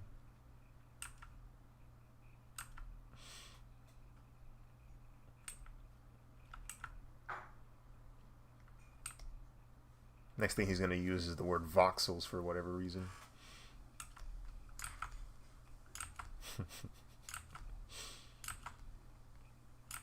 Oh yeah, then what's this?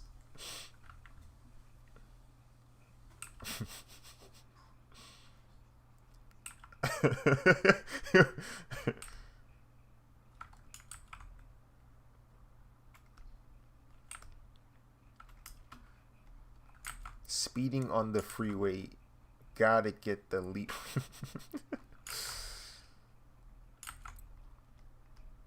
Shut.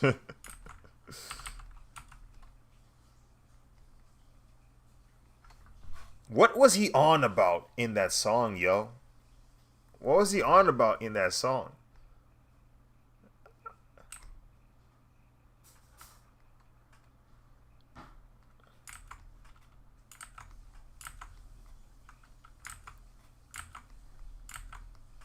I think I'm gonna go start something.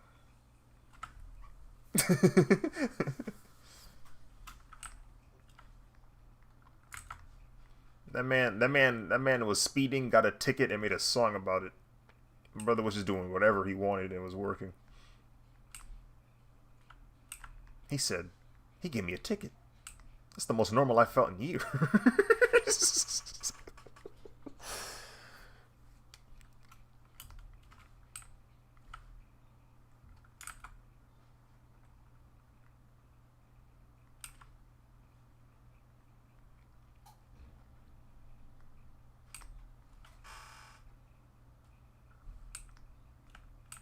Oh, he got a San Evanston? Frig, dude.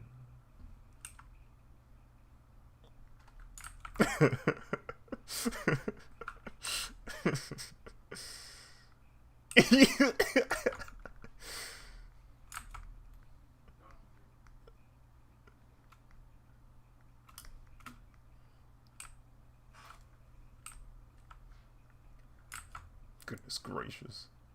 That was definitely an incantation. That was definitely an incantation. See, that's one of the names of the beasts.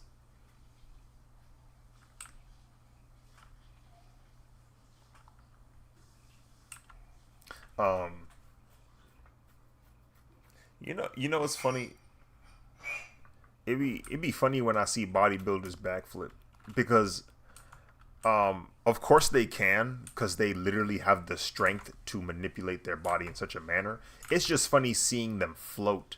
Like they have so much power in their body that when they backflip, they get airtime. They're just up there, just casually flipping. Like their rotation speed is so slow. Looks like they're floating.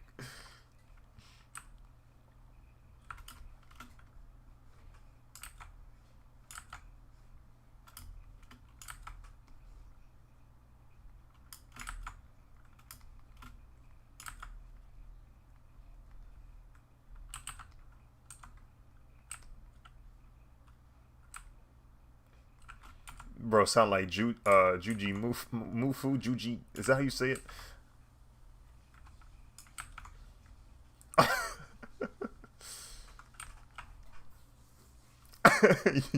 What color was he wearing? Yeah, Jeej.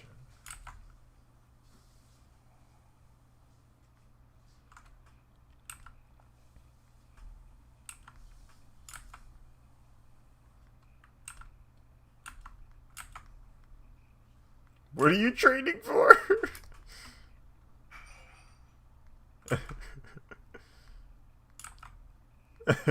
Have you heard him yell any animals and take an assume a pose at any point, like mastodon or triceratops, anything like that? Yeah, what's your favorite prehistoric animal, man? Uh huh. He's the Red Ranger.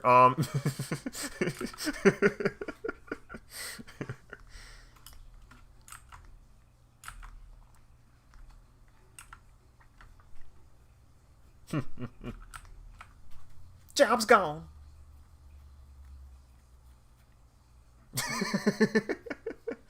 You say your entire closet is green clothes? Oh, okay. Bet.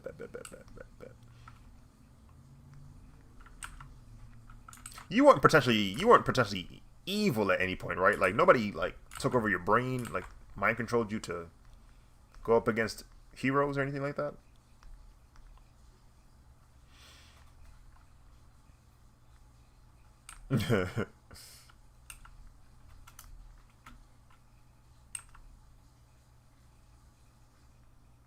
Oh yeah. What did he call it? He had he had a term for it. He called it something in the show. Um,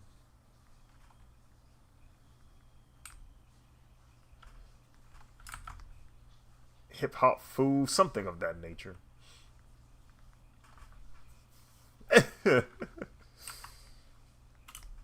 No, he's definitely shimmying his shoulders while beating up some putties.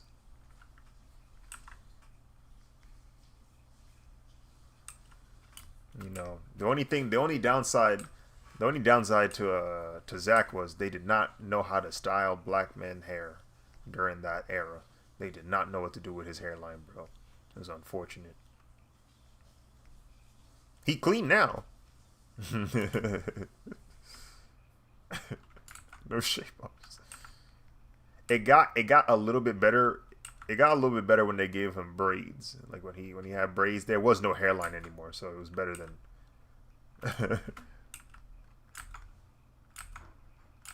Yeah, it was. Yeah, yeah. Walter Jones.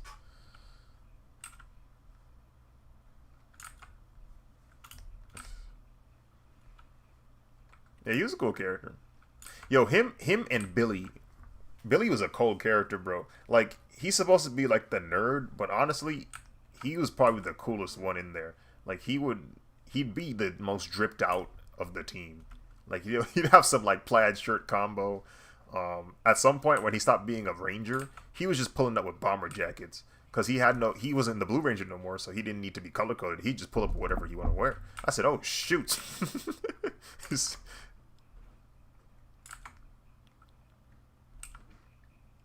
Which one?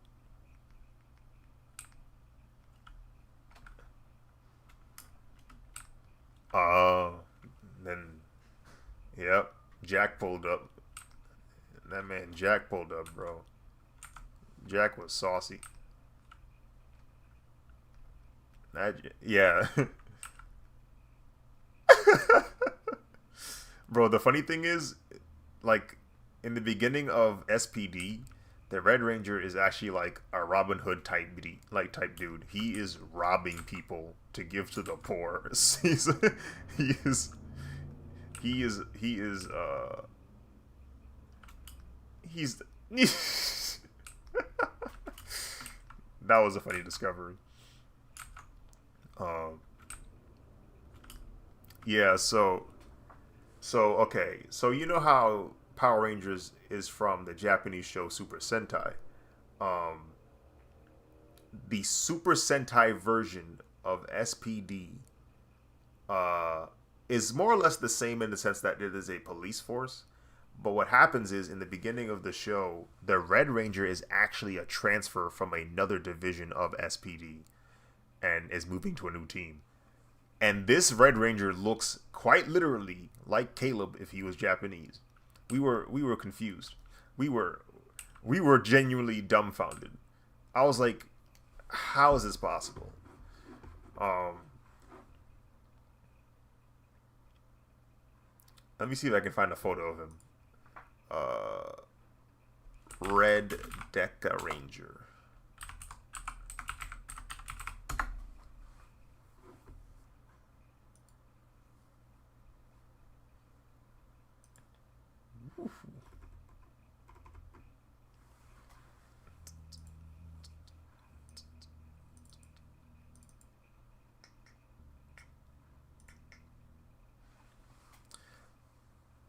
Um,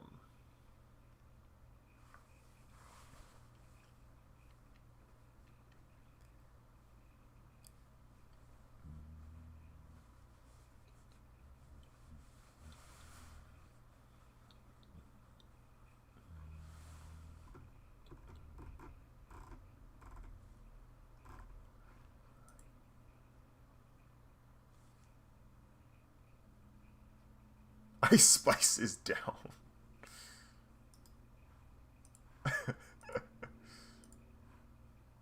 What's that? What's that ad lib she be doing? Gra.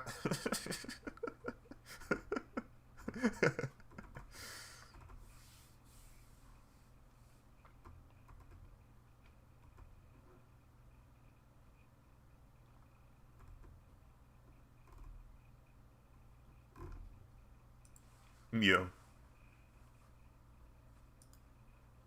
probably.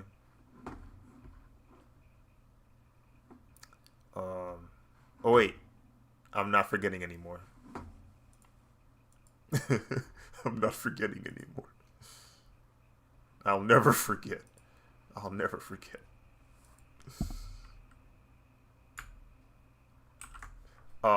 Am I the right? Okay, I'm in the right one. Um, Vader, if you look in VC text, this is Caleb's doppelganger.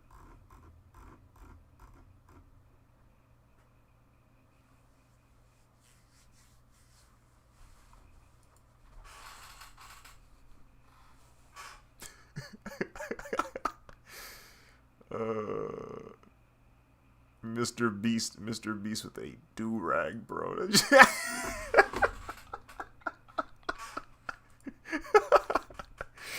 Yo, yo, yo. That is.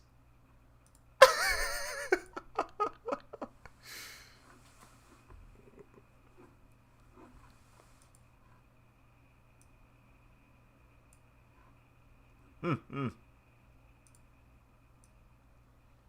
This is funny to me though. Like this is we. Why is this not laughable? Why is this not a good like? Why isn't this? Why can't this be funny? Why can't this be comical? You know? Why you hate?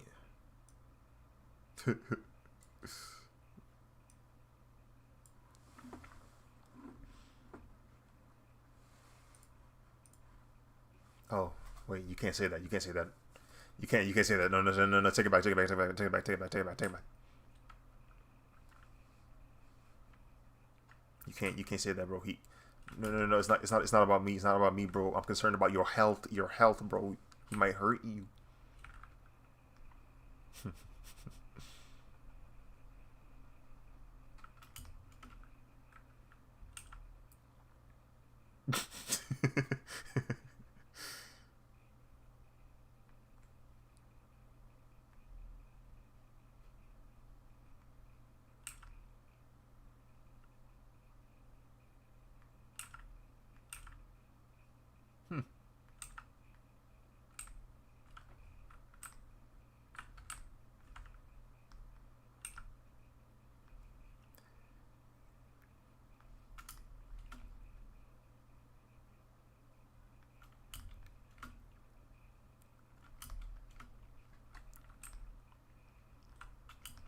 Brothers, that brother's suffering. That brother was hurting.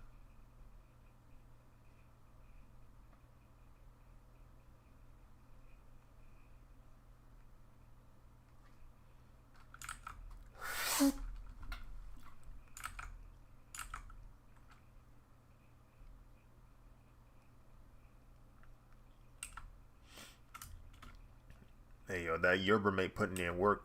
I ain't never talked this much the entire time I've been working on this project. The caffeine kicking.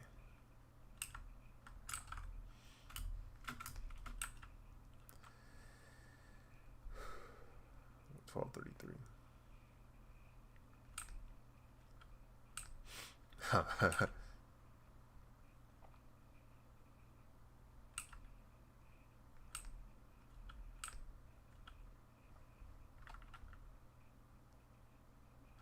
Hmm.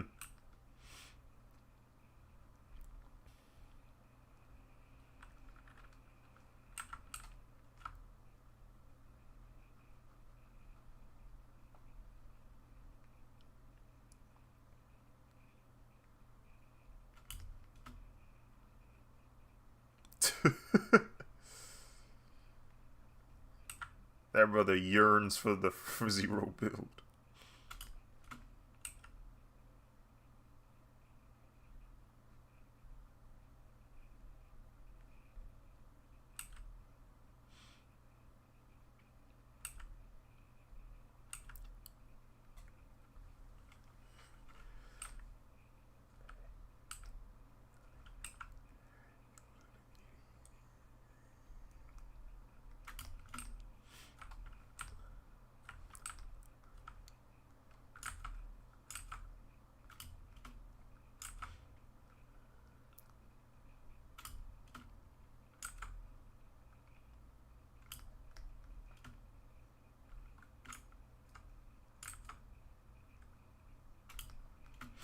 Hmm.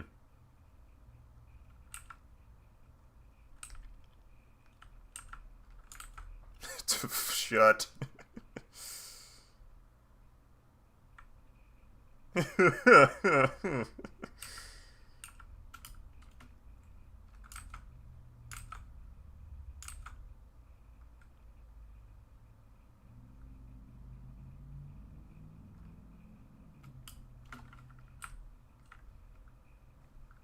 gonna start dancing.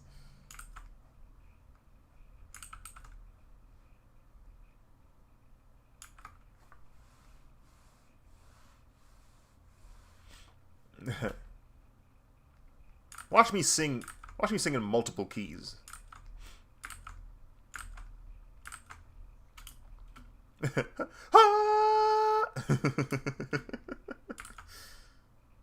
Bro, there was one time, bro. There's one time Mike woke me up with his his yell ad lib.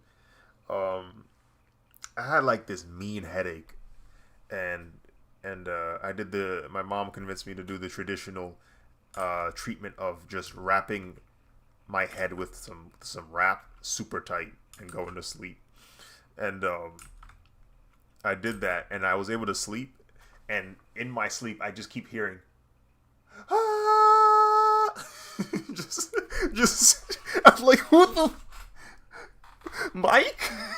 I wake up and, bro, I wake up and Michael Jackson's Ghost is playing on the TV, and I'm like, everything makes sense now. This man, this man is dancing with spirits, and that woke me up.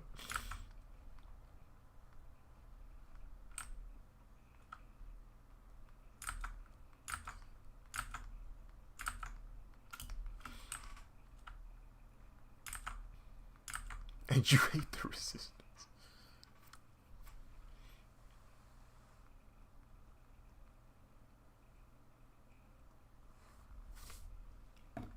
Balenci, Balenci, Balenci, Balenci.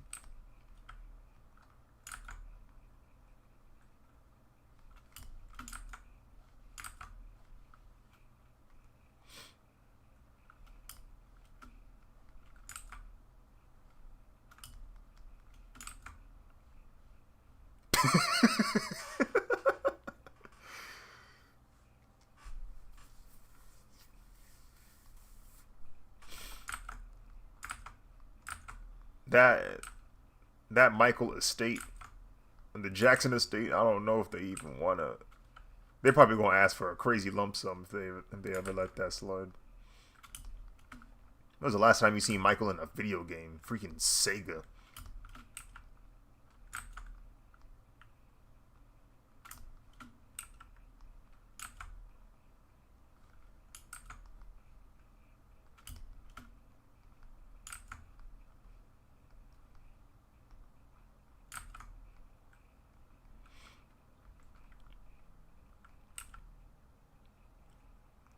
Say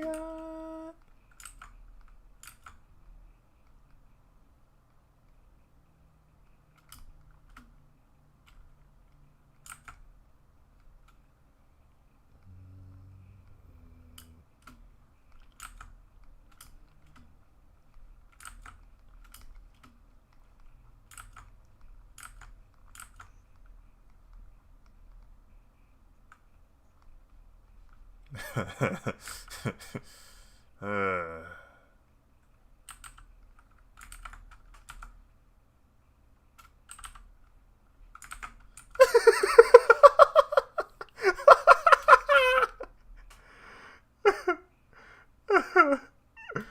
Yo.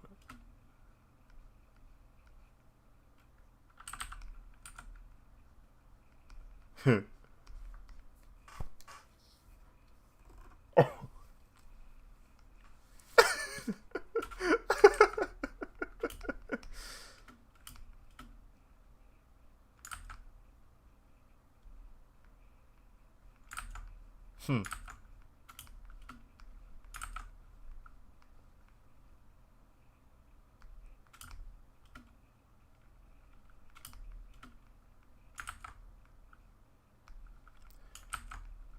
Don't this ish make a brother wanna jump, jump?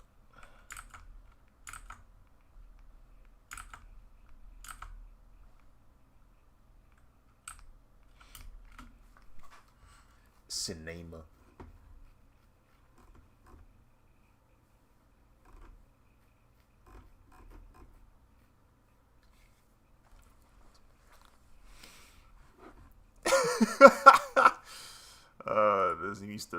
These Mr. Beats photos are dumb. What motivates you? Jealousy and hatred?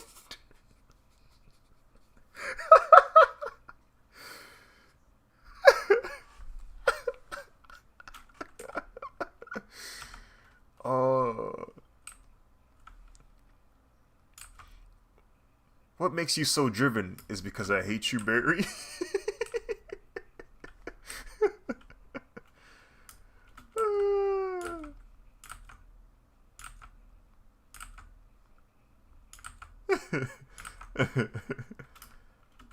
I don't think I would have made it this far. I don't think I would have accomplished my goals if I didn't despise you, Barry.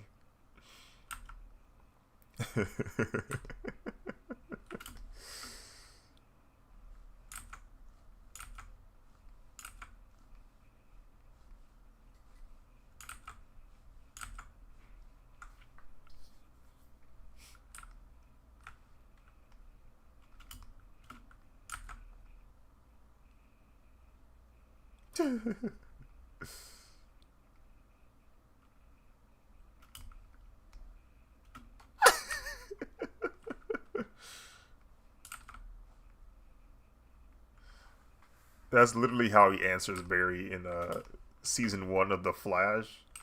They finally catch the Reverse Flash, and Barry's talking to him, and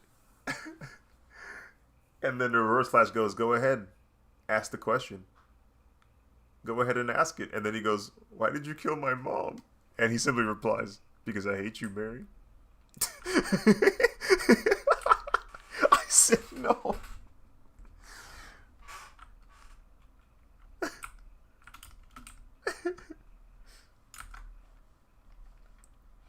Bro.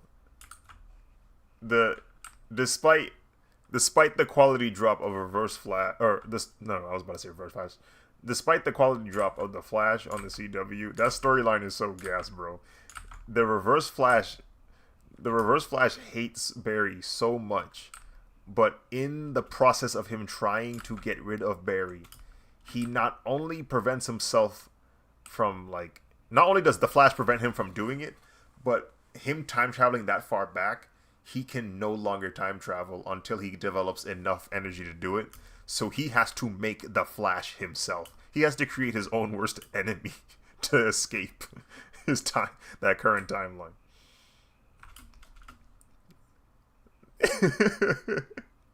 And to make it worse, not only does he make the Flash, but he fails in his mission. He fails and de-atomizes because his ancestor ends his own life. That junk is hilarious, bro.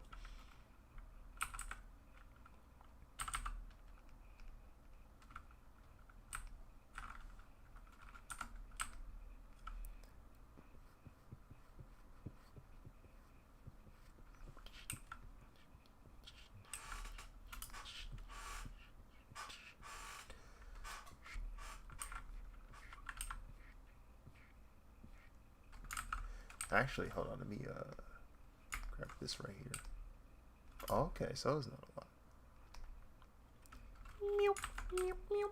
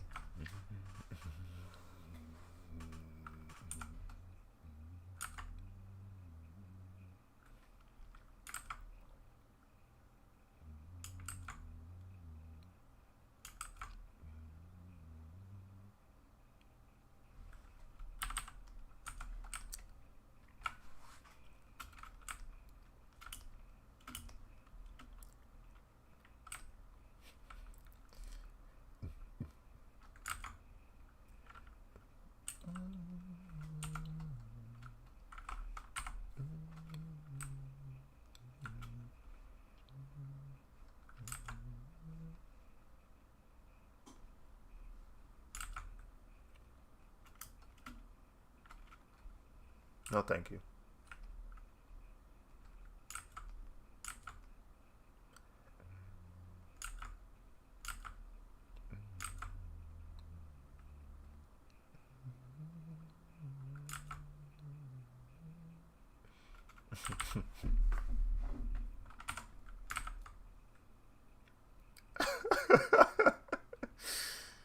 I don't have money. I have no money.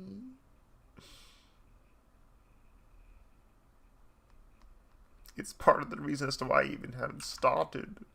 I'm broke. That's kind of wild when you think about it. The reason why they don't have kids is because they don't have money. And what do?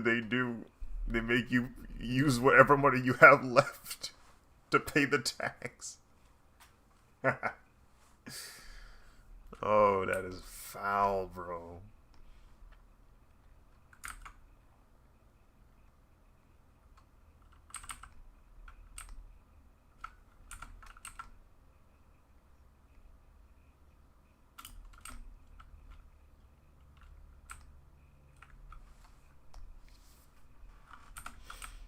Return to lobby.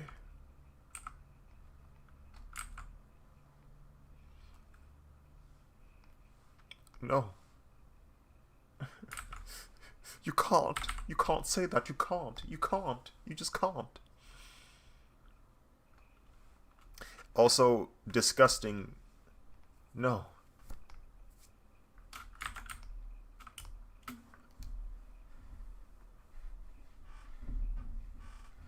You can't introduce such ideas into the world. You can't say that. You can't. You just can't. You just can't. I don't know. There was an episode of Doctor Who, 10th Doctor, where he's saying that, like, someone is, like, pleading with him to do something, and he's like, no, I can't, okay? I just can't. I can't.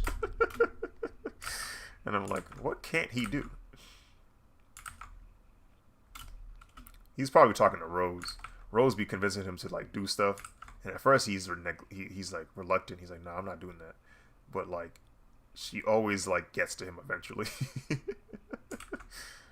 Her and Donna. Donna's another person that can get to the Doctor, can convince the Doctor to not do stuff or do stuff.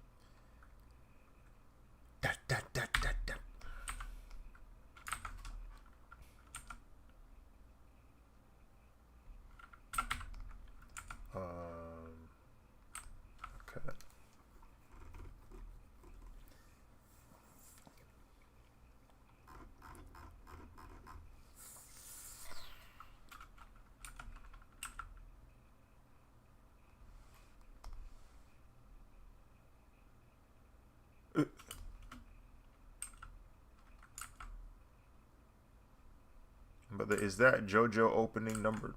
I was like, no.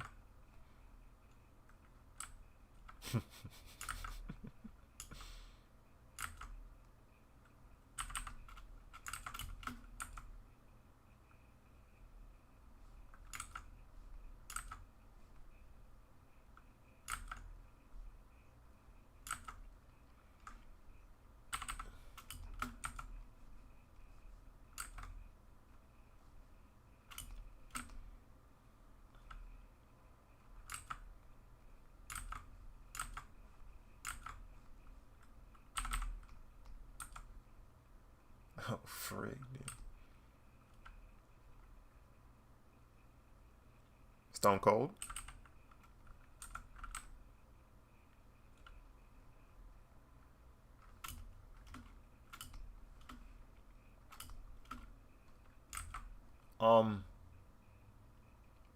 When they say spice, when they say spice activates the pain receptors, that's not what they meant. That's not what they mean, is it?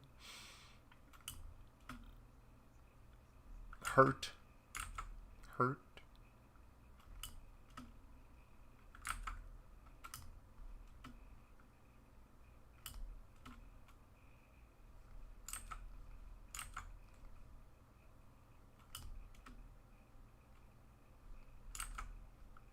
If you dare.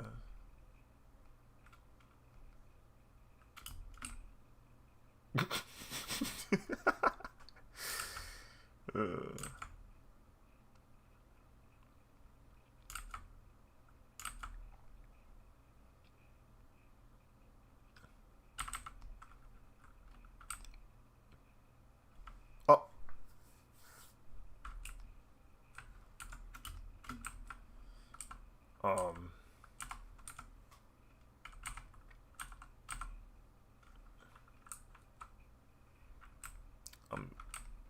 I'm sorry, bro. I'm a spoiled brat, bro. I can't have chips that got flexibility, that got give, bro. You know what? Me going to that party was haram anyway, so you know I'm not even supposed to go.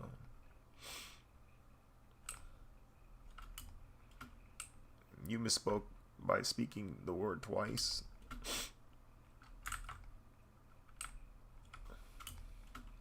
Your move, Philip.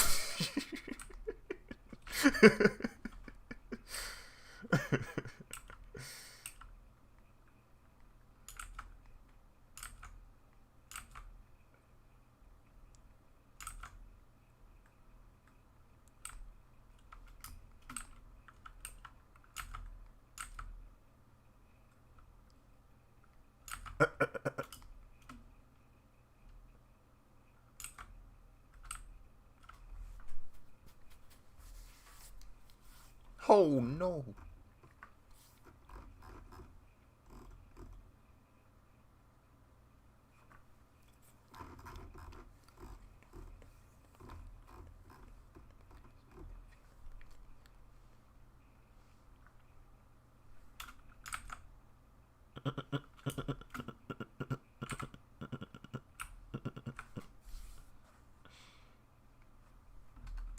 What makes that noise?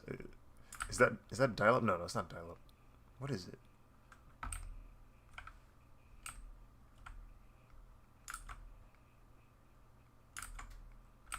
Are you in your mom's car?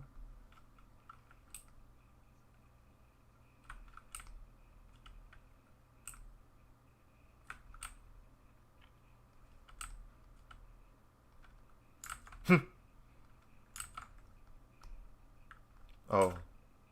Oh no. No.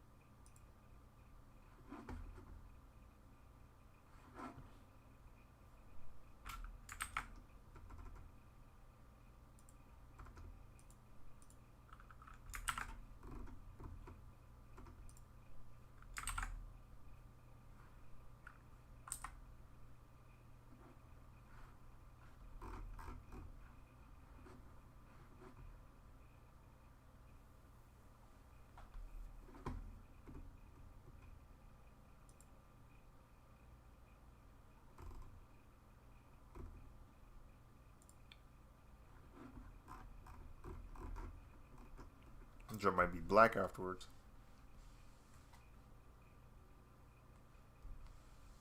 I think you and I both know what that means. Never forget.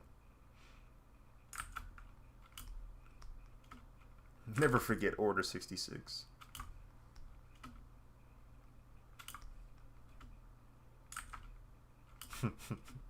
It is now.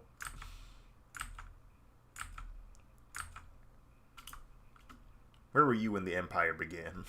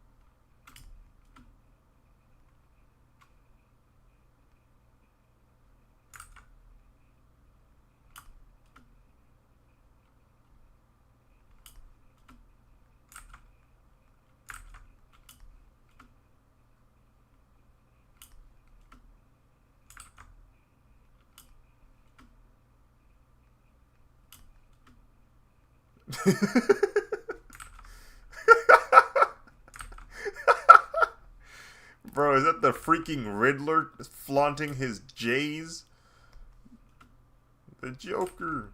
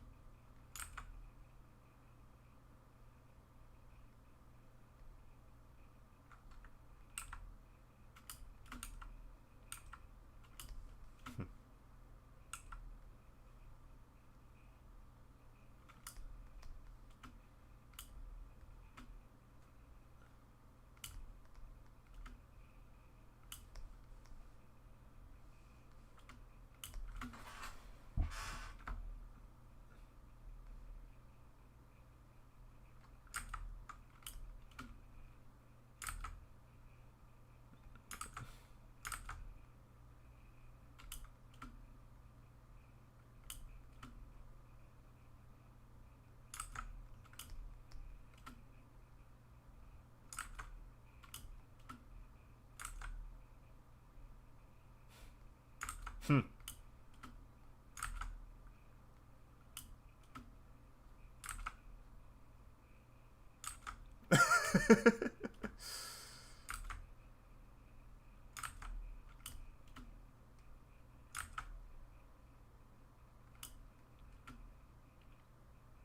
They don't know peak.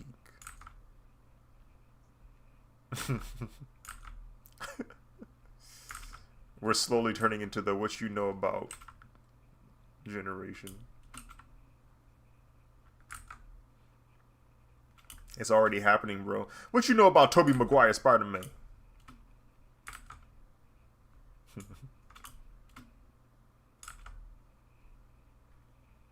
What you know about that store FYE? What you know about that?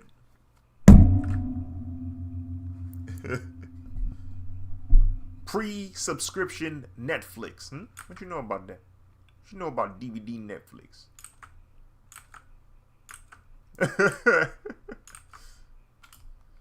Bungie before the accusations.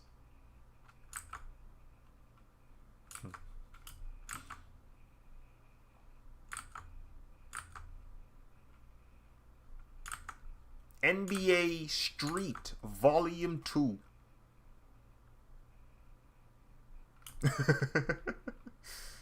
Hot sauce. And I'm not talking about the spice.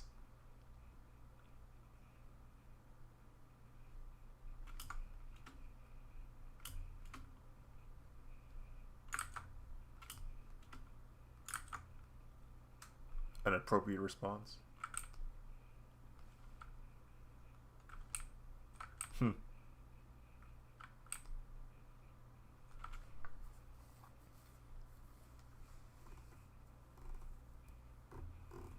It's gotta happen.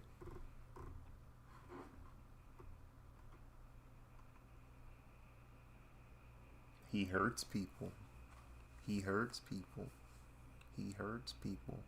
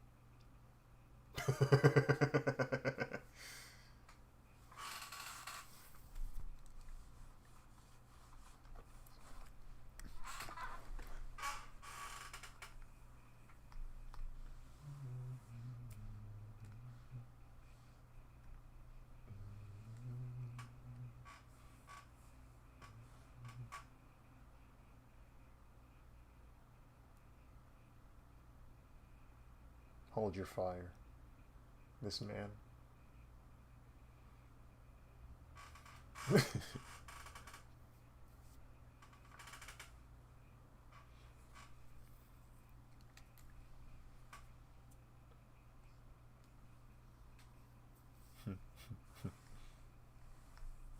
What?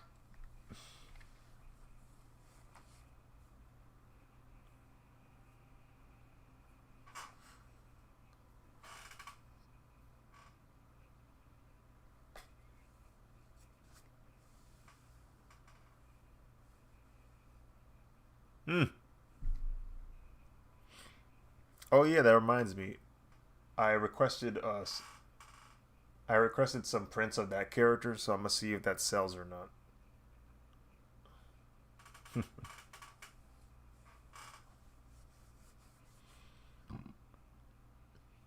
Mm-hmm.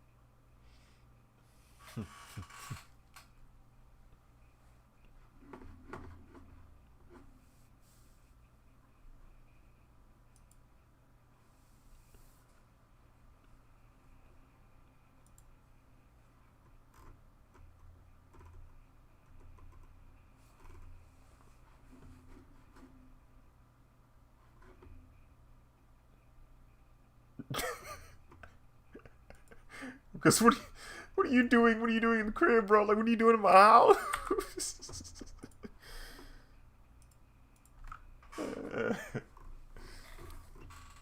What are you doing in my house? How did you get in my house?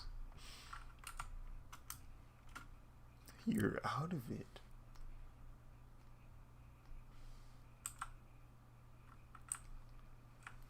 Hey guys, it's me, Mahito.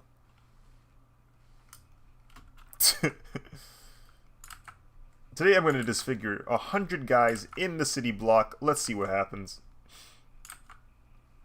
Be sure to like, comment, and subscribe. And comment where you would want me to disfigure people.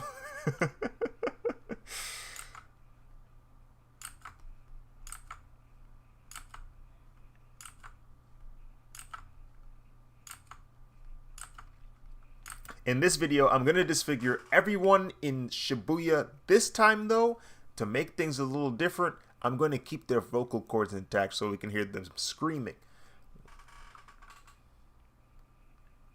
Oh, that was way too good. You need to be stopped. Oh, my lord.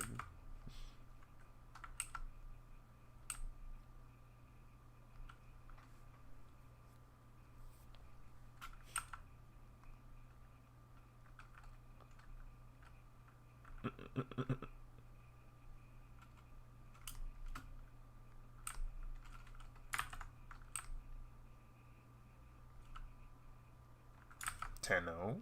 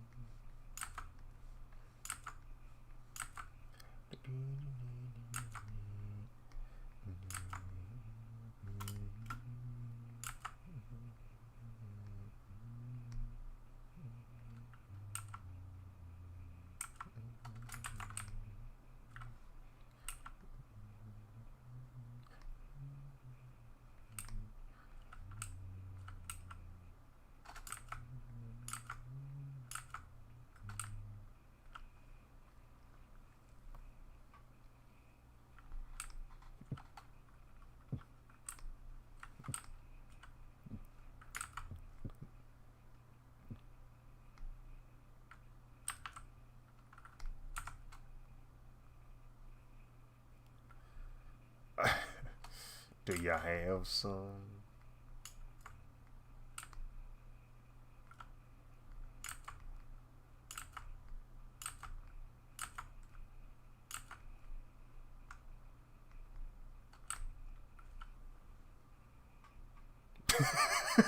Stupid.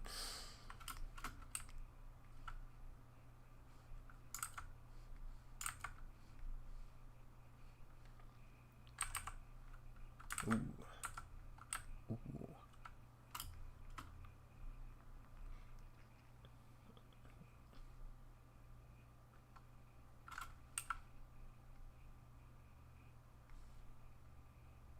Oh. He's going to hurt them. He's going to hurt them.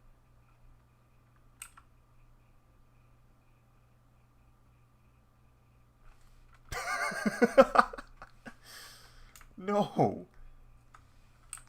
Why is he going for the agriculture?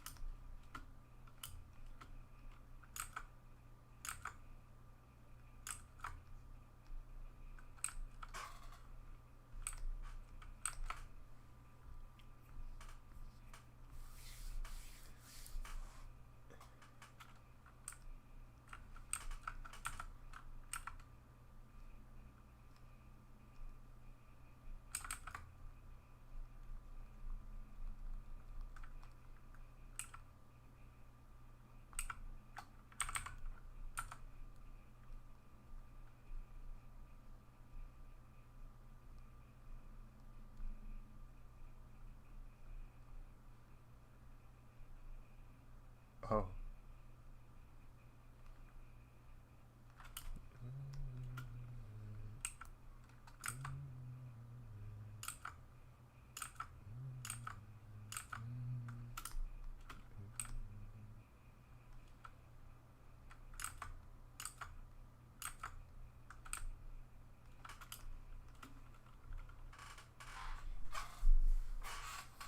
Naturally.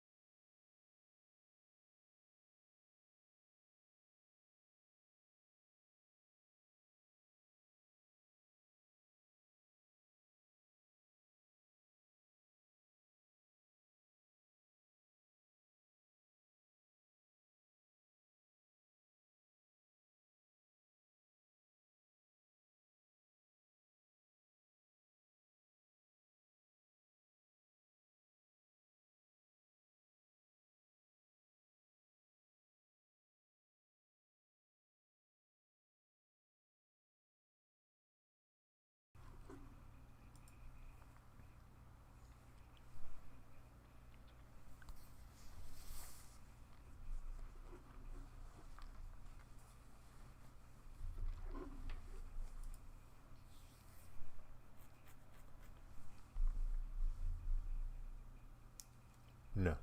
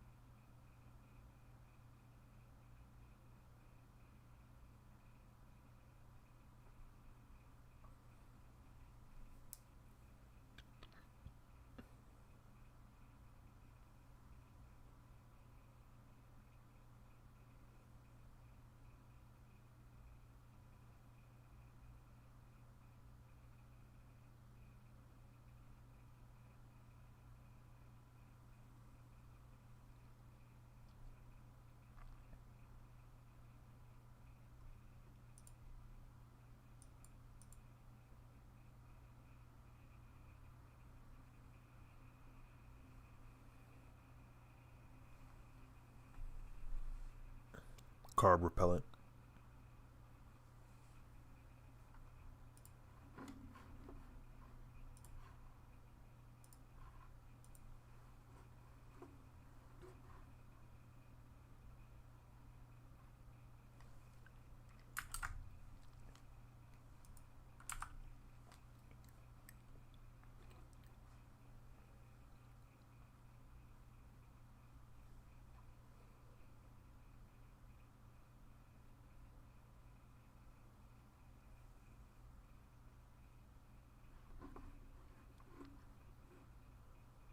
It'd be funny if it has like a subtle but noticeable black aura surrounding the shoes.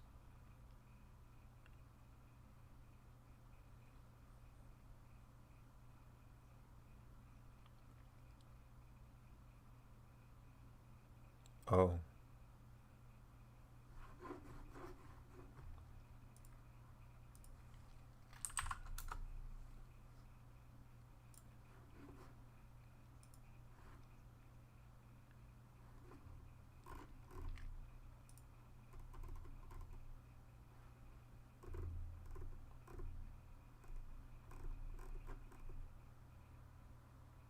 Do y'all want Vader again?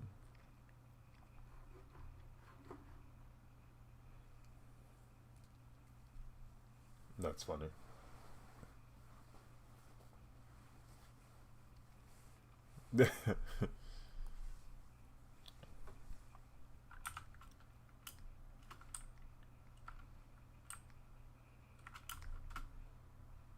Bro, someone on Twitter said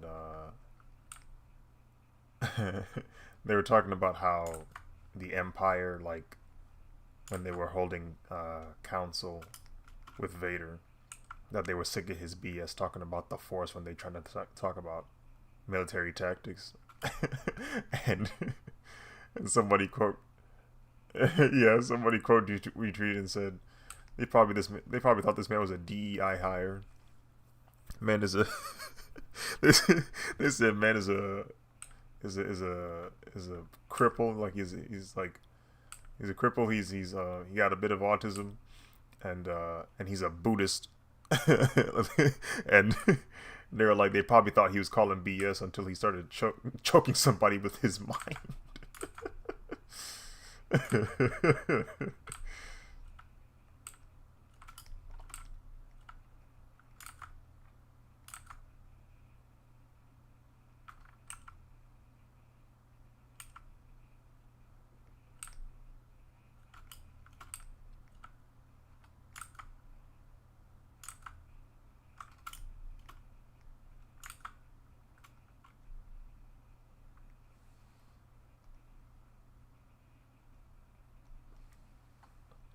It's kind of blunt, don't you think?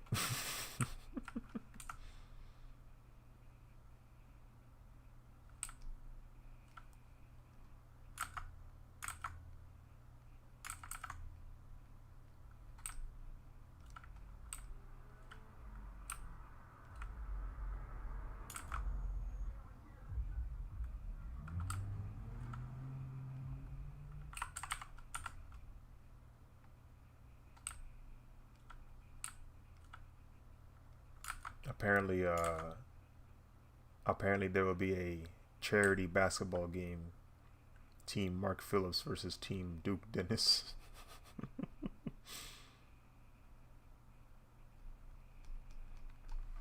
I feel.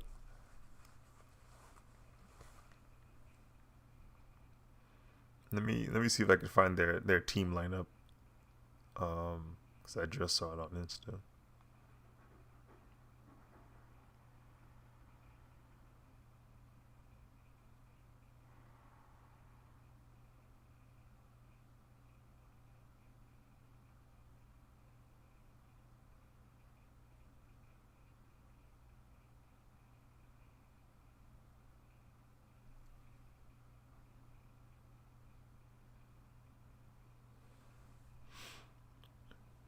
Black Boy Max Hassan is playing. YPK Ray, Peyton, Funny Mike, Blue, Devontae, Goat Vic,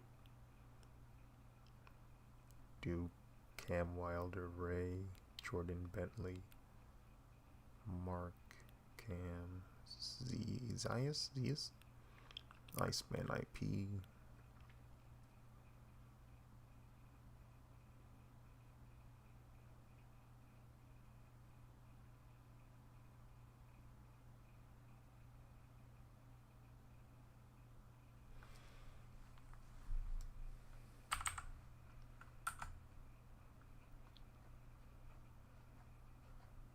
forever, forever, ever, forever, ever.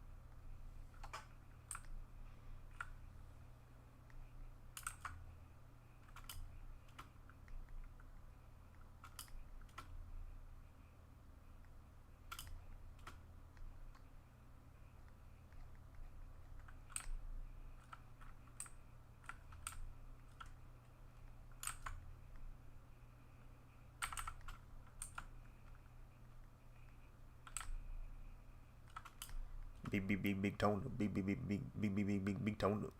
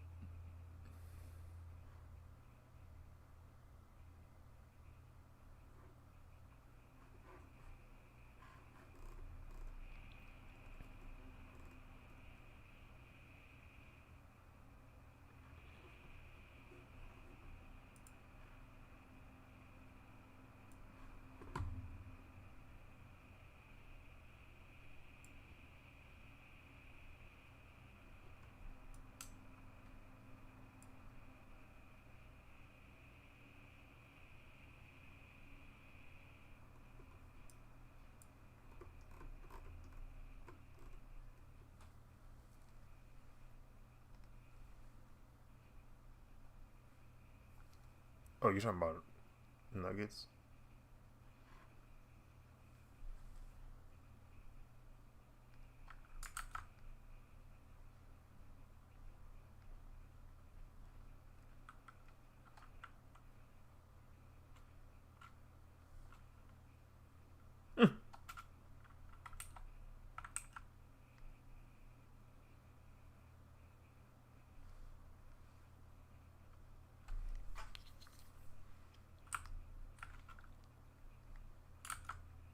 So it's going to be OKC versus the Timberwolves, huh?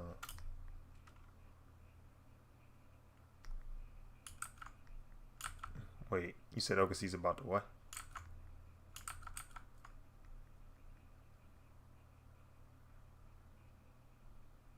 He's dead.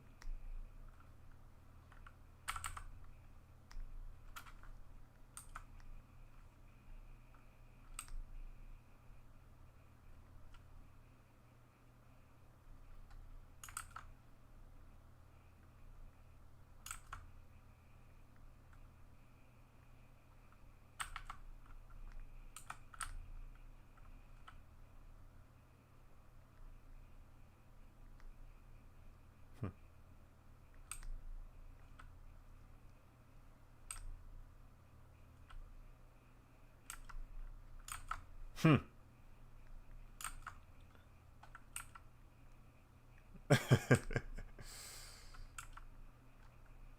Yeah, the last thing I heard from Masu was, I really wanted OKC, and then boom.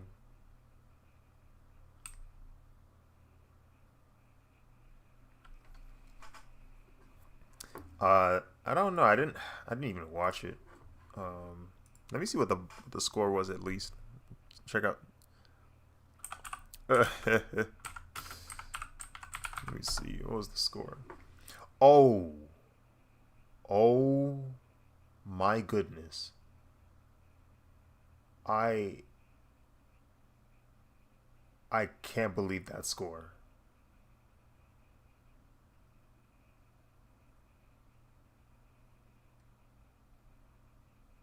93 to 125.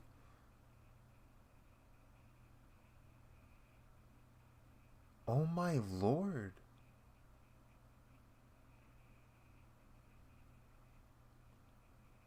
They beat them by 32 points.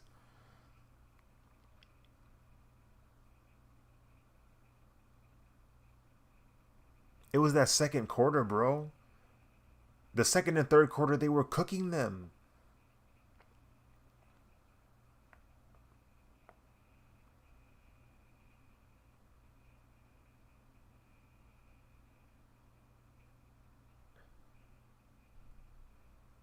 That's crazy. That's actually crazy. Well, OKC to the West Conference Finals.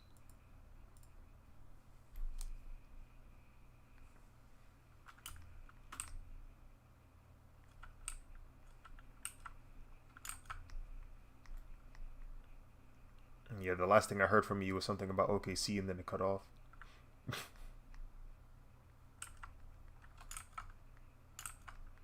I just looked I just looked at that score. Um that was insane. They got blown out by 32 points.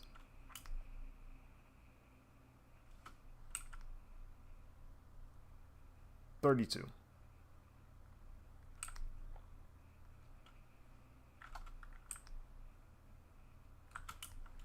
That's a quarter's worth of scoring. That's their lead. Holy crap.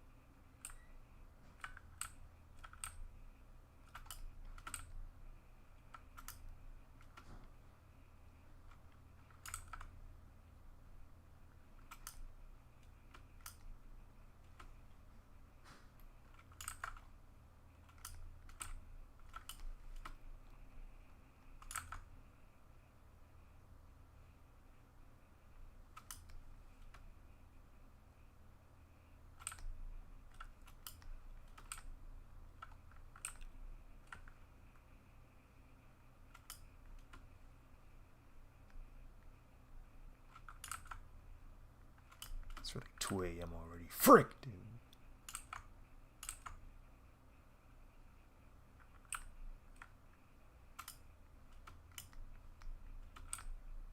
Why did I do this to myself? Why didn't I start this project earlier, bro? I always procrastinate somehow, bro. Come on, bro.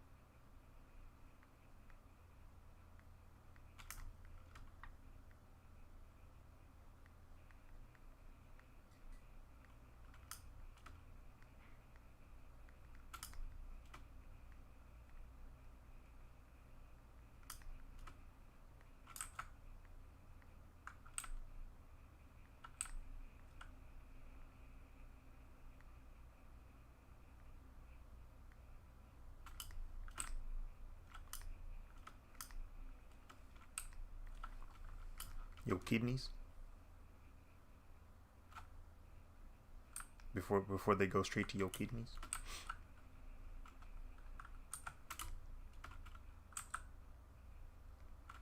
Yeah. Yeah.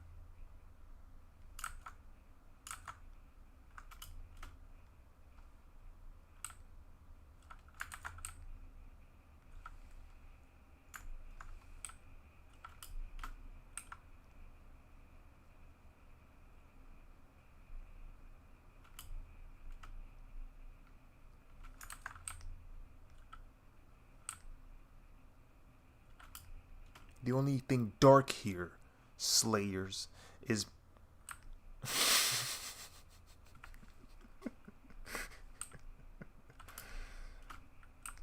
you didn't even let me finish.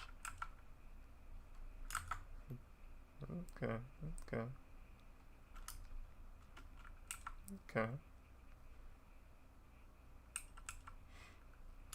I'll remember this.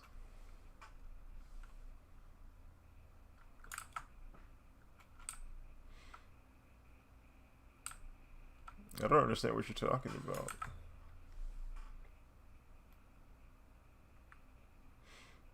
I don't understand what I did wrong.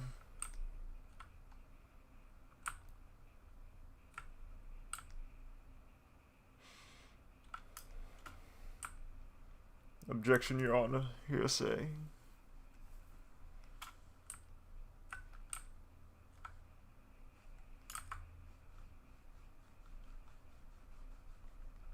I like I like that word is literally just two words put together.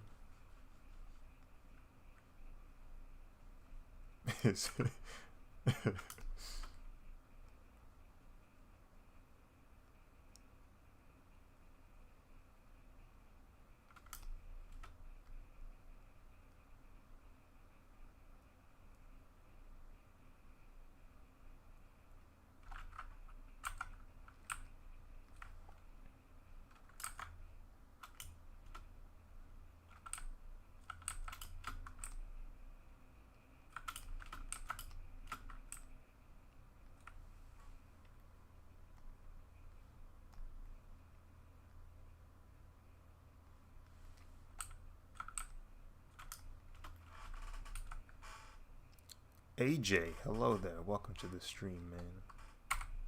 Hope you're doing well.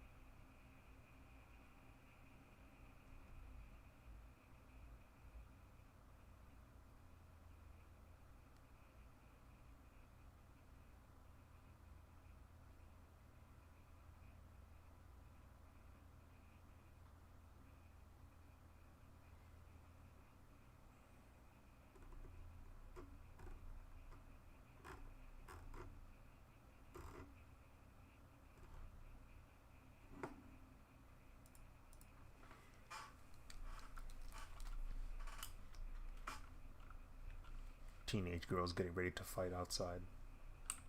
What the heck going on out here? Is that Duke?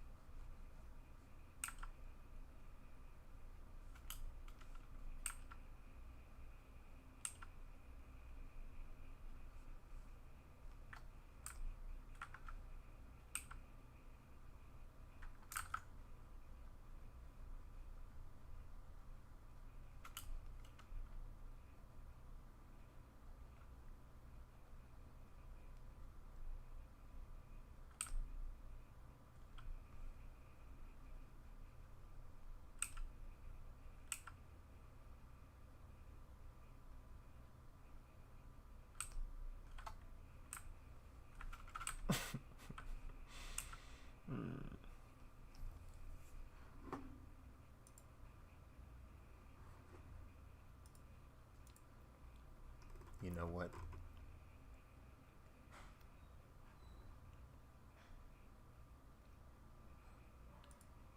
Because my suffering is inevitable, I have no choice but to share my suffering.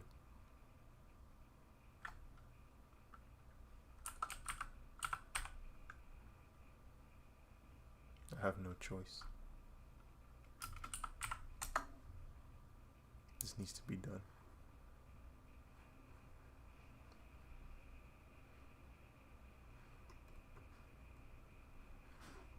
I'm sorry for what I'm about to do.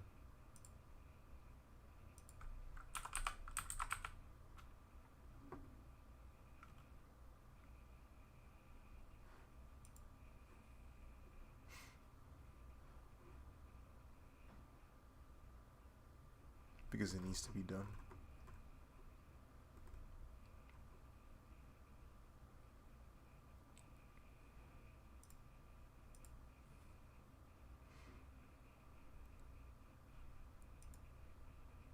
I must share my suffering. It's the only way I'll survive.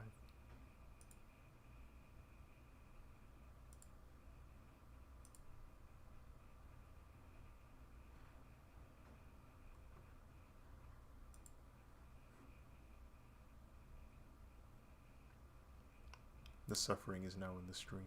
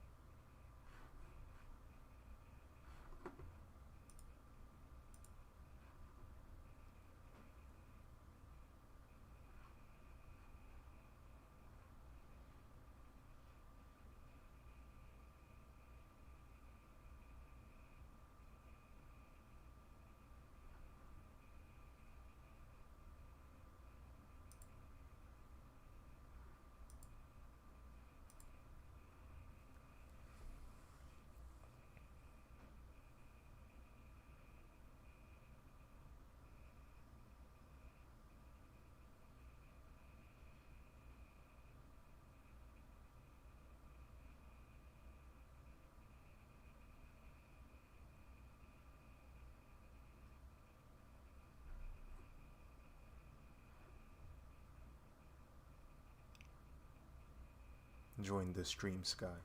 Indulge in the suffering.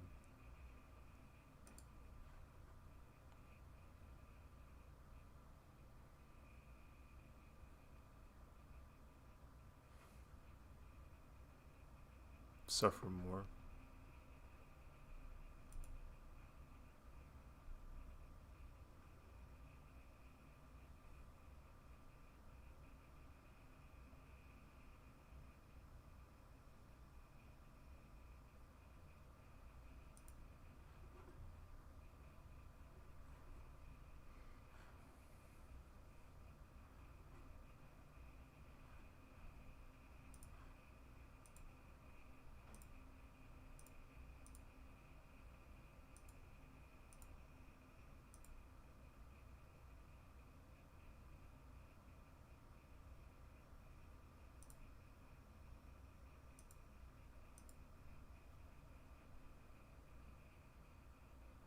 Skelly boy Tully Hick for what?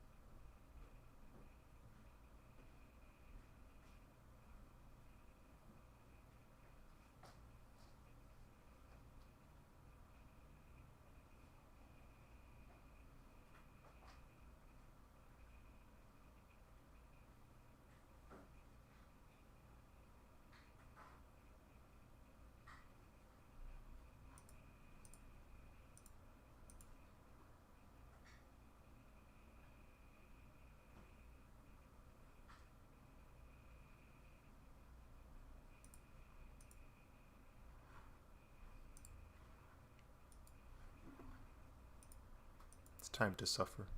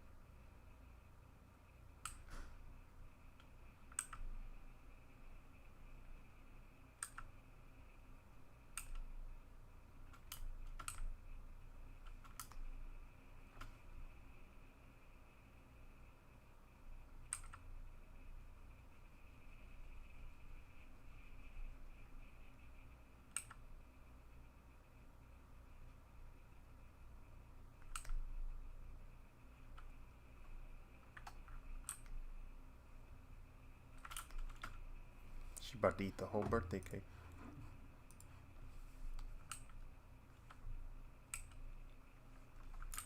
No.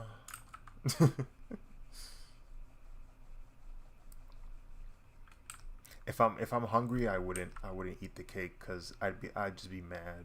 I'd be upset because it's like my stomach is empty and all I can eat is dessert. I'm gonna be peeved.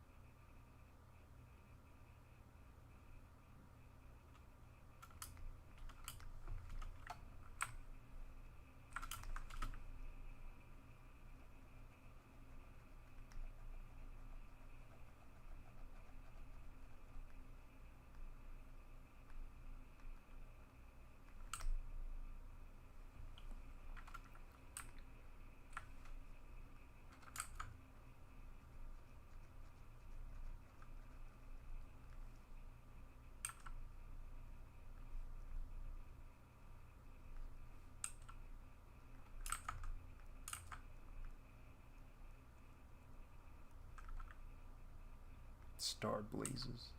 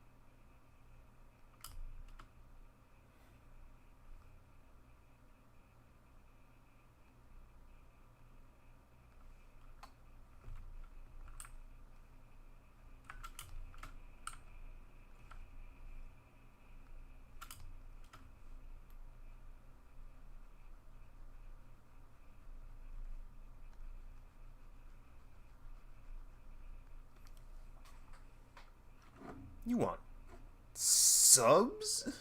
What is this? Anime? Why on earth would you? How dare you even request something so diabolical, so despicable? Subs? Are you out of your mind?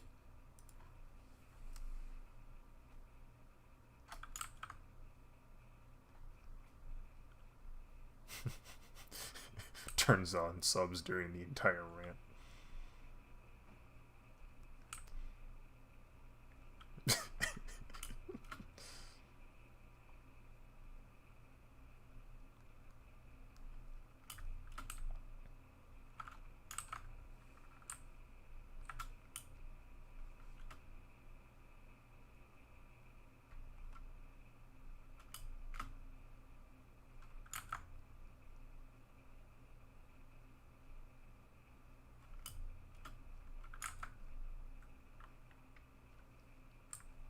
Shawty super leaped. I forget she athletic.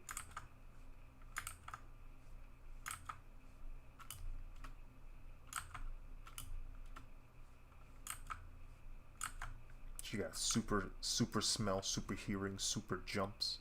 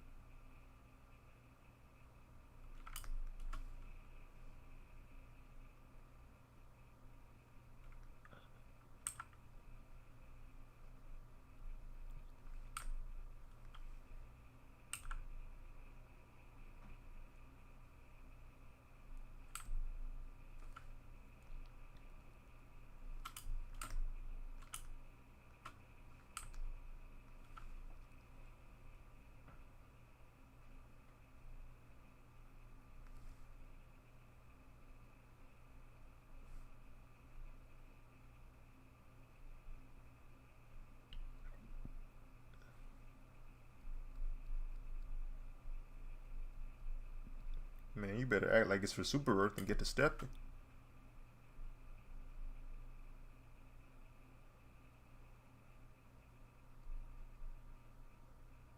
Dive more.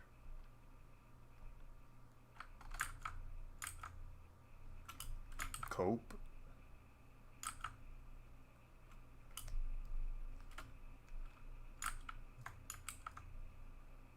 Dive diver. Cry about it and dive more.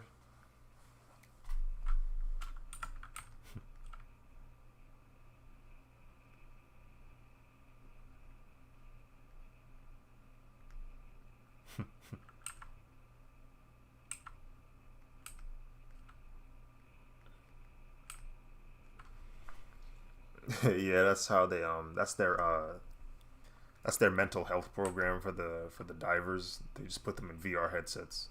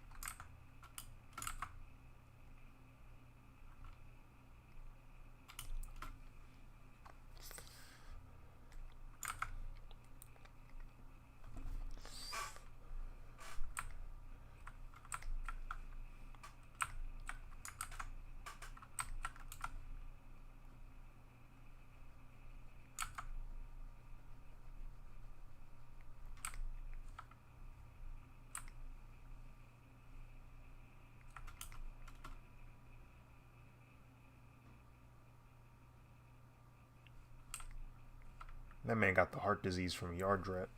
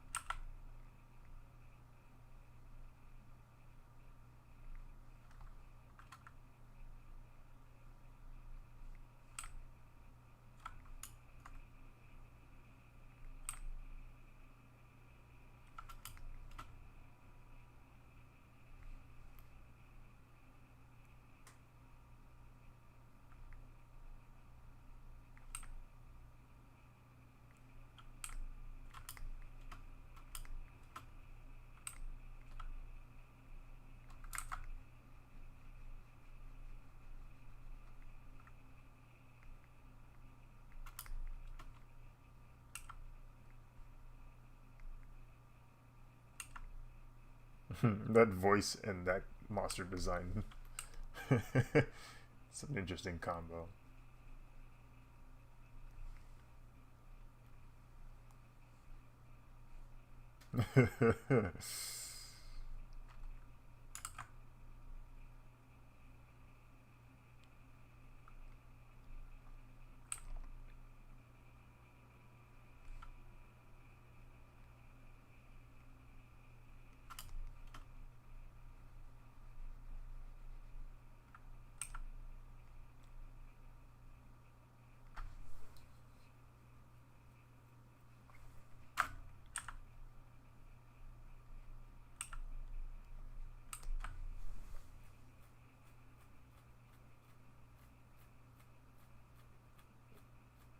Lights of Orion, and it's the After Effects filter.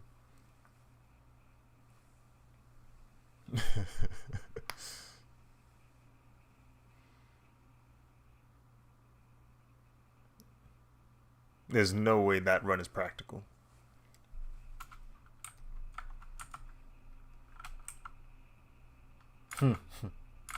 Because at least the Naruto run, your body is straight ahead.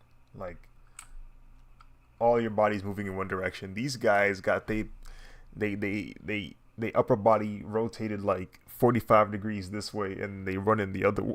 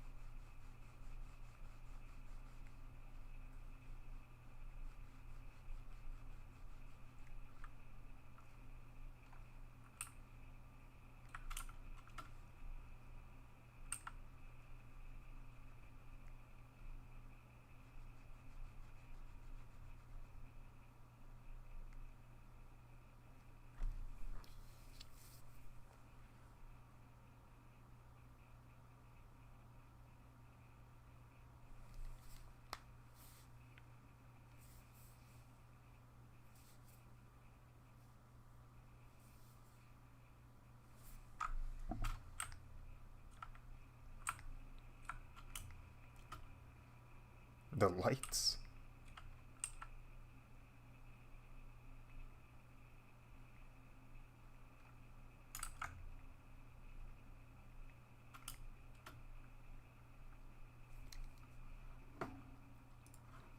That woman is a cheat code, bro. She just be sensing stuff. She'd be waking up middle of the night because she had a dream or something. Because she heard some.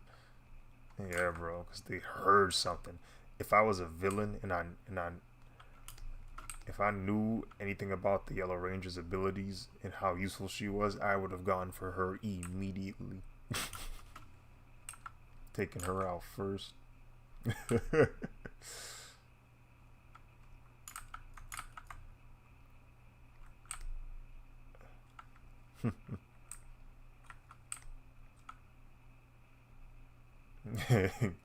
Expeditiously, bro.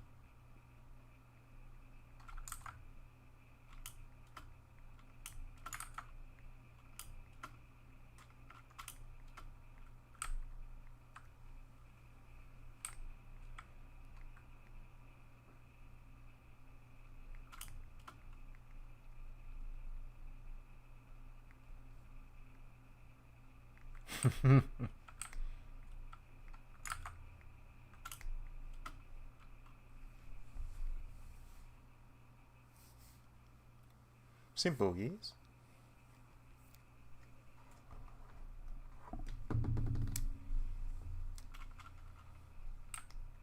And if you fail, treason.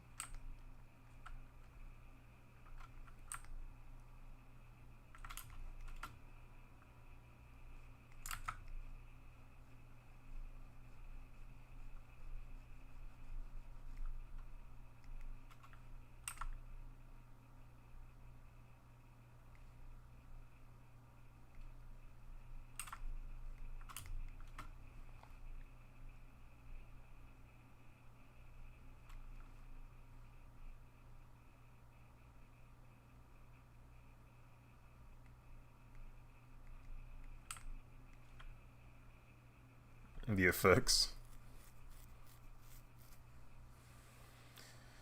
Good old 1999.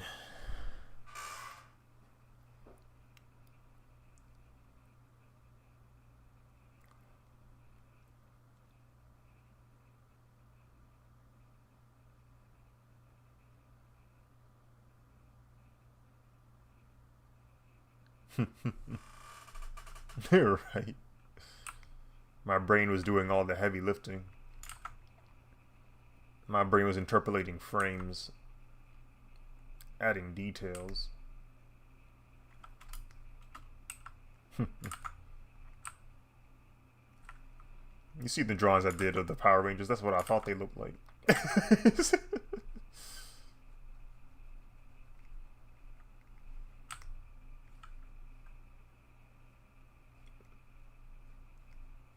That man, Magnet Defender, did not take the antidote, bro. He did not listen to Trunks.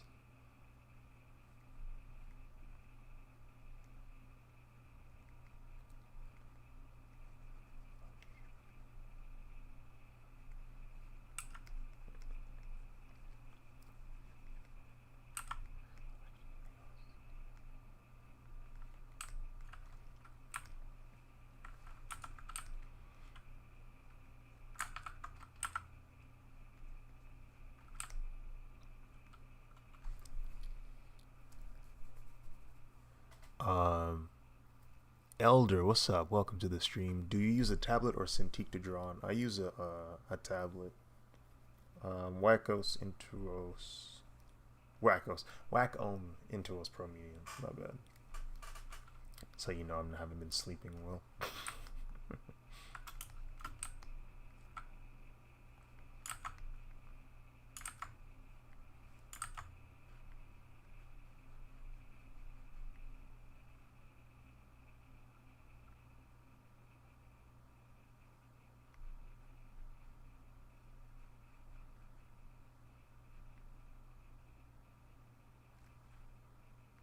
Does that woman Trakina have multiple dimples? Did I just see that, bro?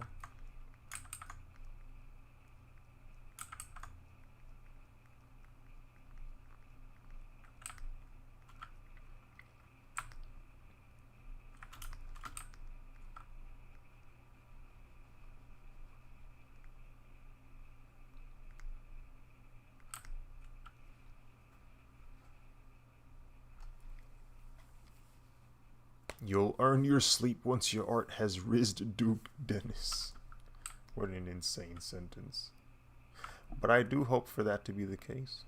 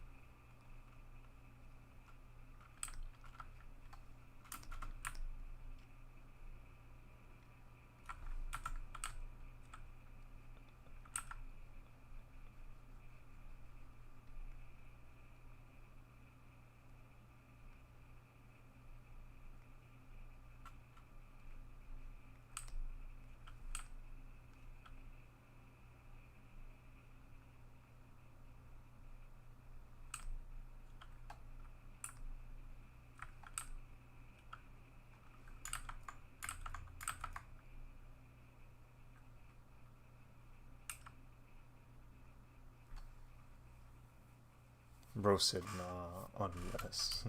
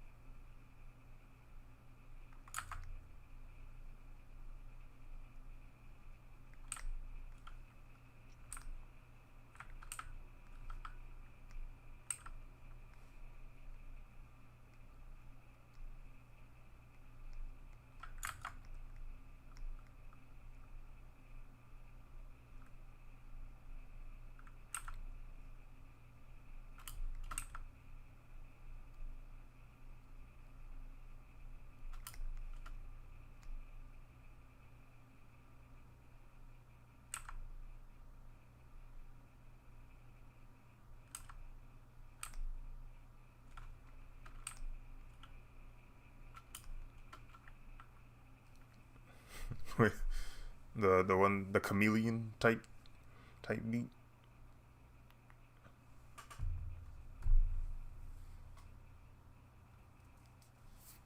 Or was it the bug one? Trakina. Hold on. Oh, yeah. Looked like a freaking Elden Ring boss.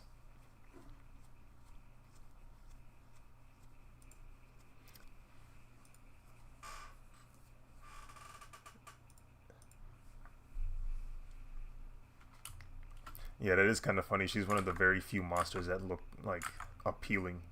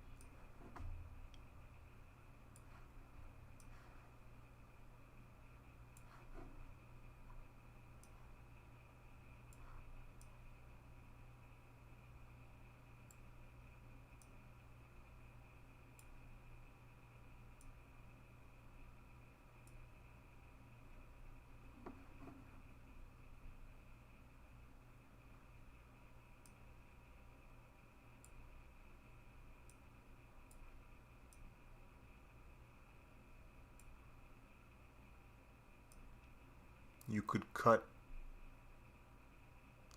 lamb with. You could cut lamb with the jawline.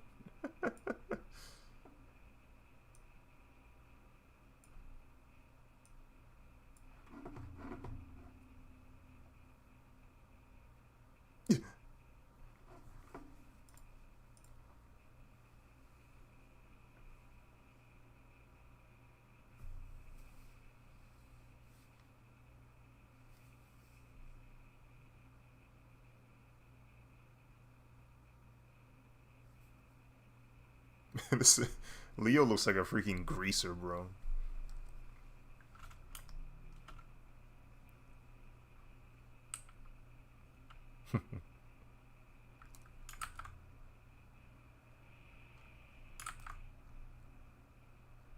I think this is the last 90s season.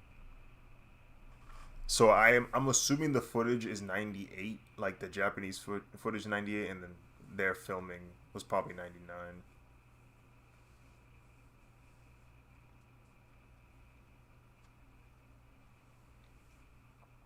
Because I think Time Force takes place in 2001, and the season before Time Force is Lightspeed. So I think Lightspeed is the 2000 season.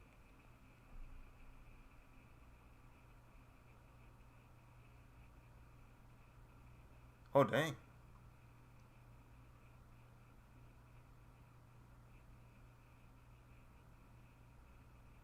Her name is Impostra.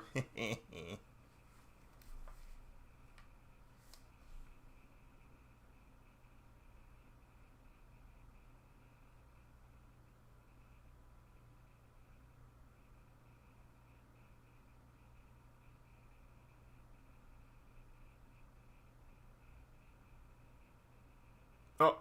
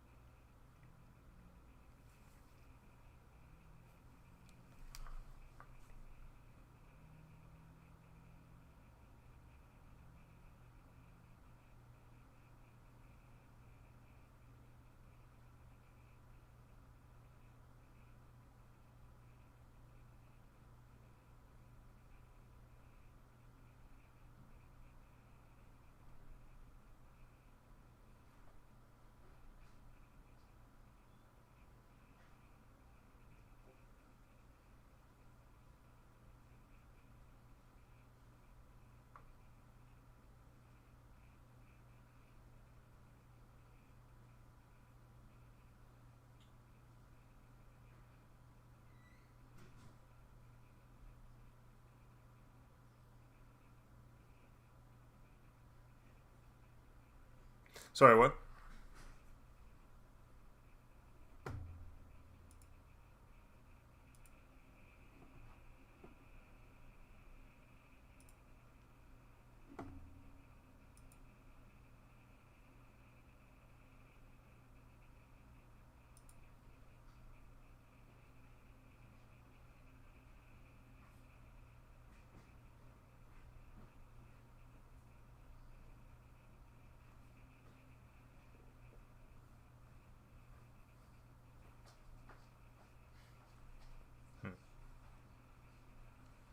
I lowered it to 720.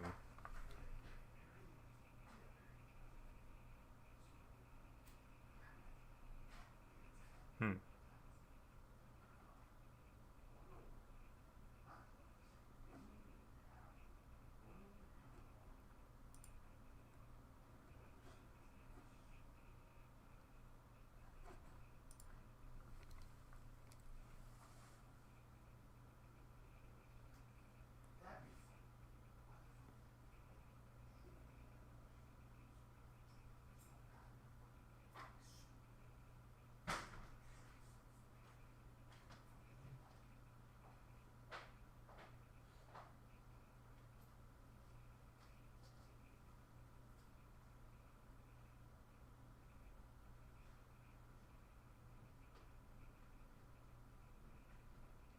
Yeah, to automatically assume you are good.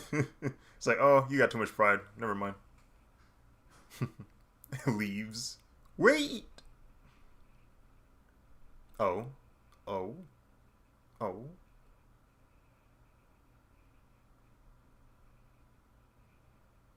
It goes around you. Hmm.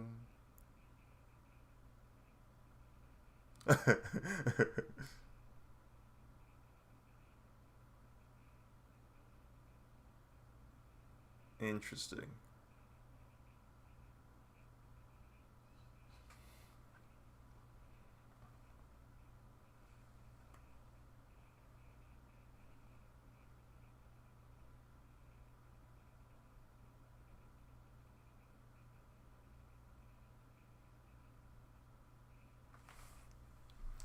What's the orange one again? Oh. So, oh, okay. So anybody from America that's rich. Oh, seems pretty straightforward. Any business any business that has billions of dollars probably can wear the orange lantern ring.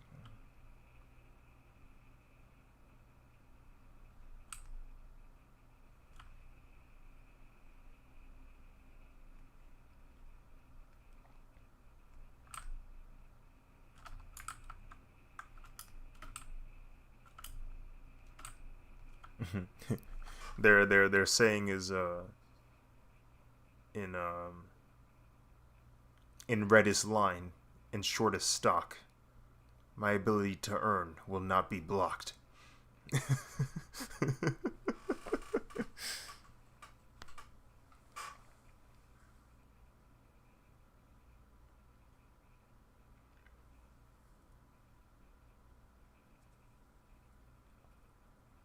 Nothing will stop me from earning my cash.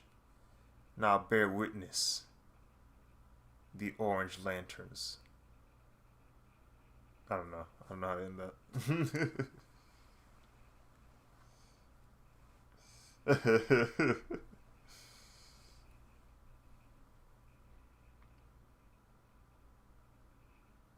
I had a rhyme and then the word was gone. And I was like, oh well, it's over.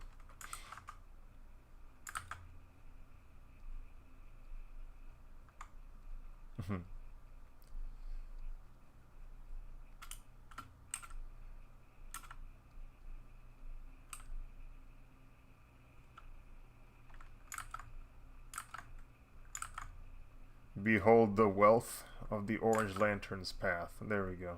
I fixed it.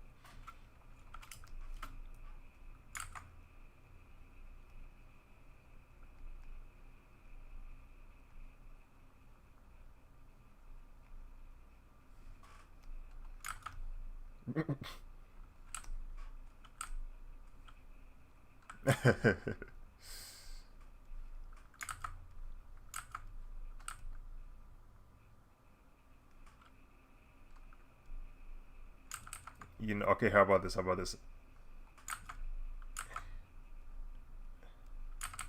Alright, I think I got it. I think I got it. I think I got it. In reddest line, in shortest stock, my path towards wealth will not be blocked. My insatiable hunger you will feed. Now behold the Orange Lantern's greed.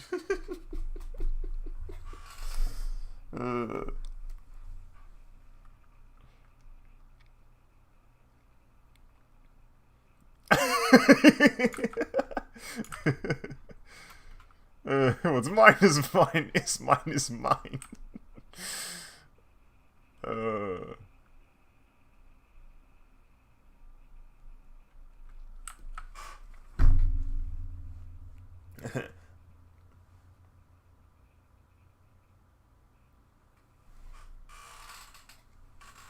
The Love Core. Oh.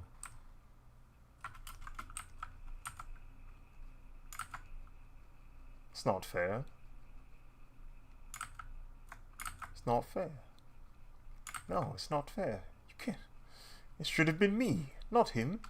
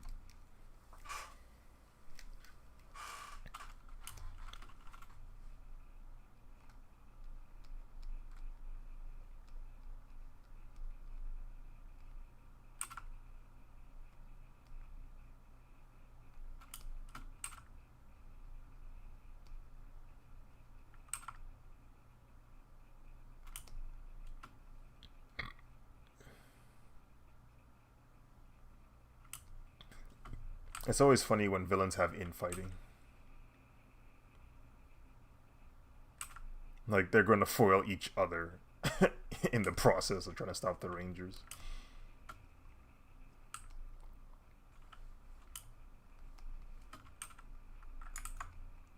I remember when,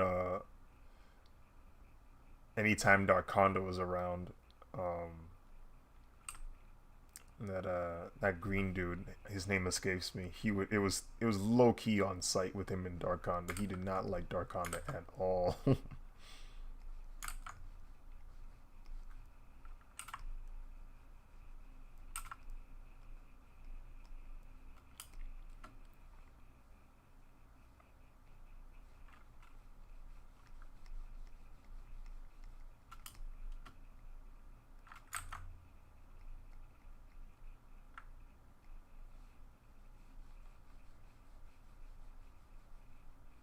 I mean, shoo.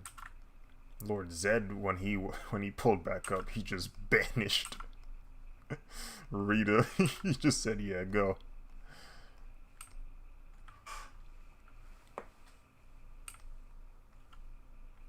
And then got married to her because Rita. Ratings were low.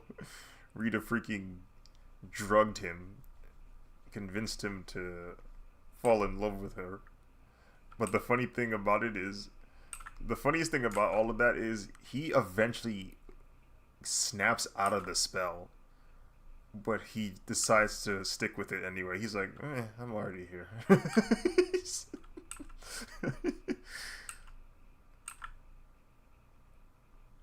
like, she's not too bad.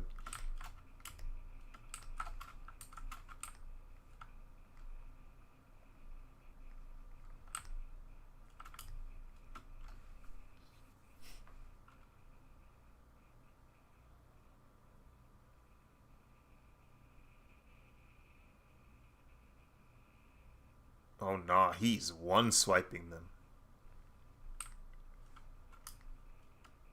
He one swiped them, bro. That's not okay.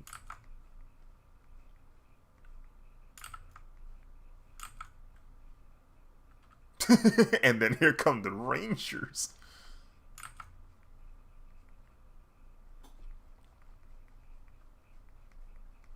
Rangers low-key just saved Trakina, bro.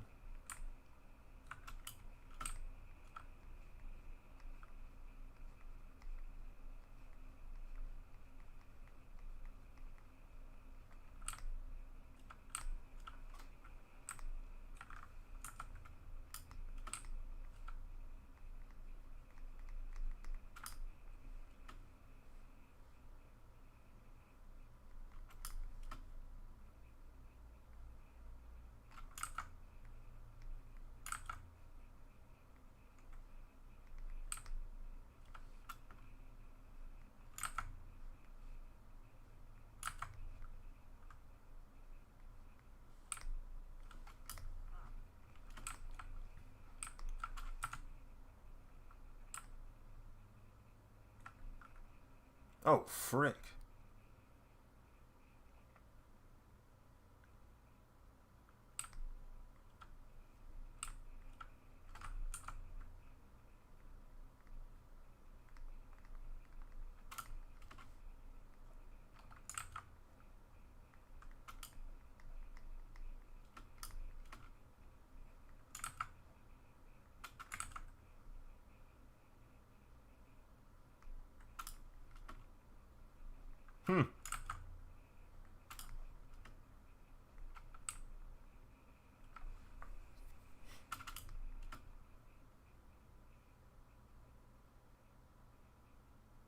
That man's viral heart disease bugging.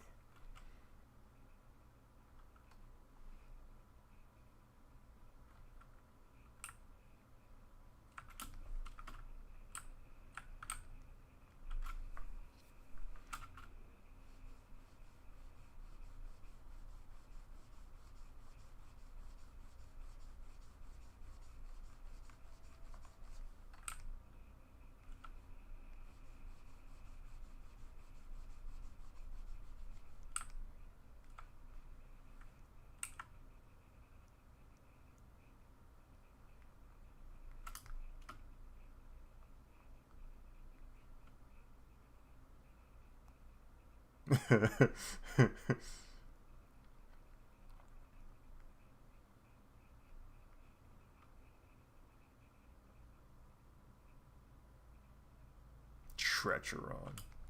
These are names, bro. These are freaking names.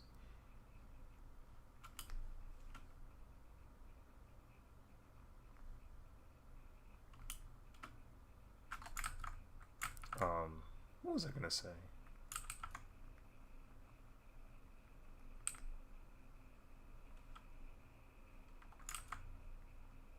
It doesn't matter, I guess.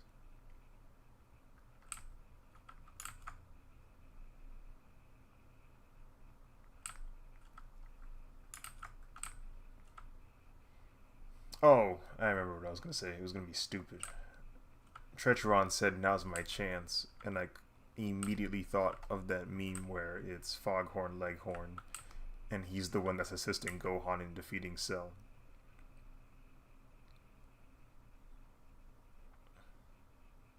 I say, now's your chance.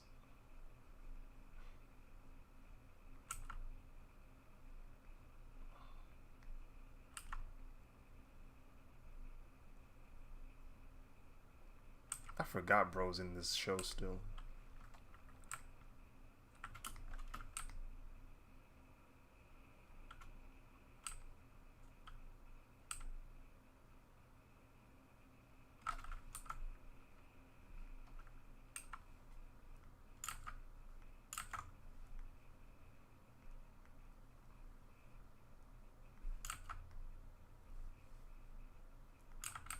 The Red Ranger's out of commission. Frick.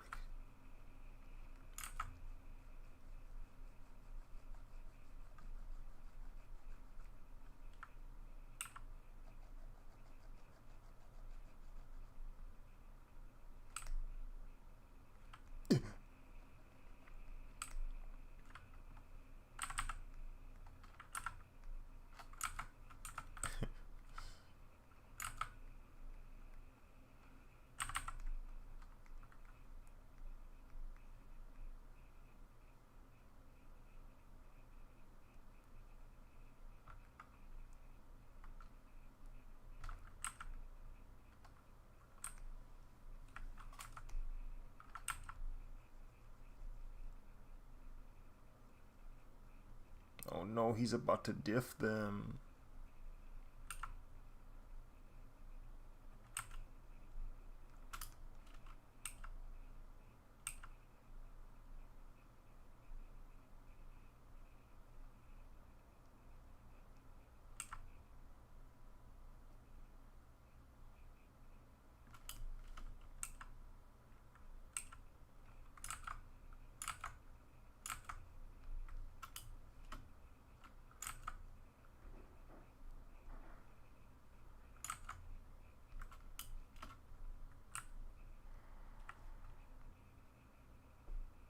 What the dog tag's doing?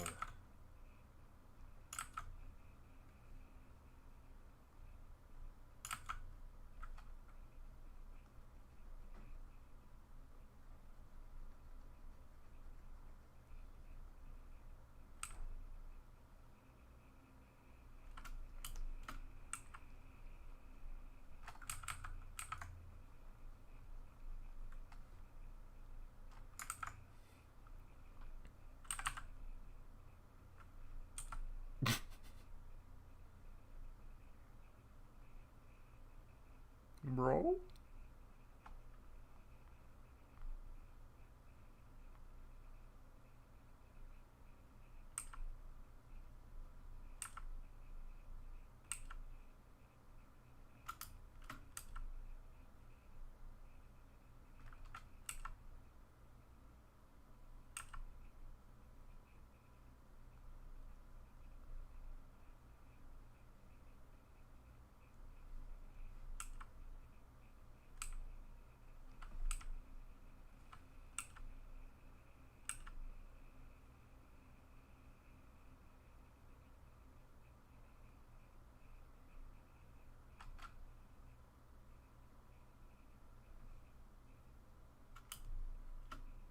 Now he's gonna low diff them.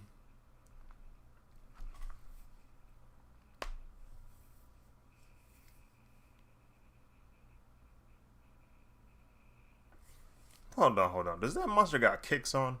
Might look like he got Jordans on or something.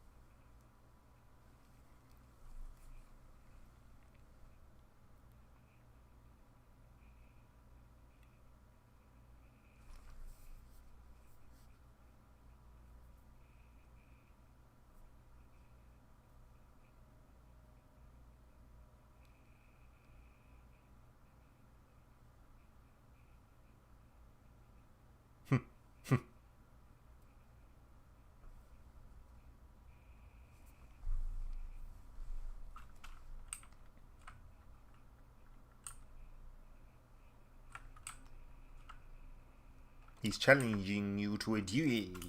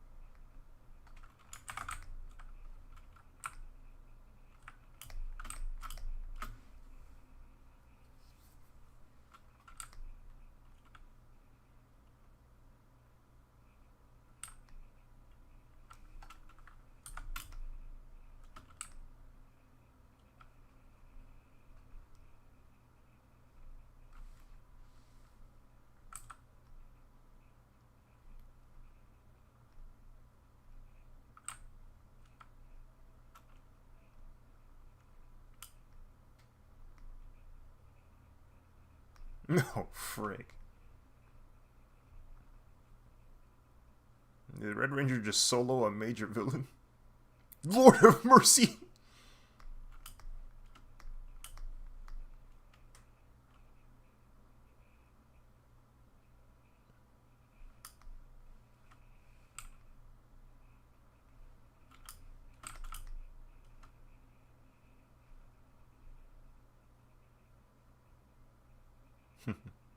Oh.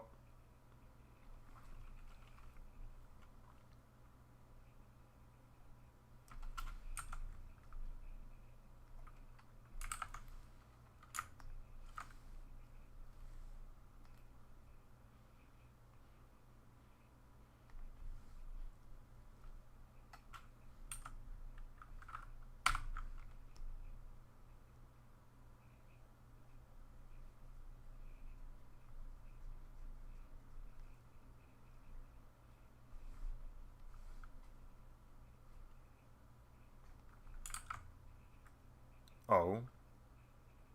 The Lights of Orion also give the Megazord a boost.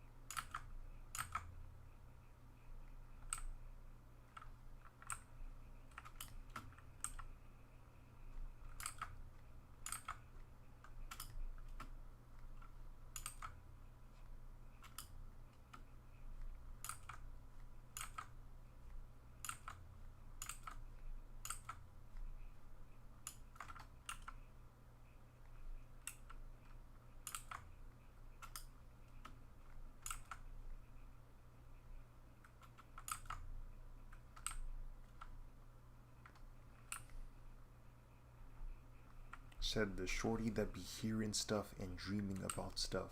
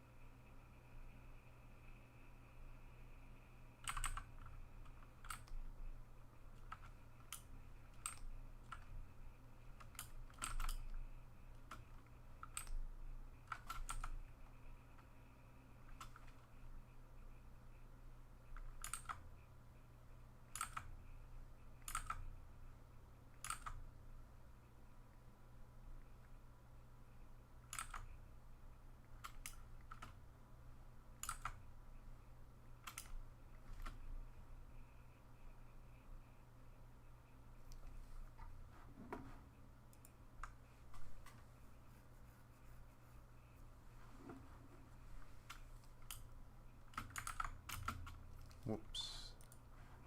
There we go.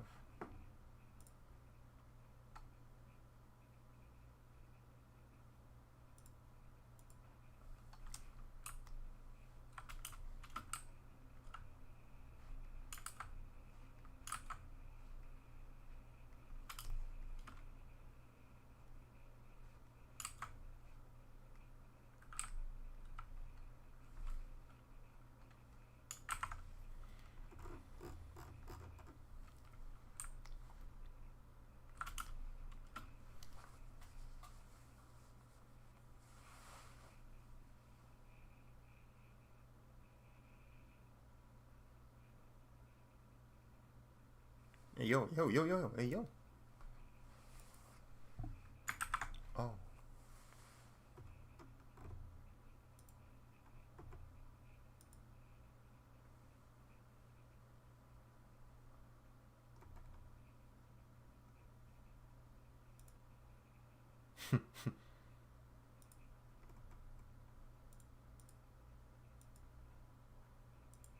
What are you on about, bro?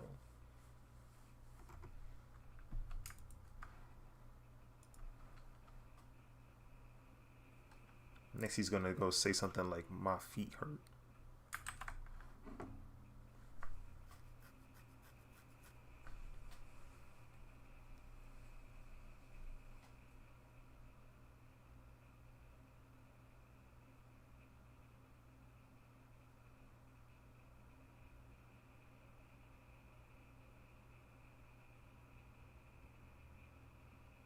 That's green screen is rough.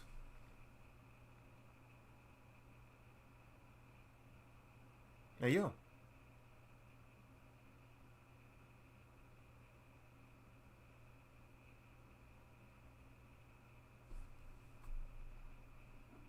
I think it pulled up on him.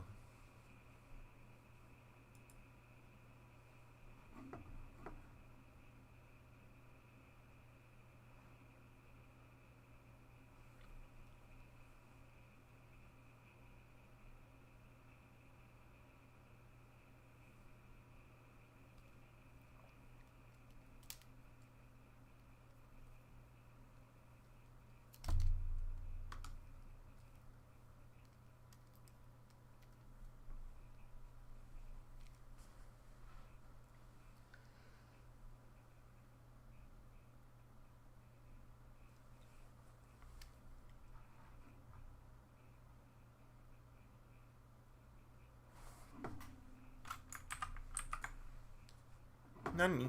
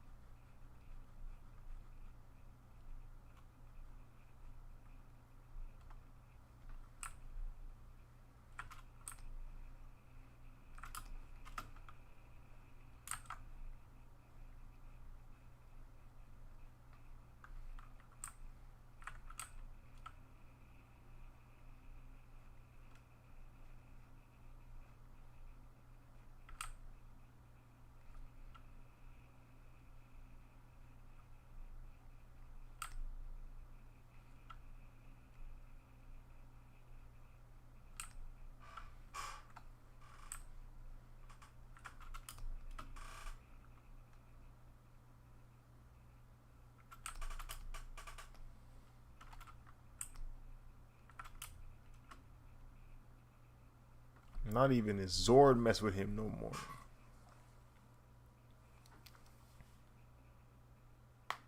Dang! Snuck on him.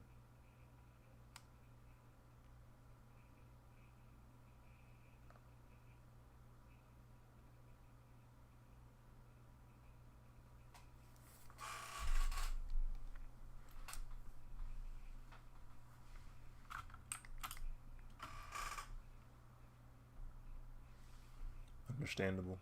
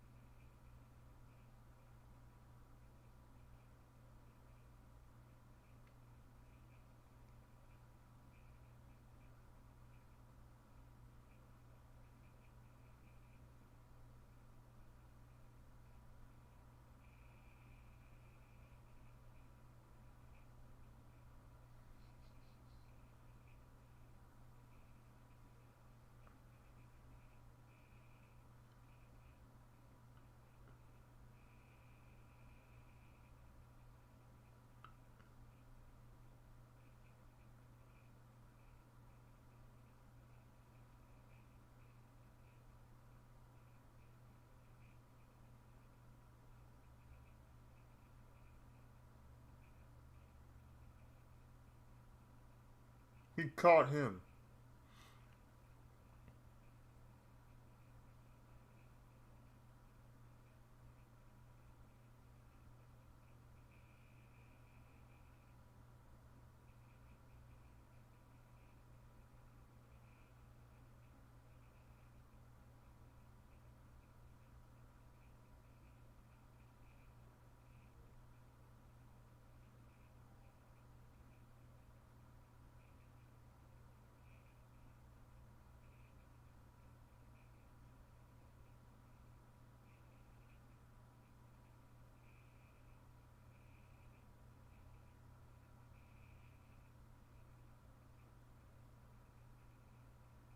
Hmm.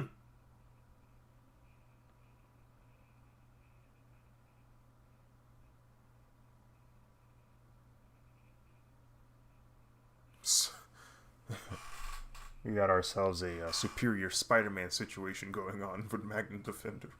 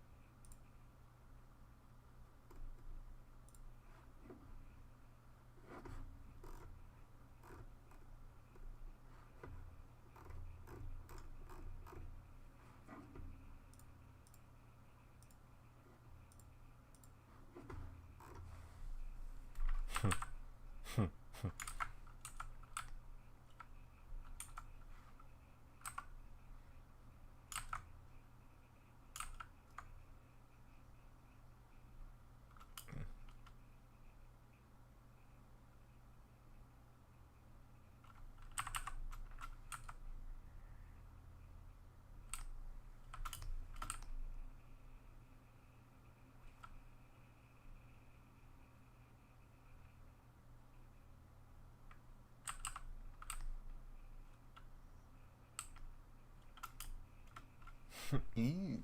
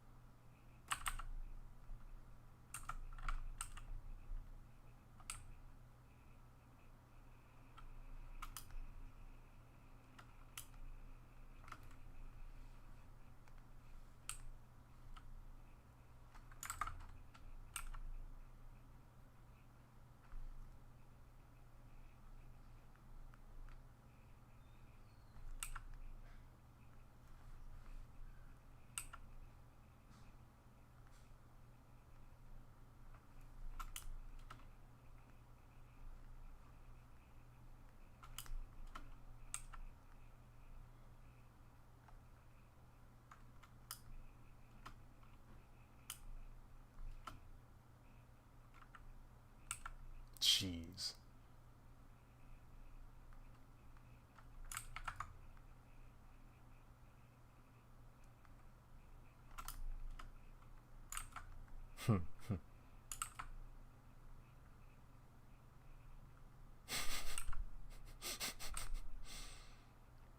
The aggression, the rage.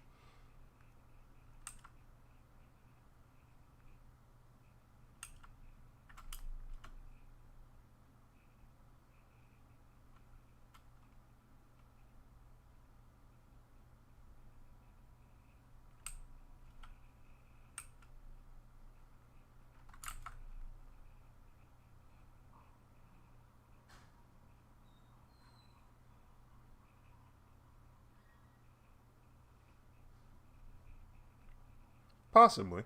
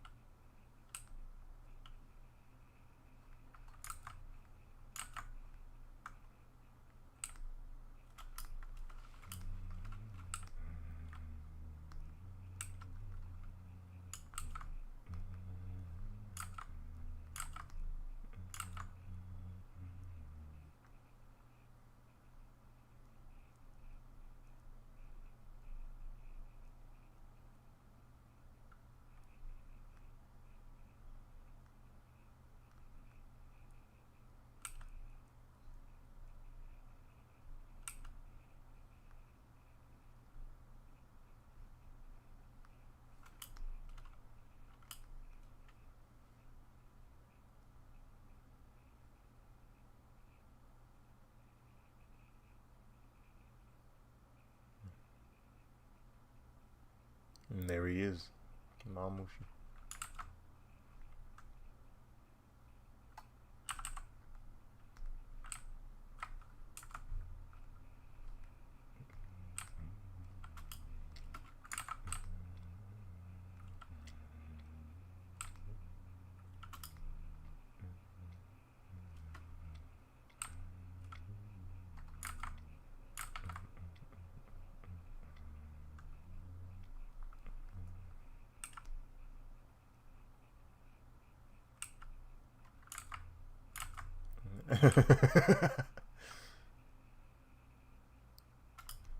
Bro.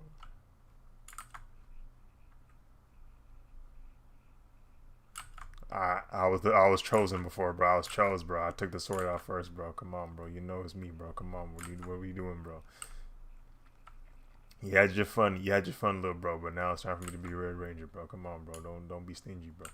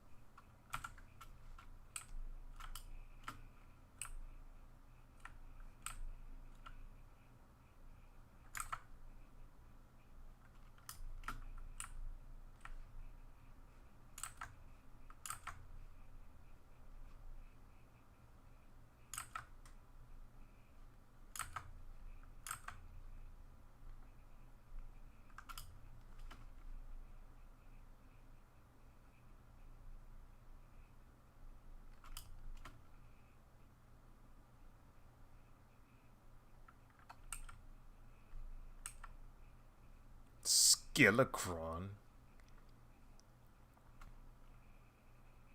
But is that Shao Kahn? It's like, no.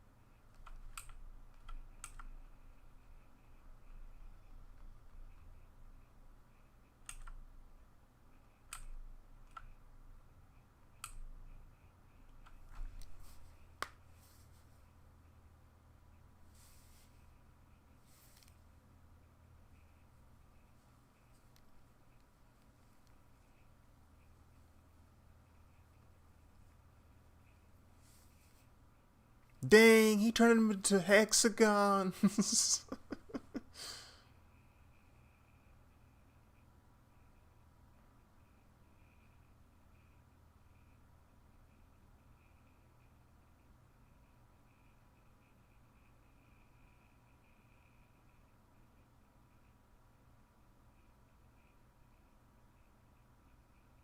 Bare flesh.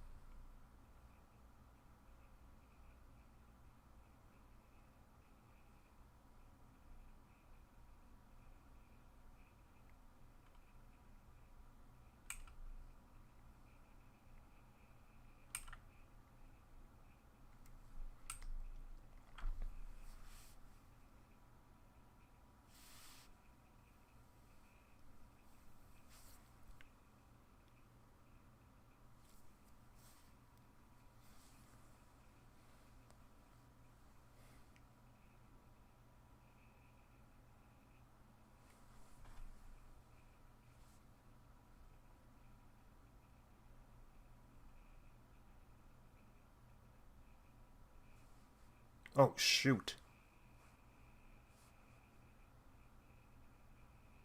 That man has a scarf.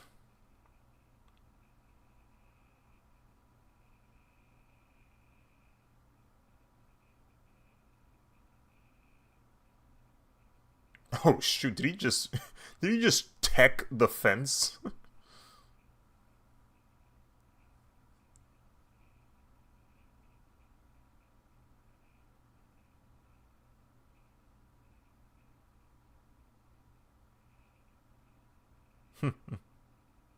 Hey, yo.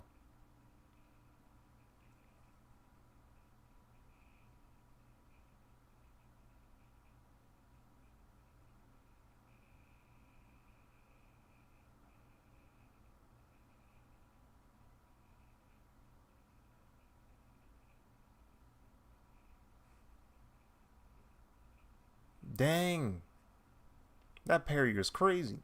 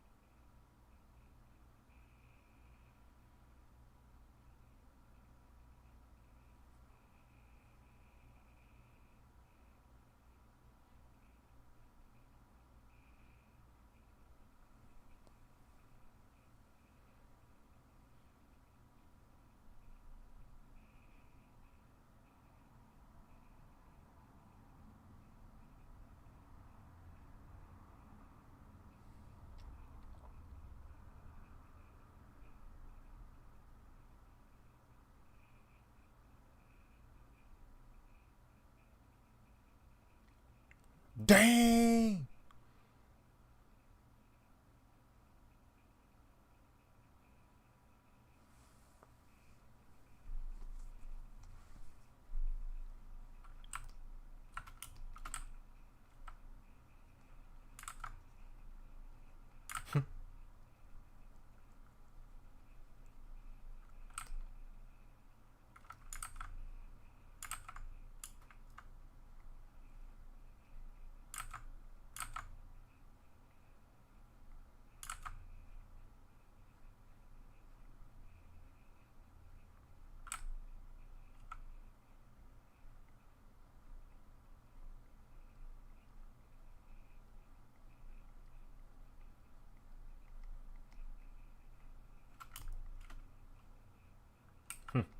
Bring him. He's already here.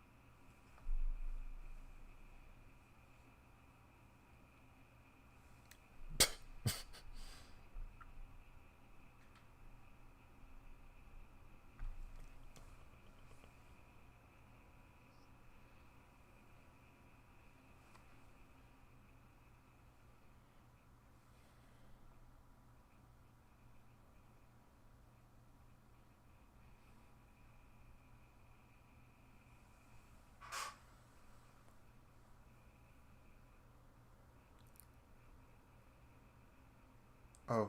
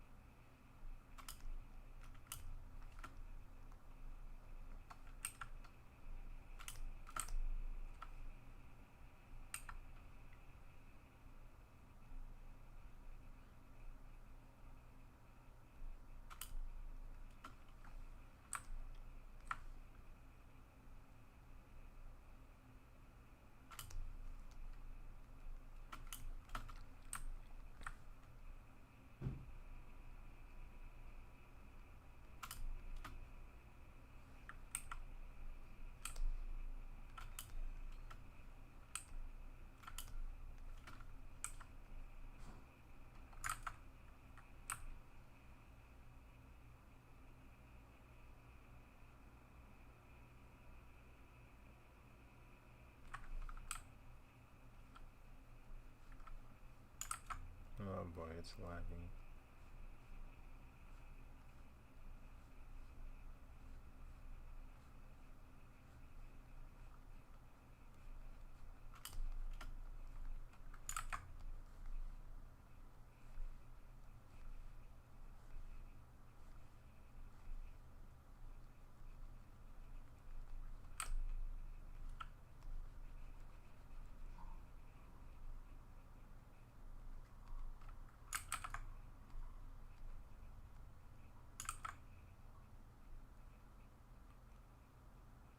No. Do not tell me he can summon it like Thor.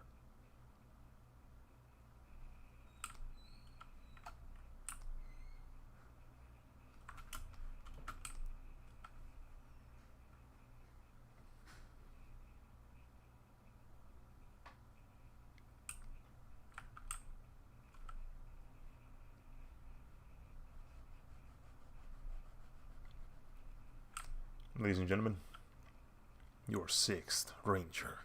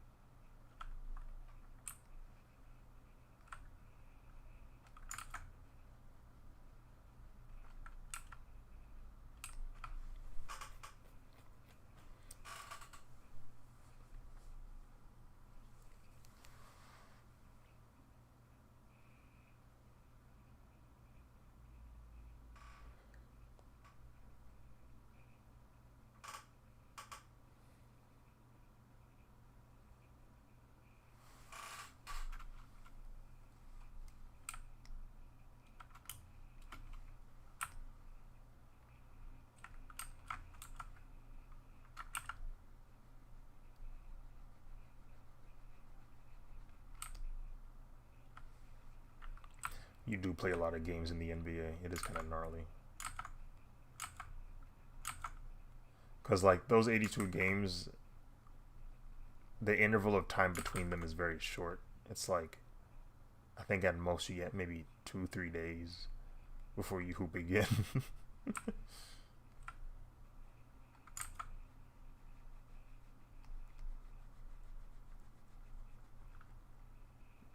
Yeah.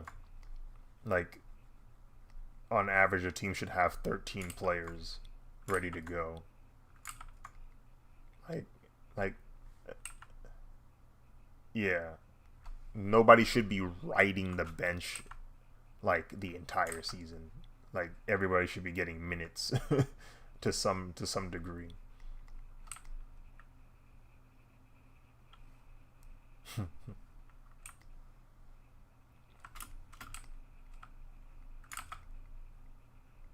Yeah. And their minutes are gross, bro. A lot of them would be playing like 30 plus 40 minutes sometimes. It's just like, yo.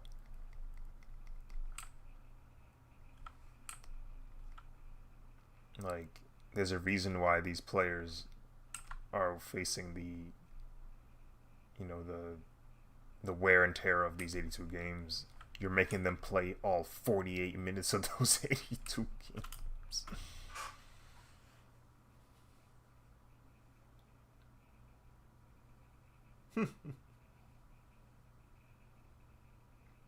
Yeah. Yeah, 82 is just regular season, bro. Now we doing post season playoffs. You out of your mind? No wonder they be chilling during All Star.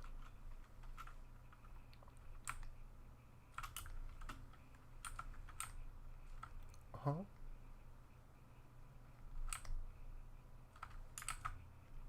Bro, the the skit RDC did of James Harden um, after the season was stupid, bro. It's this clip where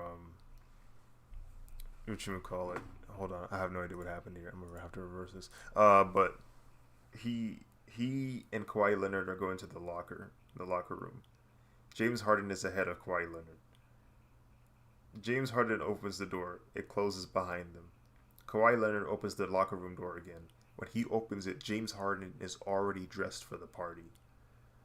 And and Kawhi goes, "You going to the club?" Yeah. After scoring 7 points? Mm-hmm. In game 7? Yeah. You trying to come? No. Oh. Then he opens the door and leaves.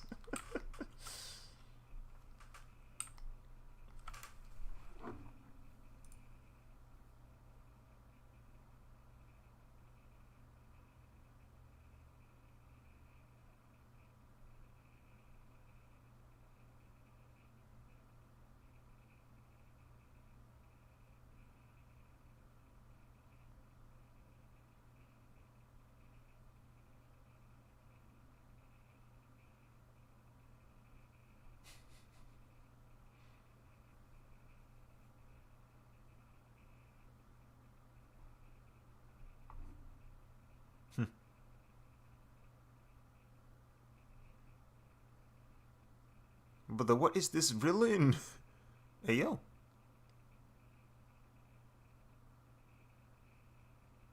Yeah, like I said, you could you could cut lamb.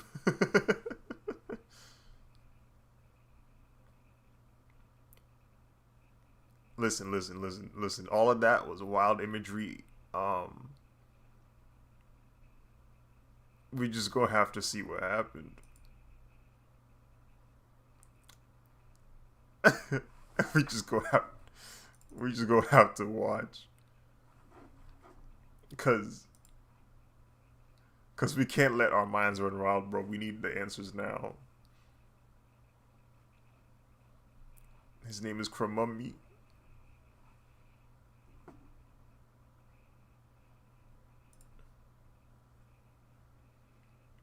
Isha, what's up? Welcome to the stream. It's cool. It's so cool. Thank you. Thank you.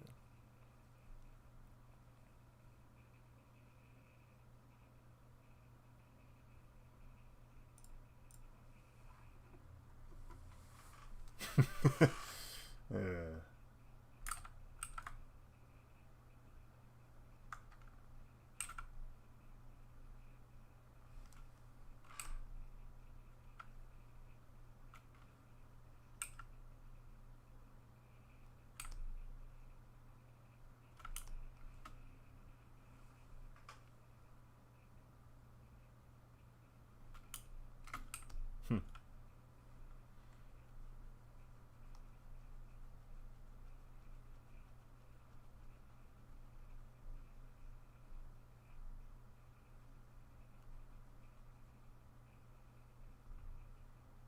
Did the intro change? No, never mind. I just haven't seen it in a long time.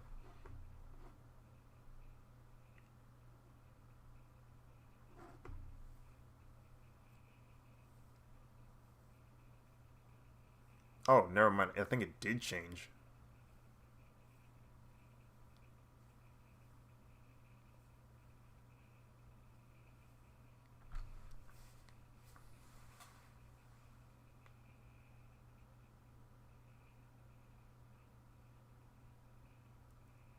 Wait, Bulk's back?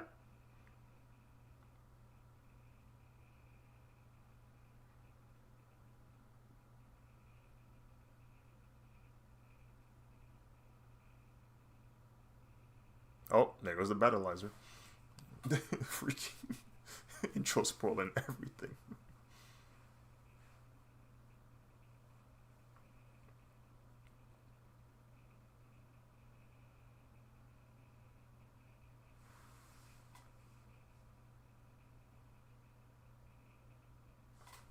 You're, you're, you're toxic.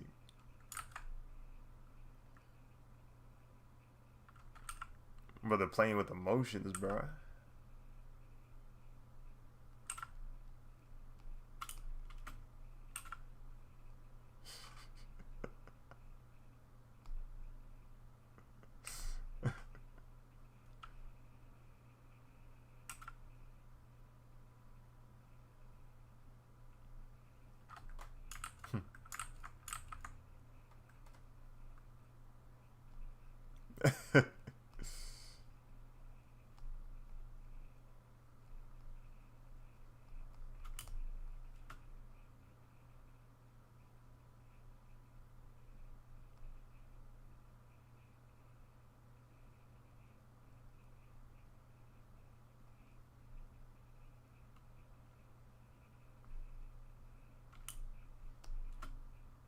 Oh.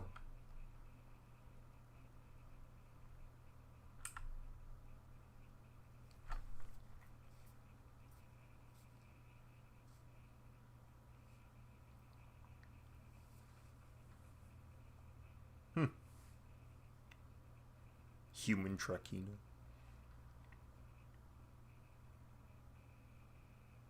She was. Hmm.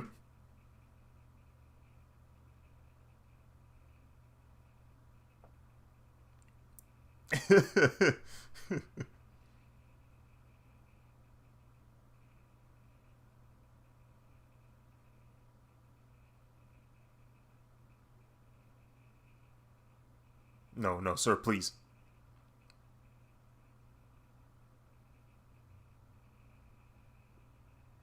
You're gonna get logged by a bag.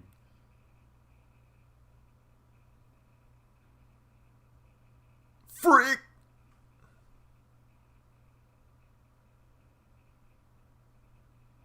No, you don't get out the vehicle. Come on, bro.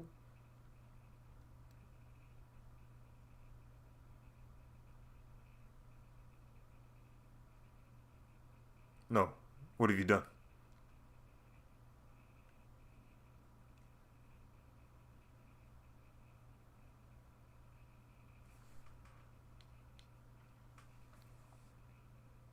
Hey, it's Bulk. And the scientist.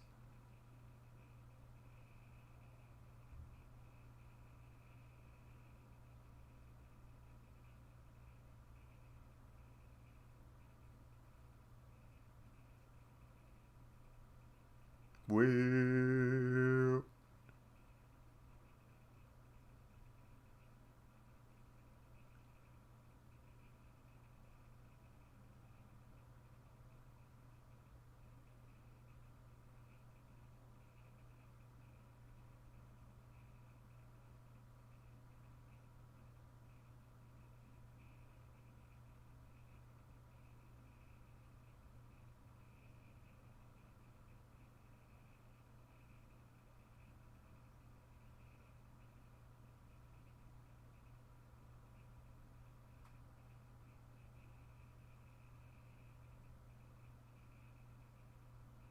hey, yo.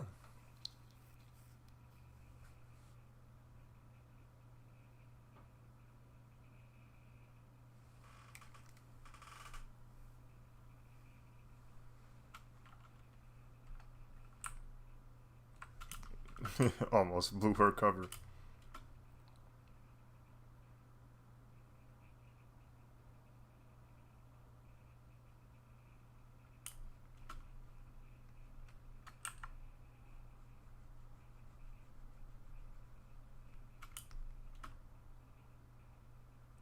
Not the commercial break. Thank goodness this is in 2001. Or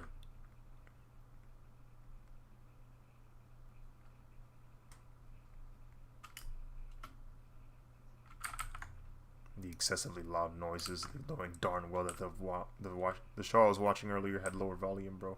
You really, they should have been sued. Advertisers should have been sued for that.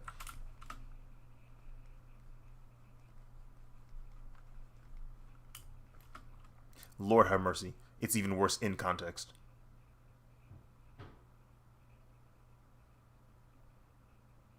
It's even worse in context.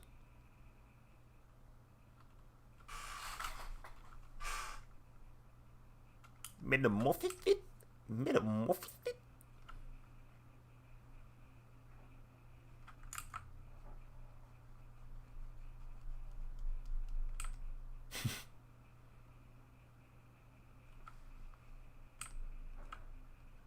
Algorithm too sensitive. You invited her into the crib, mate?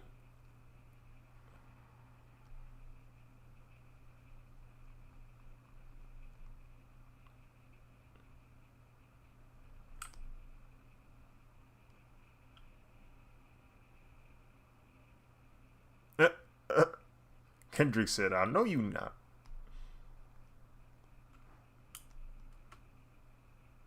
No way. Uh-huh.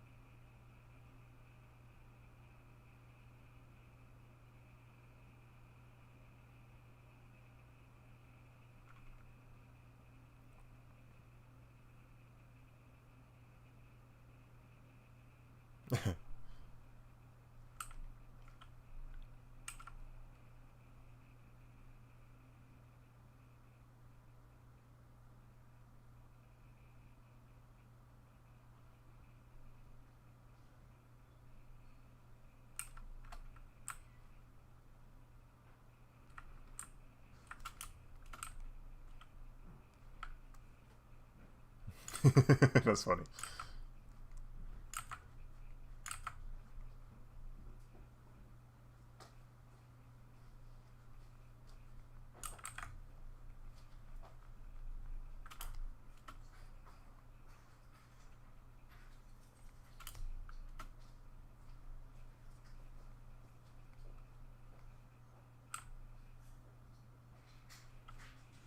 An athlete with complete 100% lock-in sounds terrifying.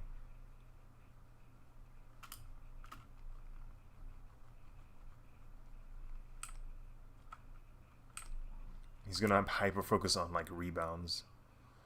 He's gonna be able to calculate the trajectory of every ball bounce.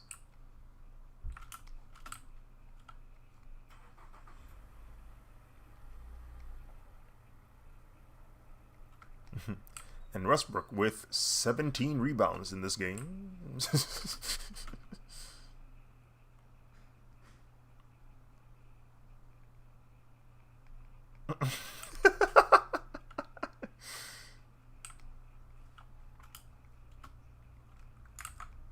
Yeah, I heard them players back in the day was doing hard drugs, bro. Hard drugs.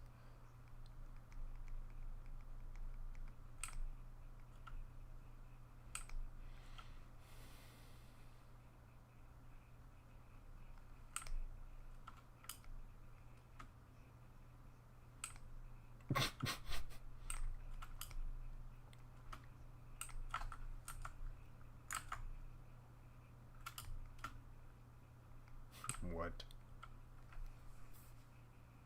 You do what?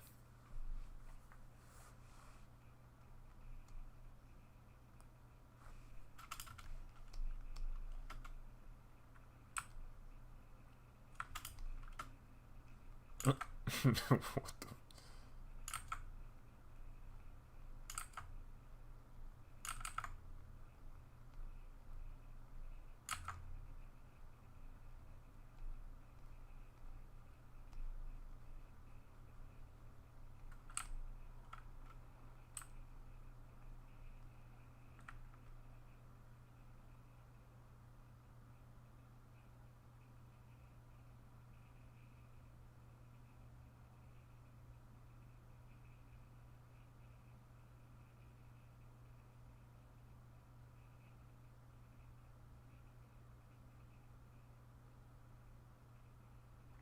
Well, dang.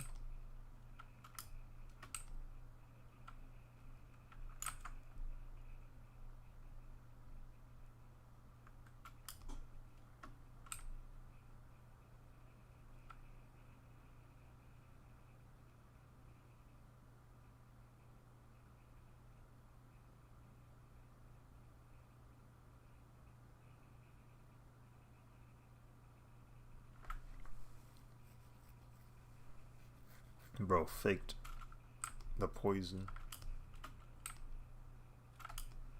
Gotta respect it.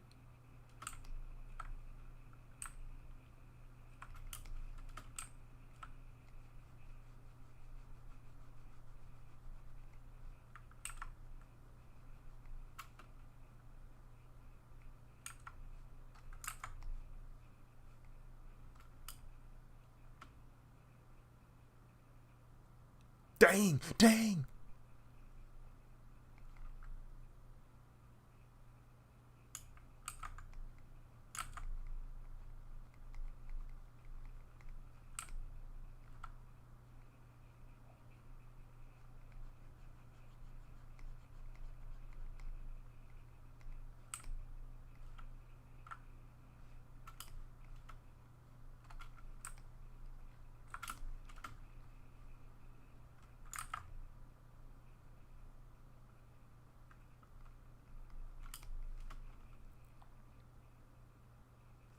Wait, I just realized did not see him transform last time.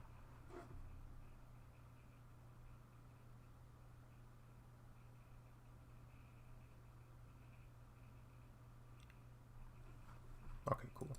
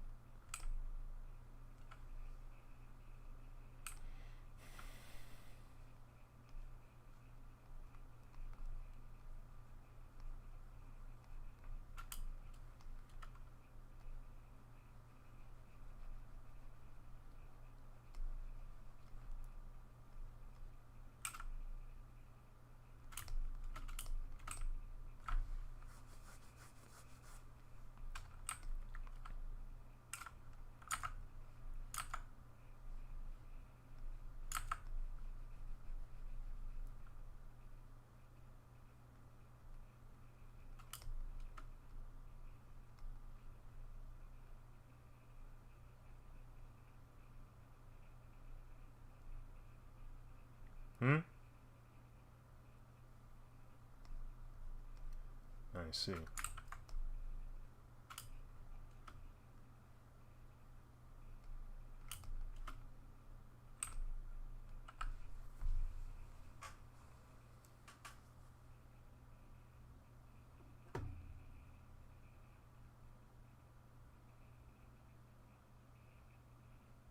Hmm.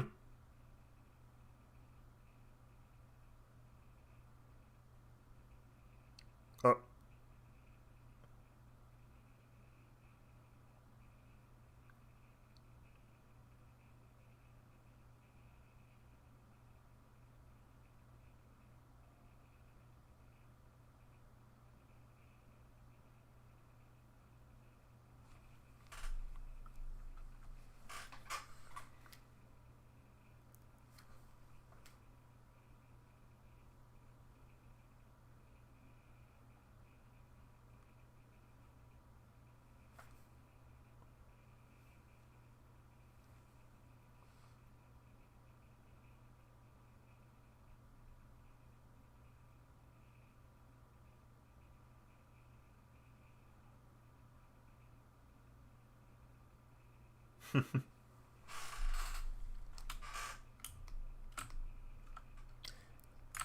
It's kind of like in Japanese, there's no real like L, but there's also no real R. Like the R is not pronounced like an R. Like you don't say kotowaru. Like you don't say kotoraru. You say kotowaru. Like it's almost a D.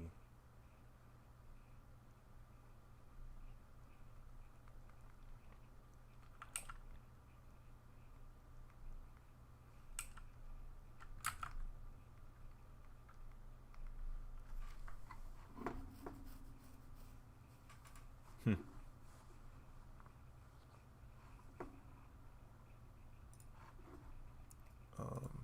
Episode 17.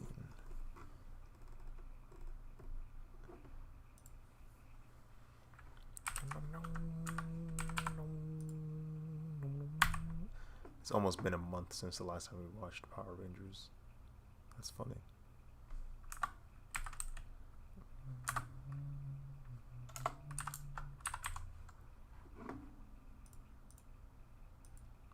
Meow, meow, meow, meow, meow, meow, meow, meow.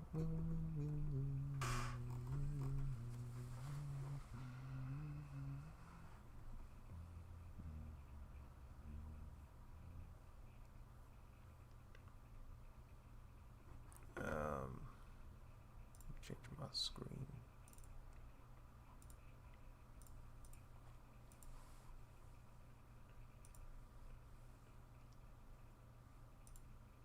Huh?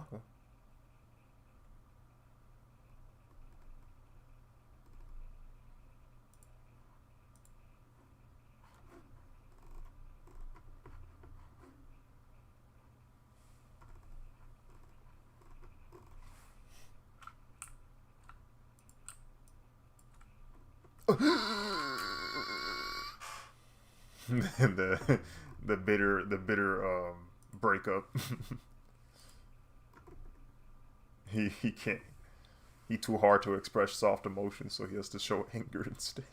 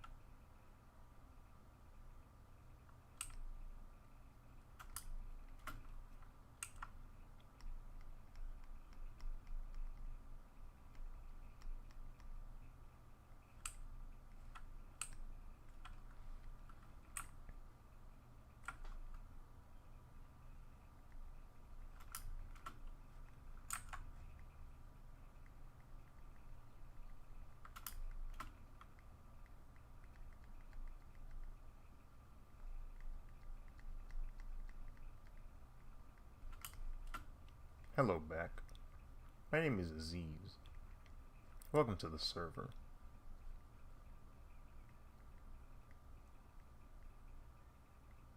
Hello, gonna leave. My name is Aziz. Welcome to the stream.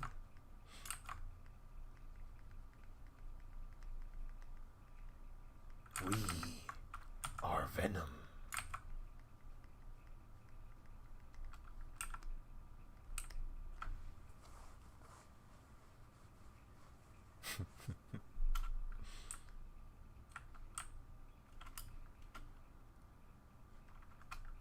Boomerang.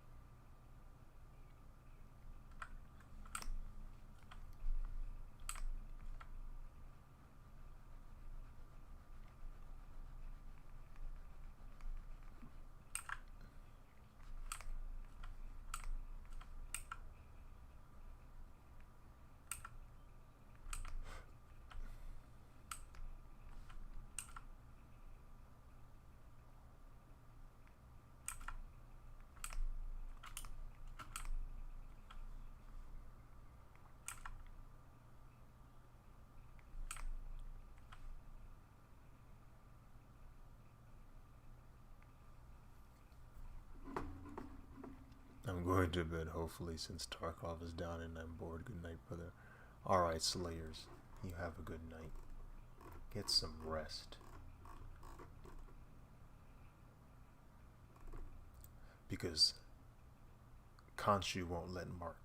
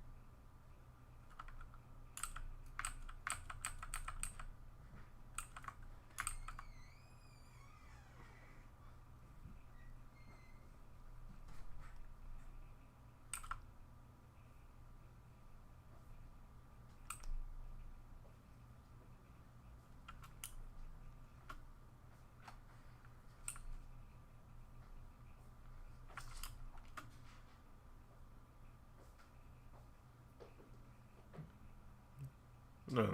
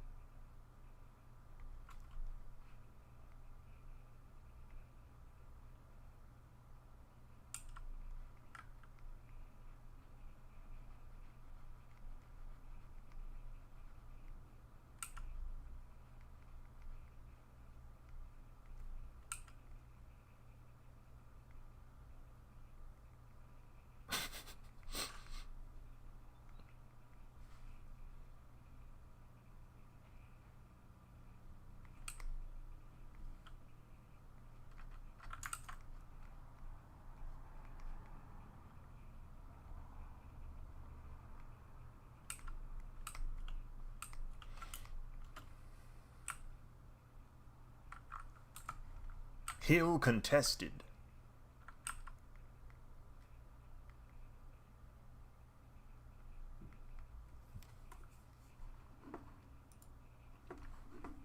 I've been keeping myself company with watching AMP videos. I thought it was fitting.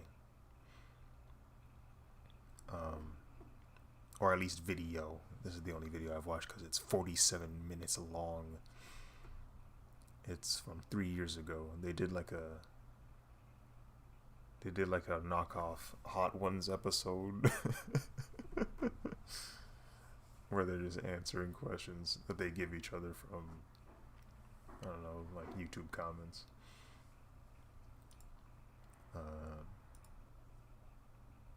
me see. Where's Discord?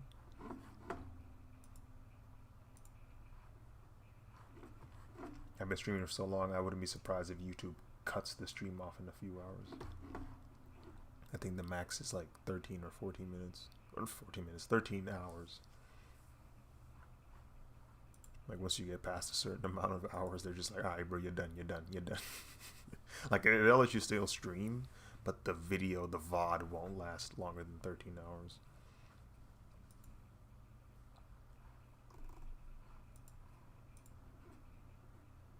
There we go.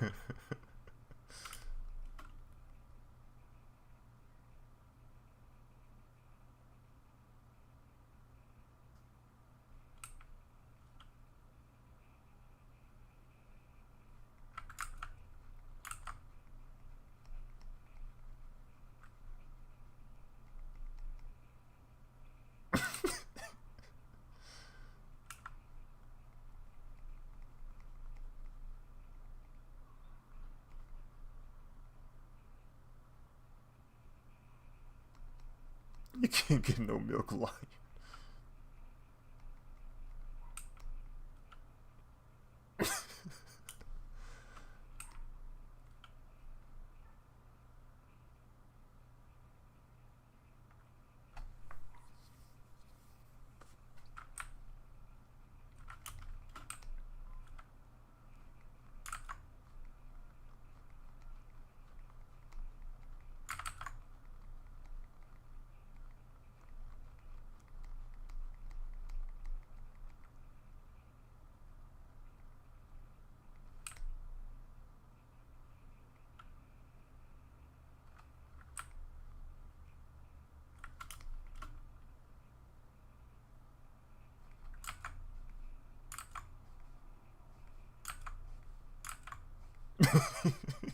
What are you dazing people?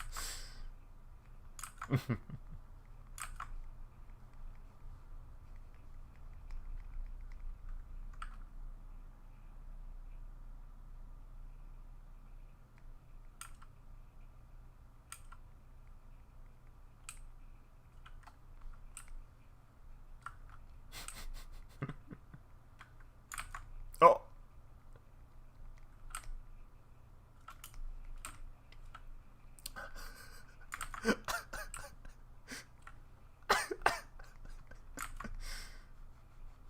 Oh.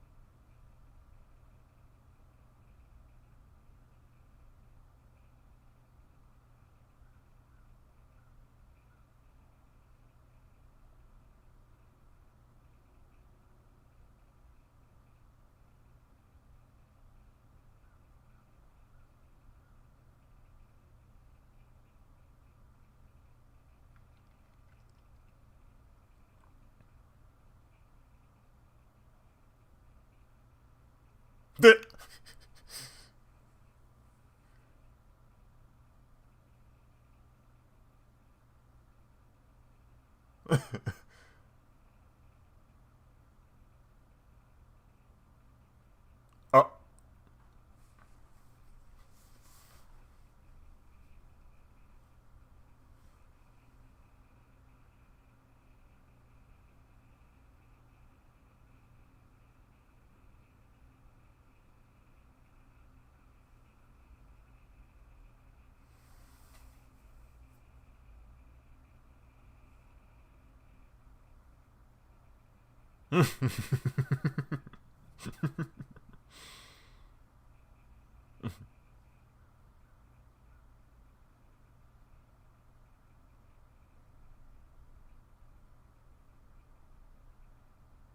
He said, "Trust me." I said, "No."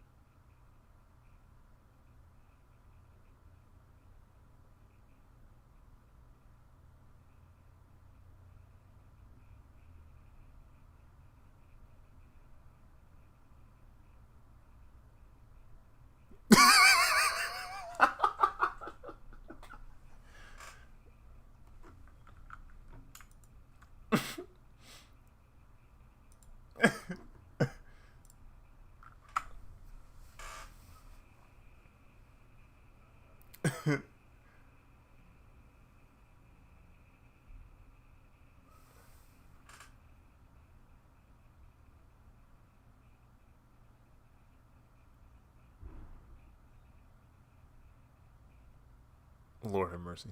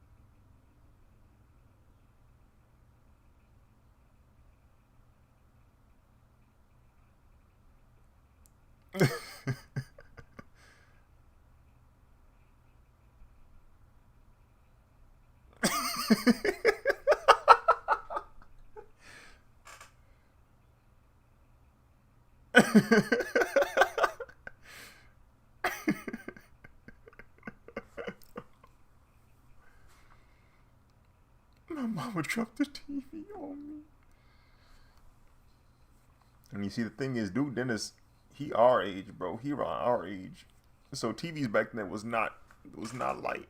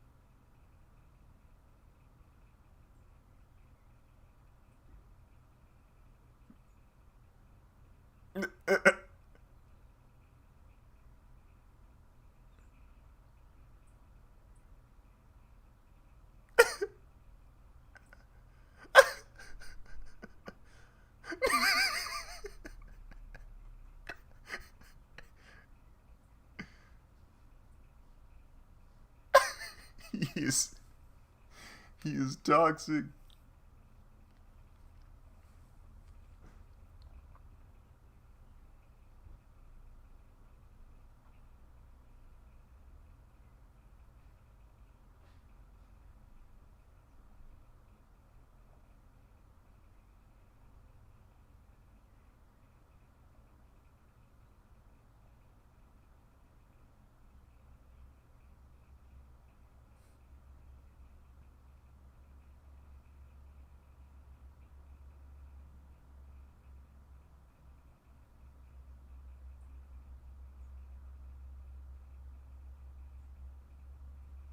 Hmm.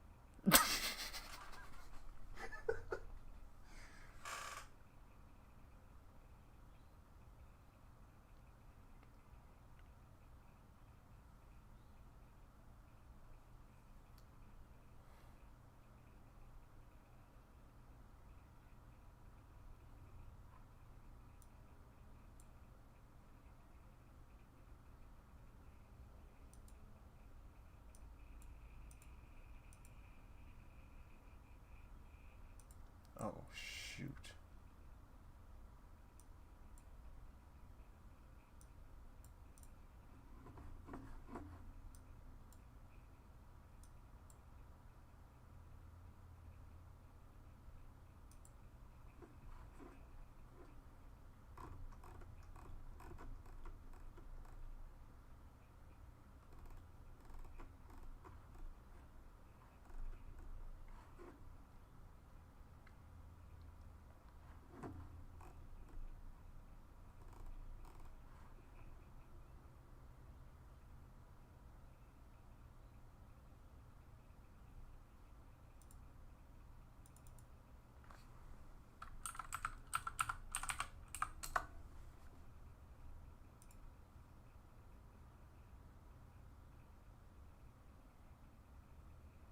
He gonna die.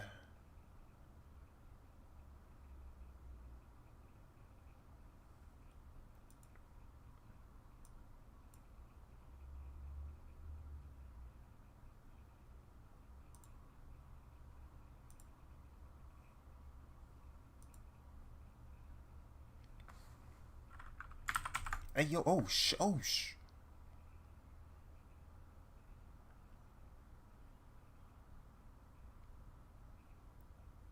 He's done.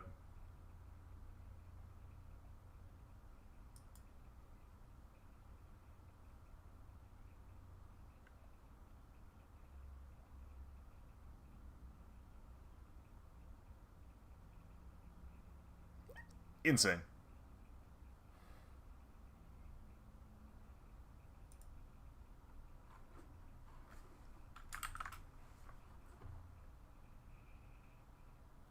Huh.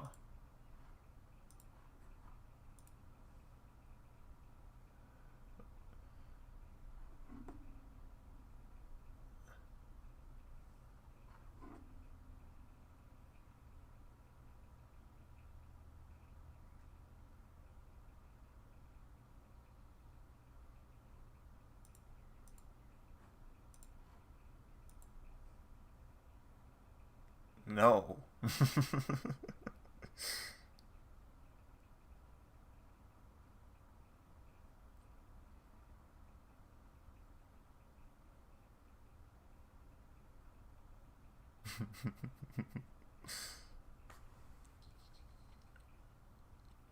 He stated he tore his ACL earlier.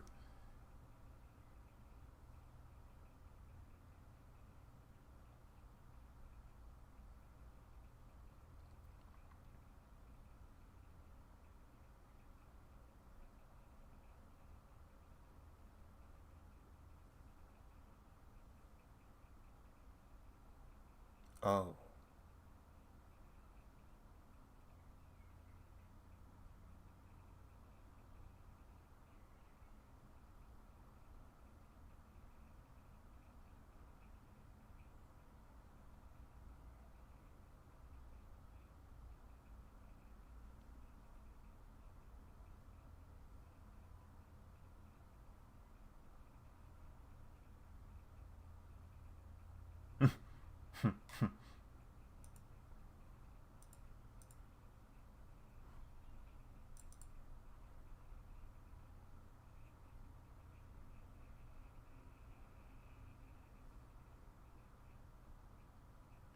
What? What?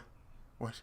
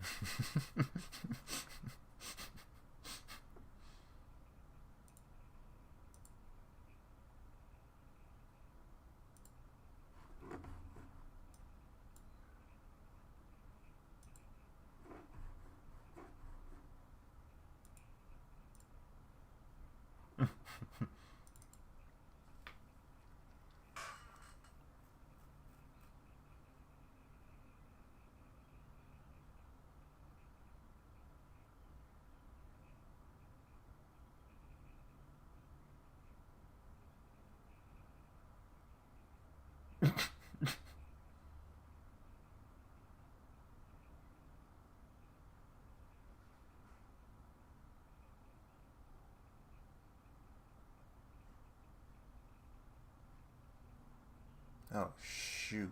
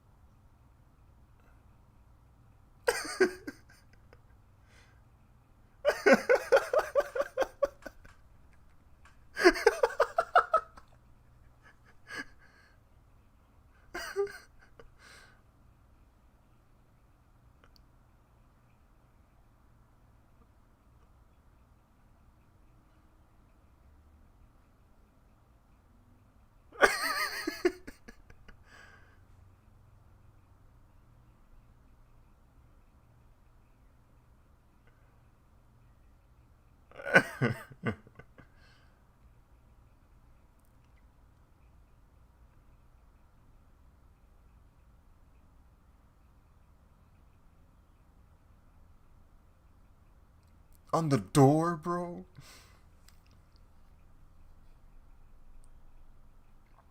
Bless their cleaning lady.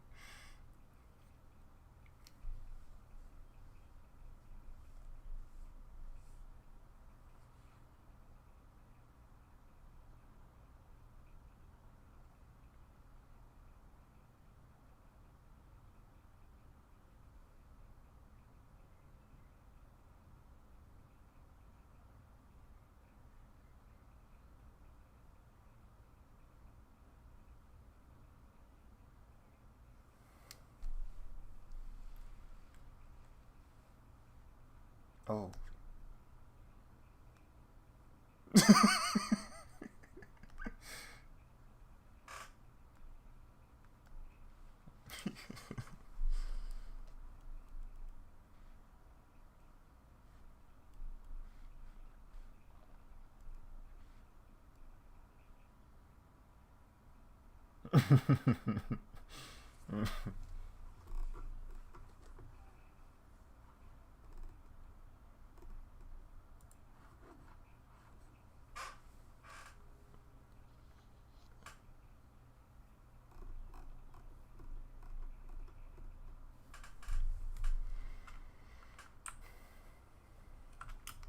Regardless.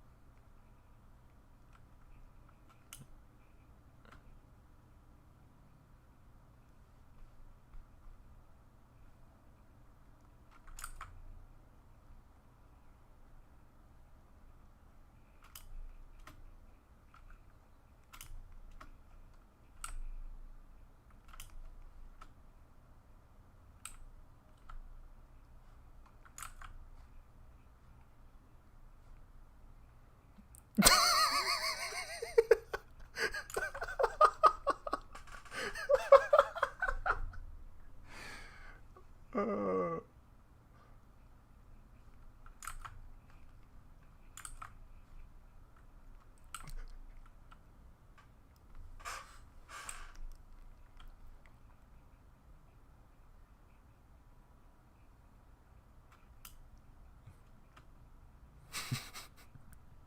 yo, yo.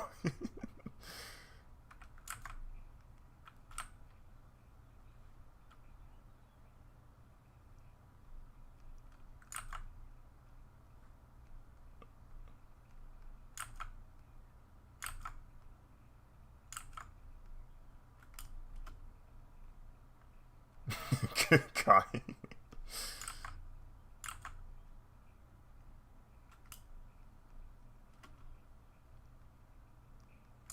Hmm. Hmm.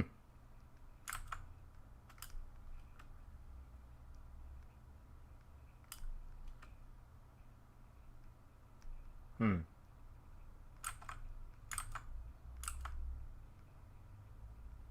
Oh, shoot. What the?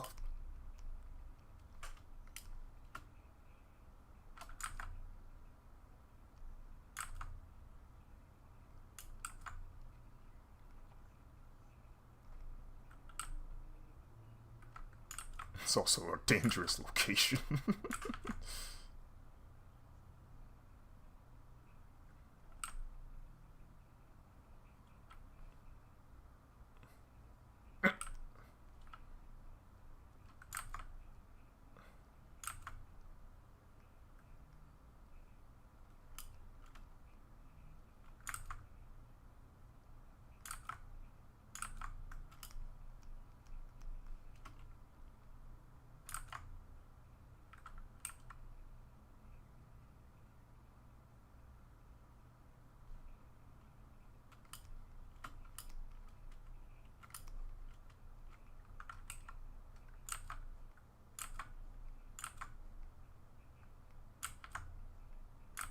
Oh, no.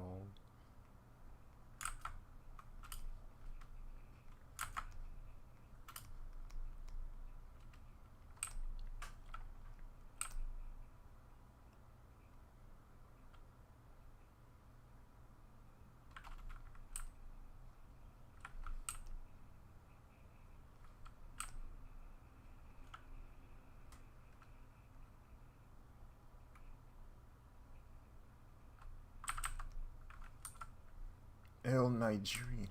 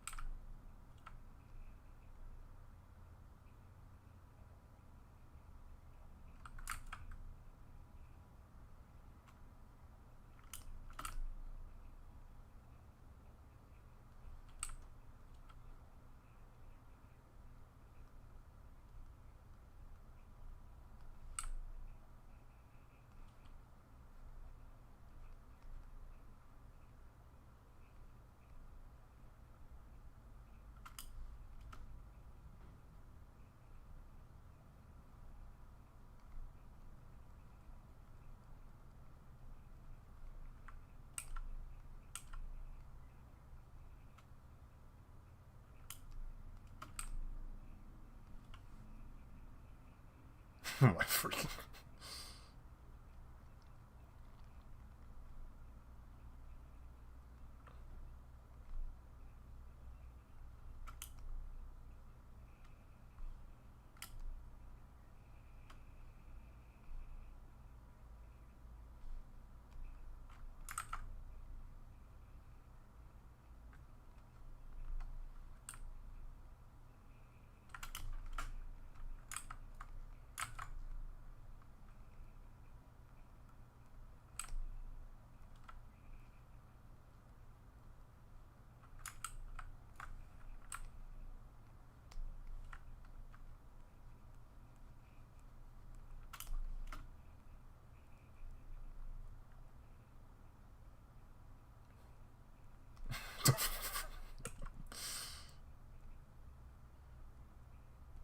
Stupid. That was 3 years ago. Um, Let me see. That was August. So it's about to be 4 years ago. Goodness gracious. They had a sequel, and it's even longer.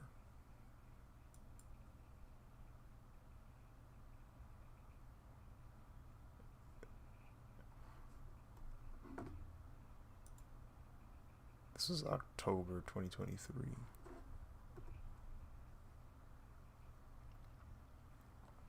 I don't know what they rules are.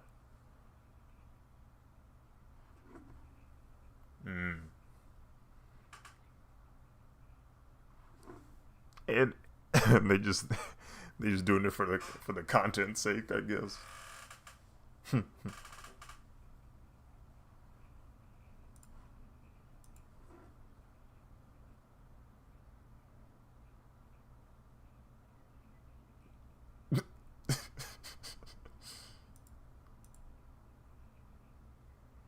It's crazy to see how so many of them got dreads now.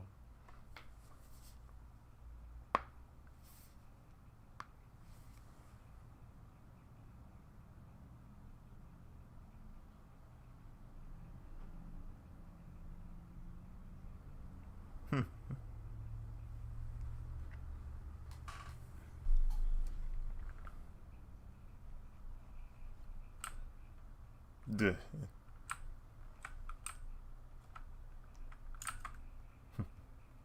It's a little too messy for my taste. I wouldn't mind getting braids though.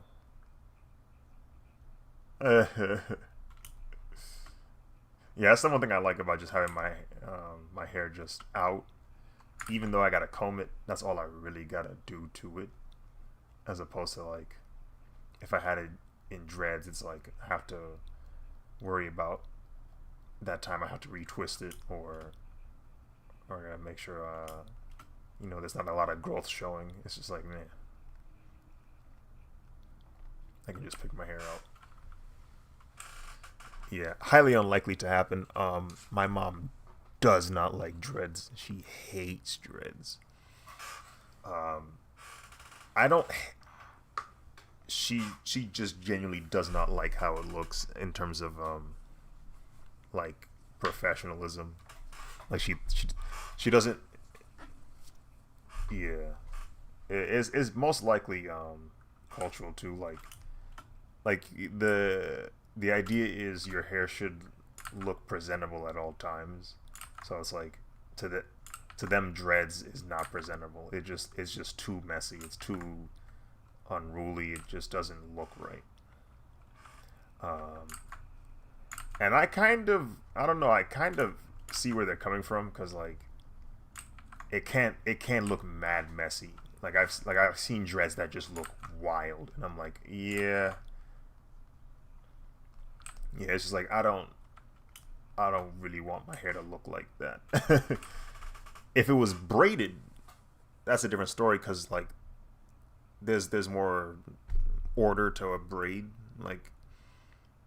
Like there's an intent, there's a design element to it. Where dreads just feels like it's just a bunch of coiled up hair with like no coordination to it. So, but braids obviously are probably going to be more difficult to do, or at least more time consuming. But I haven't even grown my hair out long enough to even get either one. I think my current length, I might be able to get twists, like little like twists of hair. That's probably how far I can go with it. Which is how dreads start.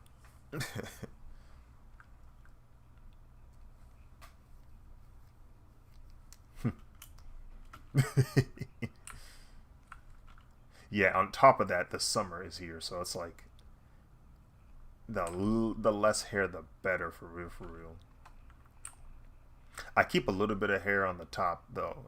I always got to fade because I don't need that sun beaming on the top of my head. I don't need that.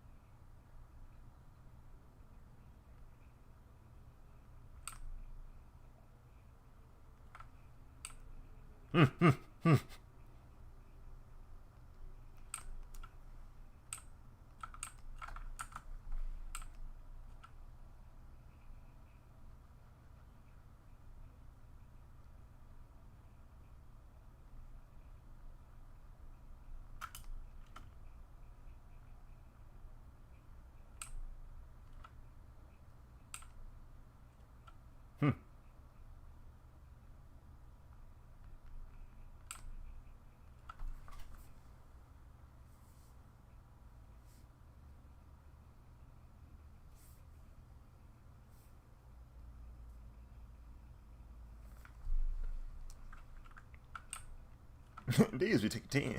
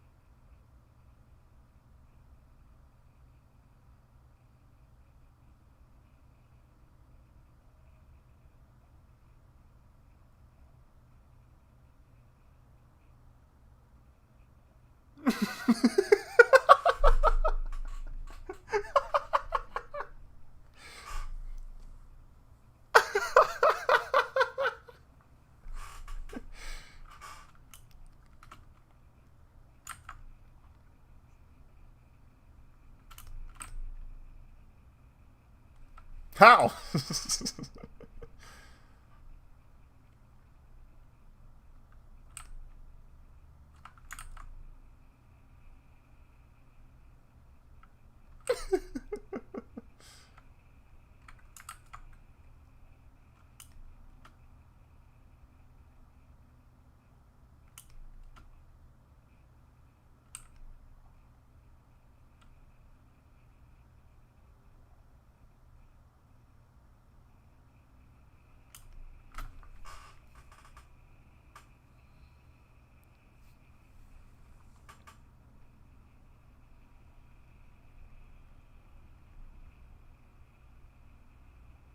Oh, frick.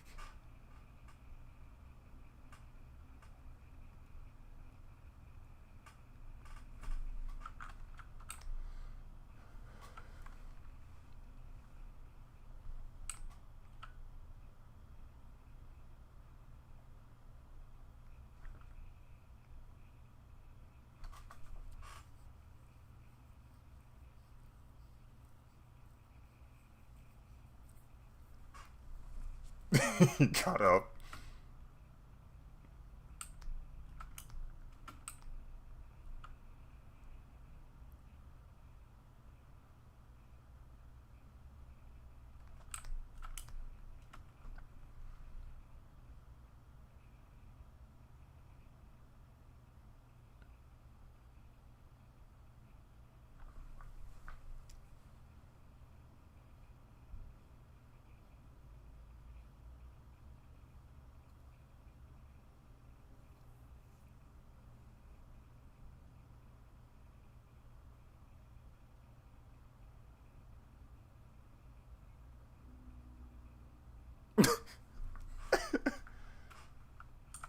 Super group.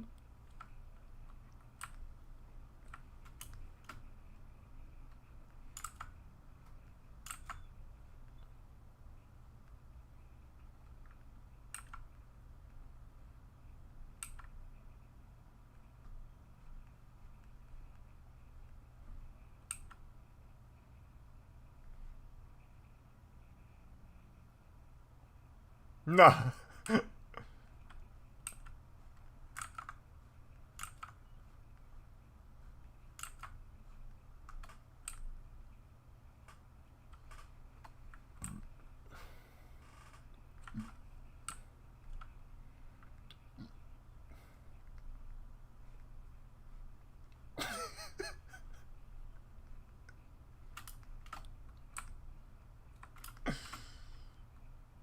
Cancels out.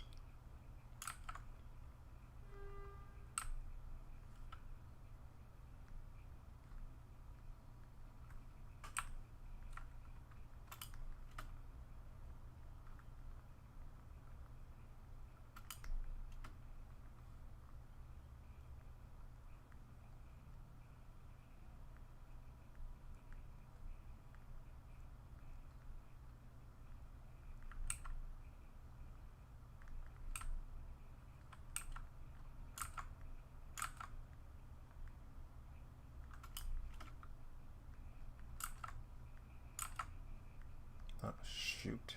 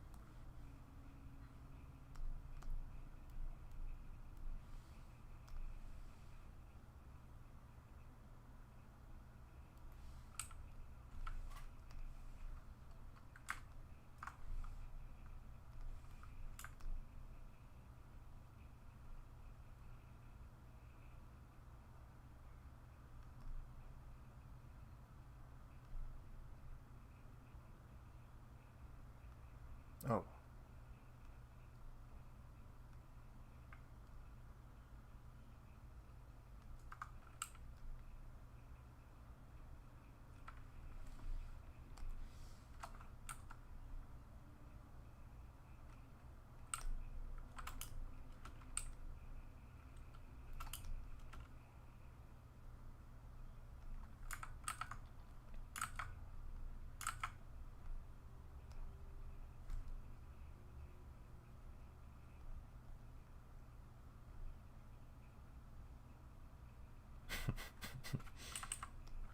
Whoa. Shoot.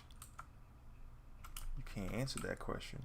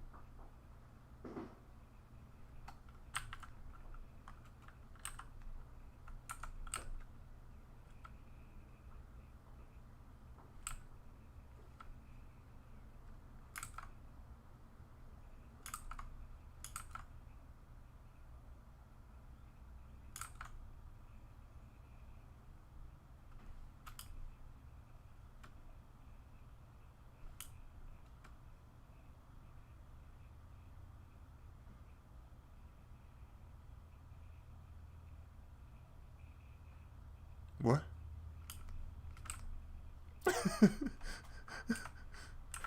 Why is there a legion? Dirty Mackers. The lot of you. Oh.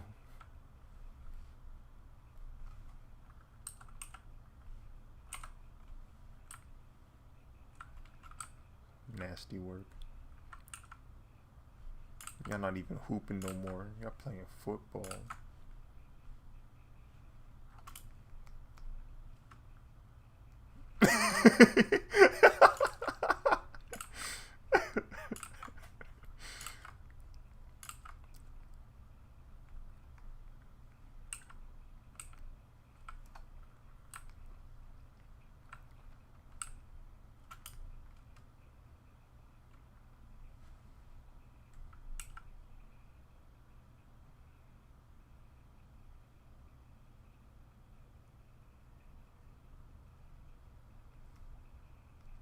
Is that self-incriminating?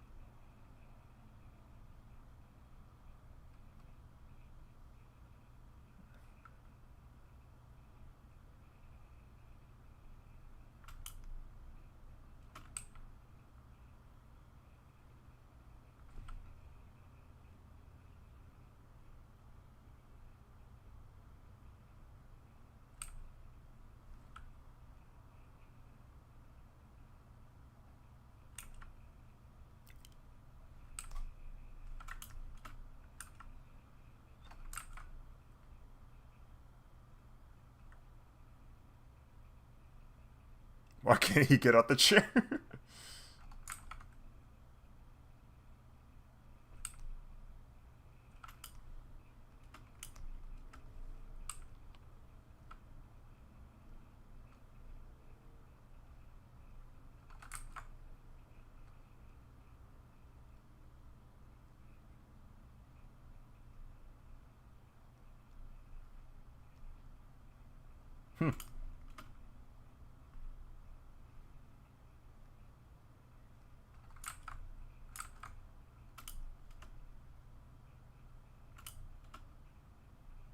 Ooh.